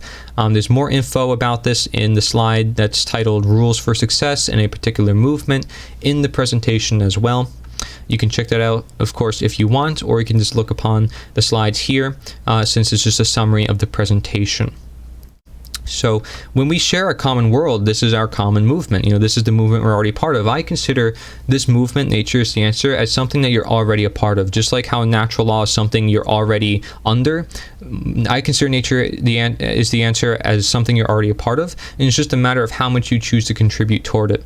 If you understand the concepts and you know what needs to get out there, how much you're going to contribute toward the movement depends on how much you actually get out there and share the flag, share the website and everything about it. So the three factors: representation, which is creativity, is the designated universal self-created movement and flag in media. That is what representation is. We talked about these three things in the road to success. Representation is having a flag. It's having something to show material based upon what you are saying, or based upon the knowledge that you have, to say, here's what it is. People don't always want to learn through visual. People don't always want to learn through audio. People don't always want to learn through reading. Everyone learns differently. Appeal to that. It's representation, and having a flag, I think, is one of the most powerful things anyone could do for a movement, as it's very simple. Like I said, it's not invasive. It stands for itself. It gives a sense of belonging, and it has a website in the corner to modernize its features of being a flag, but something more. Think about like the "Do Not Tread on Me" flag, right? A lot of people have that flag. Now imagine it had a website in the corner, how much certain knowledge would be in the hands of so many people. But in 1776, they didn't have such a thing where they can share websites with one another when that flag was around, so where that flag was created. They didn't have that. So now we can modernize a flag, an old flag or whatever, with a website in the corner, so it leads people to knowledge, so they can share that through the generations and share that toward the future. And so I see my flag just like the "Do Not Tread on Me" flag, where we bring it into the future, but now it has knowledge that leads people towards something that will free them in a time that will need it especially. Sorry for my bird screaming there, but see, now with the flag and with the website that's on the flag that leads people toward the education, that's where we have the education, which is the second component other than representation and networking, and that is courage and presentation. Presenting stuff to new people. Instead of representation, there's presentation. So it's about self-control, statism, natural law, rights, and health, all that stuff we want to bring to people and to help invoke that within themselves, because that is knowledge that belongs with them. They deserve to know how they own themselves and how they should not have anybody else take control of their life and take advantage of them. That's something they should know, so that way nobody does take advantage of them. And we network with people and bringing that knowledge to people, so that way people don't get hurt by sharing it with other people. It's guidance, it's demonstration. So with these three in combination, we have representation, presentation, and demonstration. It's numbers of people, and rallies can be included. Rallies can have all three of these aspects as well, and it's best with the other factors, not just networking. It's representation and network and education. If we can get all these things together, then we have a really powerful movement. And it's also known as the two main steps, like I said before: integration of nature and promotion of natural law, rights, and health, all that which is within nature. For the two other main steps, which is the inverse, disintegration of the denatured, or that of which is government related, or anything of the denatured, and the motion of statism, or anything within government, anything within the denatured, right? So understanding all the aspects we mentioned before can be summed up here into these three factors. Now, the steps to success, the 6-step speculation. So I talked about the 4 steps involved here. The 6 steps is pretty relatively similar, It's same thing, awareness and presence and change, but here it's representation with the flag, to be more specific. And then number 2, the presence picks up, so the message is found with the flag. That's representing the message. Representing nature is the answer. It has the NITA in the logo. Then you have number 3, where the messengers are created based on the message, because the voice is picked up. People are speaking on behalf of the material, on behalf of the flag, and because people see it. Then number 4, you have controversy being naturally created as necessary in the face of truth, because it happens when people have to face truth that the mission is now found. People are finding direction and seeing that people are not listening, people are ignorant, and people are starting to pick up onto these things. So now we have a message and now we have a mission, and in order to direct that mission, natural law really comes into perspective here. Everything that's on the website, all the education that is provided with the movement. So natural law directs the mission is number 5, and then number 6 is where the mission and the message remains for lasting impact, because the truth always rises above, like I said before. So no matter what happens during this time and transition, there will be truth, if it is truth, in circulation, and thus actions can be based on truth due to the truth being in circulation. And so actions that are necessary will be more likely to prompt up actions that are actually problem solving instead of problem unsolving, as we mentioned before. So then we can also summarize this 6-step speculation within a rather 3-step equation, which is mass representation, number 1, of the flag and other materials of the movement, representing the movement. In steps 2 to 5 represents integration and promotion, and then steps 4 to 6 represents disintegration and demotion with self-defense. That's so simple. It's just represent, bring to people, and disintegrate from that which doesn't belong. Get rid of the systems that aren't natural, the systems that are going to fail you, the systems that are going to destroy yourself, essentially. And so we have to ask ourselves questions when we take actions. We need to ask ourselves these questions, because these questions will help us understand if we need to do more. So number 1, how are you taking action to do your best? Number 2, what actions do you plan to take within your own life? Number 3, how big are you looking at your life and potential? Number 4, what can you do that can help the world see knowledge through different perspectives? Number 5, what individuals do you know to help you gain influence in spreading the message? Number 6, what groups have you gone to in trying to seek consensus, build bridges, and connect dots, filling voids, and providing others with universal direction? Very big question there. Number 7, what professional affiliations have you been reaching out to in order to create more validity for the movement in your presence? And by professional, I'm not meaning people who have power. I mean actual power through influence, natural leaders, people who often own their businesses, and those businesses are very influential. And then other businesses go on board, and you see a domino effect among businesses.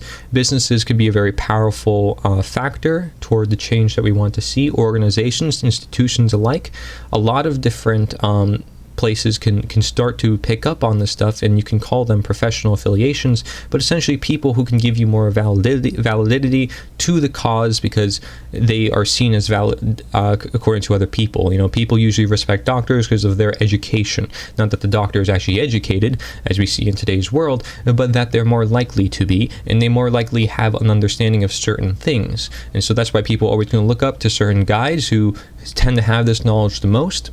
But it's a matter of what we do with this knowledge. Are we going to use it for our own ego, for our own power? Are we going to bring it to other people so they can be natural leaders too? Are we going to guide, or are we going to control? What are we going to do? And I think it's really telling. If you look at the word leader, it means to guide, it means to conduct, to show a way. It's not to tell people what to do with their own body, but rather to show the way, the paths available, so one can choose their own path for themselves based on all their options, because most likely somebody's going to choose their best option for themselves based on their environment. But if they're not prompted with a good option, then they're going to choose perhaps a bad option. So provide the options and alternatives for people, and people will go toward the things that they see will benefit them the most. And if self-sustainability and being self-reliant and owning themselves is perhaps the best thing for them, which it is, then show them through your actions, and I think you will inspire them, and they will see how important it is for them to have that too. In a sense, they might have some jealousy, they might express some ego on behalf of certain things. But let's understand here the greater inspections here upon everything that's happening, right? Are we looking at statism ultimately and how people are affected with their mindset, and how are all the surrounding influences? Like I said, you can grow your own food, you can do all these other things off grid to help in your efforts for more freedom, but they're not required in order to change the minds, in order to change the world, as I say we can. So all we need to do is follow what was mentioned on these action slides. Now, some of the skills that will really help with you in this process includes growing food and being more self-sustainable, because now you are showing that you can be the change. It includes conversation abilities too, however, organization, presentation, graphic design, audio, video, websites, networking, marketing and promotion, events, interviews, rallies, and many resources you can use as well, because you're essentially advertising, since it's education and you want to bring people toward that education. Flyers, infographics, signs, stands, creative art forms, shirts, flags, business cards, and there's plenty of more resources on nita.one/share and nita.one/resources for your creative needs. Maybe you want free video editors, maybe you want photo editors, maybe you want search engines and browsers. All this stuff can really help, and we need to support each other. I think it's awesome that people create their own formats for things, their own video platforms. When people are getting censored, we want to use everything to our advantage, but don't forget to use the enemy's platforms against themselves. Do your best to spread the truth wherever and whenever you can. Don't limit yourself to certain platforms just because they're decentralized, but bring then the people from the centralized platforms to the decentralized platforms. So you can find ways of doing things that are just a little bit different if you just think a little bit outside the box. And I think people who do tend to think differently outside the box, to give themselves the time and the presence to really think about that, they can do an enormous amount of change in the world. Maybe you want to do fun content, maybe you want to do entertaining content in order to spread truth. You can do comedy, you can do, pranks. I don't know what you want to do, but people have found ways to educate each other in many different ways in the modern world, and use that to your advantage, is learning how other people have made their influences. React streamers, people doing a bunch of YouTube videos on one thing, posting one presentation like this, and then clipping it through multiple times, so you can put it on multiple channels, and you're allowed to clip from this presentation as well, as much as you'd like. But this helps share the message as much as possible in many different ways, in the smallest of ways. At least you're doing something, and that's what matters. Again, remember that quote from Buddha: not starting and not going all the way. You need to do both. You need to go start, and you need to go all the way. And that is the one thing that really drives me in my mission for truth, especially. So here are some examples, and you'll see more examples on nita.one/journal of people putting up different flags in their communities, and there's way more than this. I don't take many pictures. I don't like to take pictures of people's neighborhoods and stuff too much, but people I would respect if they would post it for themselves, on their own behalf. And this is mostly just me so far, just on this slide, with presenting this knowledge, because I've done many public events already, done some presentations, and I hope to do even more. I want to lead by example. I want to show you guys that it is possible, that we can live in a free world. I can't convince you of anything, of course, and I don't expect you to be convinced by me. I want you to learn for yourself, and you really should. You can make many materials like the one I have on the right side of the slide. That's just one material example, basing a modern world situation and connecting it to natural law. That way it makes it a bit more relevant to what's happening right now, because unfortunately that's what gets all the clicks and all the attention. So you can do many things like that to appeal to people. I've made articles written to health professionals, nita.one/health. I've done articles talking about how to run a nature-based political campaign, which isn't really political. And I've done articles talking about independent media and what independent media can do to help change the world if they unite their efforts and come together and really become part of a movement, as necessary as it is, to create the change that we want to see in the world, at nita.ona/indie media. So nita.one/indie media. And so I have many different other links as well, and you'll find it all on the website. If you just go there and you explore a bit, it's totally up to you. You don't have to. I made the website only because of the movement nature is the answer. to represent on behalf of it, to show that it is possible, change is possible, to have one place where I can point to people and say, here's where the education is. It's very simple web address, simple web pages, and there's nothing more to it. I'm not on the page, this is for everybody. I made this for everybody. And that was the whole sole purpose of creating the whole website to begin with. So moving on here, we need a great amount of fortitude. Moving on in the world, moving on in the presentation, anything that we need to do, whether it comes to learning the knowledge itself, like I said, or putting it into application, it all is a matter of strength, whether it be mental strength or physical strength. We see force being a very good thing as opposed to violence, right, in natural law. So strength is a major arcana tarot card and is numbered either XI or VIII, depending on the deck. Historically, it was called fortitude. It accompanies two of the other cardinal virtues in the major arcana, temperance and justice, or natural law. This fortitude constitutes power, energy, and force, action, courage, magnanimity, also complete success and honors. The opposite of fortitude is despotism, abuse of power, weakness, discord, sometimes even disgrace. We are to remain strong in the roots, keeping to the roots for moral strength by nature. And not to have some sort of moral high ground on other people. It's not about that. It's about understanding morality and just teaching other people and allowing them to come to their own conclusions and sharing with them these truths. We're not pushing anything upon anybody. In fact, what we want is actually the exact opposite of pushing things upon people, because the whole system of government and authority itself is pushing certain ideas upon other people and saying you must follow by threat of violence, and you have no choice but to comply, by threat of fear. So, by fear you comply, essentially, and you are always in that state of control and confusion and chaos, and it's just a never-ending cycle. So we need to have strength to emerge out of that and burst out of this box we got ourselves into, and to say it is possible. Okay, we need to use justice, like it says. We need to use force. We need to use courage and action, like the slides I mentioned. And then we could truly obtain success in real honor, and not have this abuse of power and weakness, which is the exact opposite of fortitude.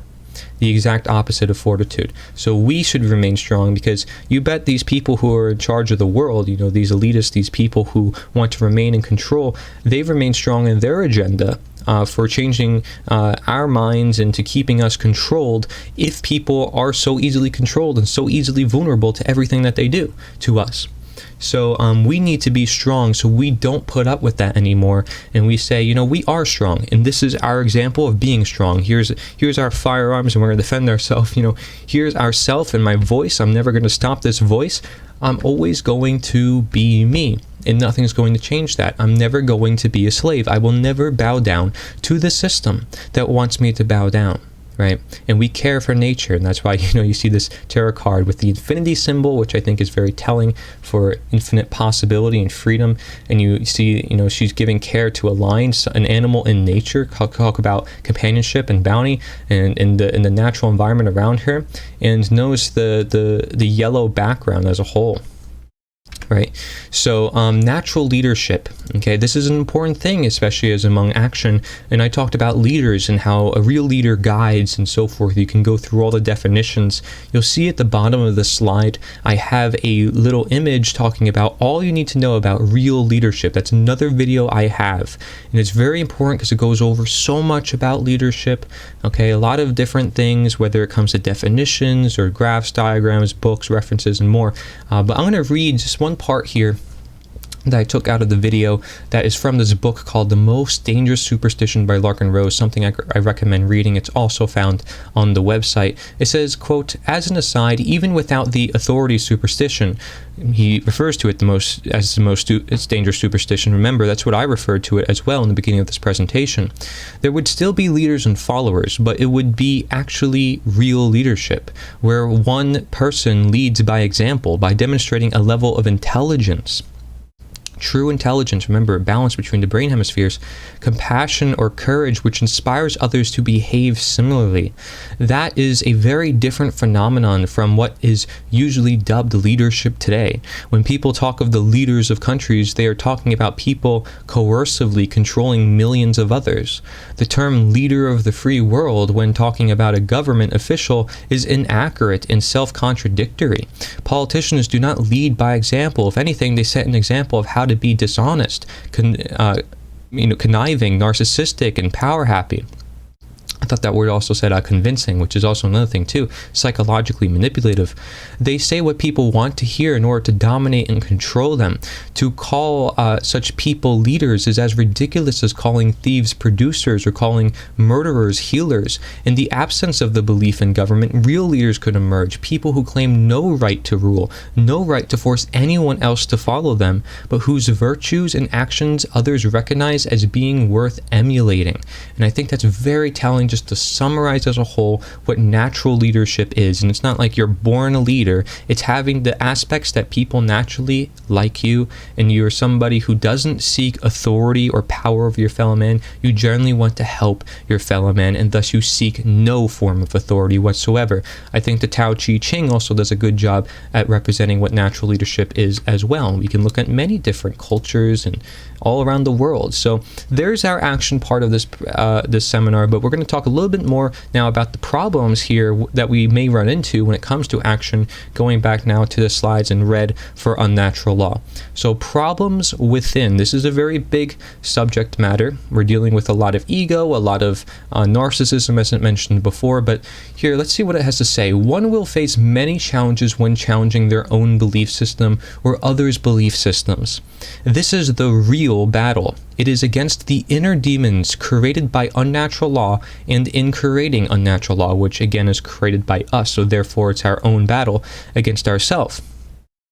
This includes egos hardened into negative knowledge, as it is the illusion of true knowledge, emotional mind control where one cannot come to reality with their senses, no matter how unpleasant, and the fear of true freedom, which comes from a lack of responsibility, self-loathing due to a lack of self-respect, and abandonment issues. Self-loathing is a psychological condition you can look into, and all this is troublesome. We don't want to have this negative knowledge or this illusion and this emotional mind control or this fear of true freedom, because as we know, the fear of the possibility of chaos is the fear of true freedom, of freedom.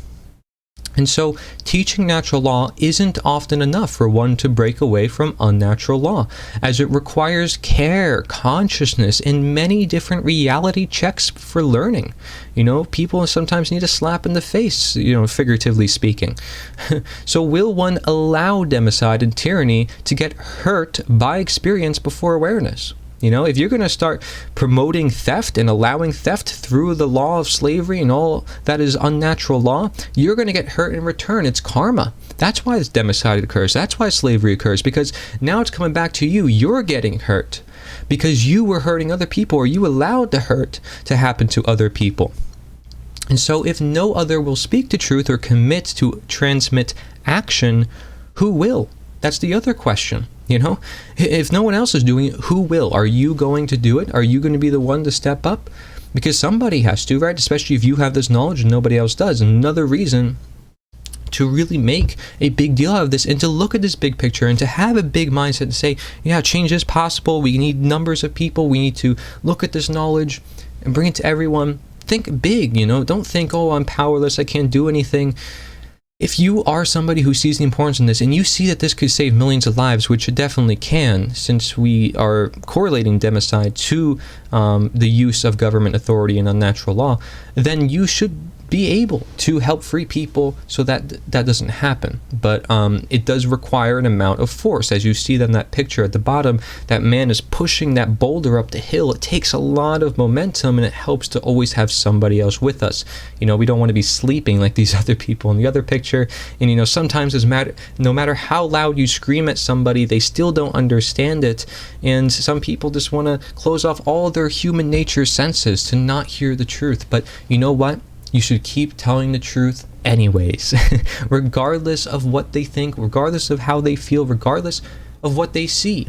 as reality. Tell them the truth from what you know based on knowledge of natural law and your knowledge of what can be perceived as unnatural law. So do you have the mental and physical fortitude from knowing the problems within? Do you have any of these problems within? Do you have to address it first before you go out elsewhere into talking to other people? Or does it help to also talk to other people so you can help your problems within, but also not to, project in any degree, or to say anything wrong, do anything wrong? You got to be careful sometimes in today's world, but I don't want you to be too careful. I want you to go out there, speak your mind, and be a free human being, and speak your intentions. So make disclaimers if you have to, if you feel like people will judge you, and if people judge you, so be it. People are always going to judge you. If you're in the online internet world especially, and you're making influence as well, that's a good thing that people are attacking you or that you're getting censored. It means that you're being effective. So this is all that we have to keep into account when it comes to fortitude. Can you have the strength to get past all of that? Everything, every burden, every barrier that comes in your way, can you emerge past that stronger than anyone and anything? So what we see with the unnatural law is service to deceit. Instead of service to truth, it's service to deceit. If one continues to act for unnatural law as opposed to act for natural law, like the actions that we were speaking of. So, if one doesn't care enough to learn the truth and have the courage to act on behalf of the truth, remaining consistent and continuous by allowing evil doing, they maintain a service to deceit. The Minor Arcana Tarot card of the Ten of Swords represents destruction, being pinned down by a multitude of things or situations. Again, mass confusion, chaos. Okay, I want you to notice that the sun is more over the horizon. Right now, there's dark clouds above you. Okay, so as we saw with the card before, the sun was right with us, but here we're surrounded by dark clouds. So we're not in the fortitude because, well, we're dead. look at the man on the ground. Right? So the person lying on the ground, defeated and bleeding, may also represent a feeling of hopelessness and being trapped by emotions or mental anguish, since swords represent strife and the mind. Again, this is a war on the mind. Your mind sets the stage to everything. Are you mentally dead? Tarot cards are to represent these ideas. Okay, not actual physical depictions, but they can be if, again, your mindset soon becomes your actions. And that mental slavery is the most important because it could turn into physical slavery, as we mentioned before. It says, dark clouds hovering above the person signify despair in a bleak situation. It also represents betrayal or deceit by another person. And that's what we see, through the form of participating in elections and politics. You have this faith in people and you're always being deceived, but that's not always also the person who's running's fault either, because technically it's everybody's fault. Nobody should be participating in status acts if it is inherently wrong by natural law. They are participating in unnatural law. They believe it to be right, and therefore they should just keep electing new people, keep making sure they get the right laws into act, and regardless of the situation, regardless of how many swords end up in somebody else's back to get it done. This is ridiculous. We shouldn't use violence as a means for achieving anything. It's not a good idea in any book. From my point of view, does violence solve anything in that regards? Now, in nature, you can use violence against an animal or another being if they're attacking you, but again, that's an aggressor, somebody who is coming to attack you. So we have these distinctions to make, again, between violence and force. And what you see here with this person dead on the ground with all these swords, where are these swords coming from? Is it coming from the king to which they gave their allegiance to? Is it from the truth, which the sword can also represent, that is stabbing them in the back and saying karma? So there is hope in spite of the situation, as the golden sky in the distance. The golden sky in the distance suggests that the current situation is bad and things will improve. Because that's what bad things are here to do. Remember, chaos is a teacher. Anything that's bad comes upon us is all here just to teach us what is good. And that's what we see. Again, natural law speaks of the good and the bad. It speaks of unnatural law, otherwise I wouldn't have come up with this presentation. It's all a matter of understanding natural law. Everything has been here on earth. It's all about the law. Everything is dictated by law, therefore it only makes sense. Every behavior is so. And so there is that brighter day in the future, and sometimes we have to get past all this war and all this strife and sometimes all this hopelessness, confusion, and mental anguish. That's where we are right now. But can we move past? Can we get the fortitude to maybe pick ourselves back up off the ground, or be the one holding the sword rather than the swords being, put into us? So this is this type of questions we need to ask ourselves so we can escape out of this. And so this card indicates a troubling situation that will continue for a significant amount of time. Okay, the card suggests that an individual should not despair in difficult times to avoid ruining future prospects for success. Okay, so do not despair. What should you do? Have fortitude. And Rex Lex stands for the king is the law. Okay, as opposed to Lex Rex, which is the law is king. So you have to question here, who are you fighting for? Are you fighting for the law, or are you fighting for the king? If you fight for the king, this is what's going to happen to you with the sword in your back, because that's what the king asks for. Mass bloody wars with tons of swords raining down upon peoples and ruining complete nations and civilizations due to monopolies and violence. And so we have order and chaos on behalf of this. Just like chaos, when in the event of an apocalypse, which society often sees itself getting into, especially as economic collapses are bound to sometimes happen. Apocalyptin, it means to reveal, to de-occult. It is what must be shown. Okay, that's what happens in an apocalypse. It shows what must be shown. In the case of democide or tyranny, the nature of unnatural law and what natural law intends by its nature to restore order. Okay, so chaos teaches us what is necessary for order if we learn from it, if we recognize what caused the chaos to begin with. Democide and tyranny, slavery, again, these are things that are real chaos as we defined before. It cannot prevent chaos. So why are we using it to prevent so-called fears of chaos when we don't even know if that's actual real chaos? And if it is forms of small amounts of chaos, it's not nearly the amount of manifested chaos that is found in authority and government and power. For who seeks those positions of power and authority in the first place? Most people, generally good people, don't want to rule over their fellow men in general. Even if they realize, it must be done to help with the greater good, somehow greater good, because they convinced themselves, they still don't want to take that position because it's like overbearing. It takes out their life.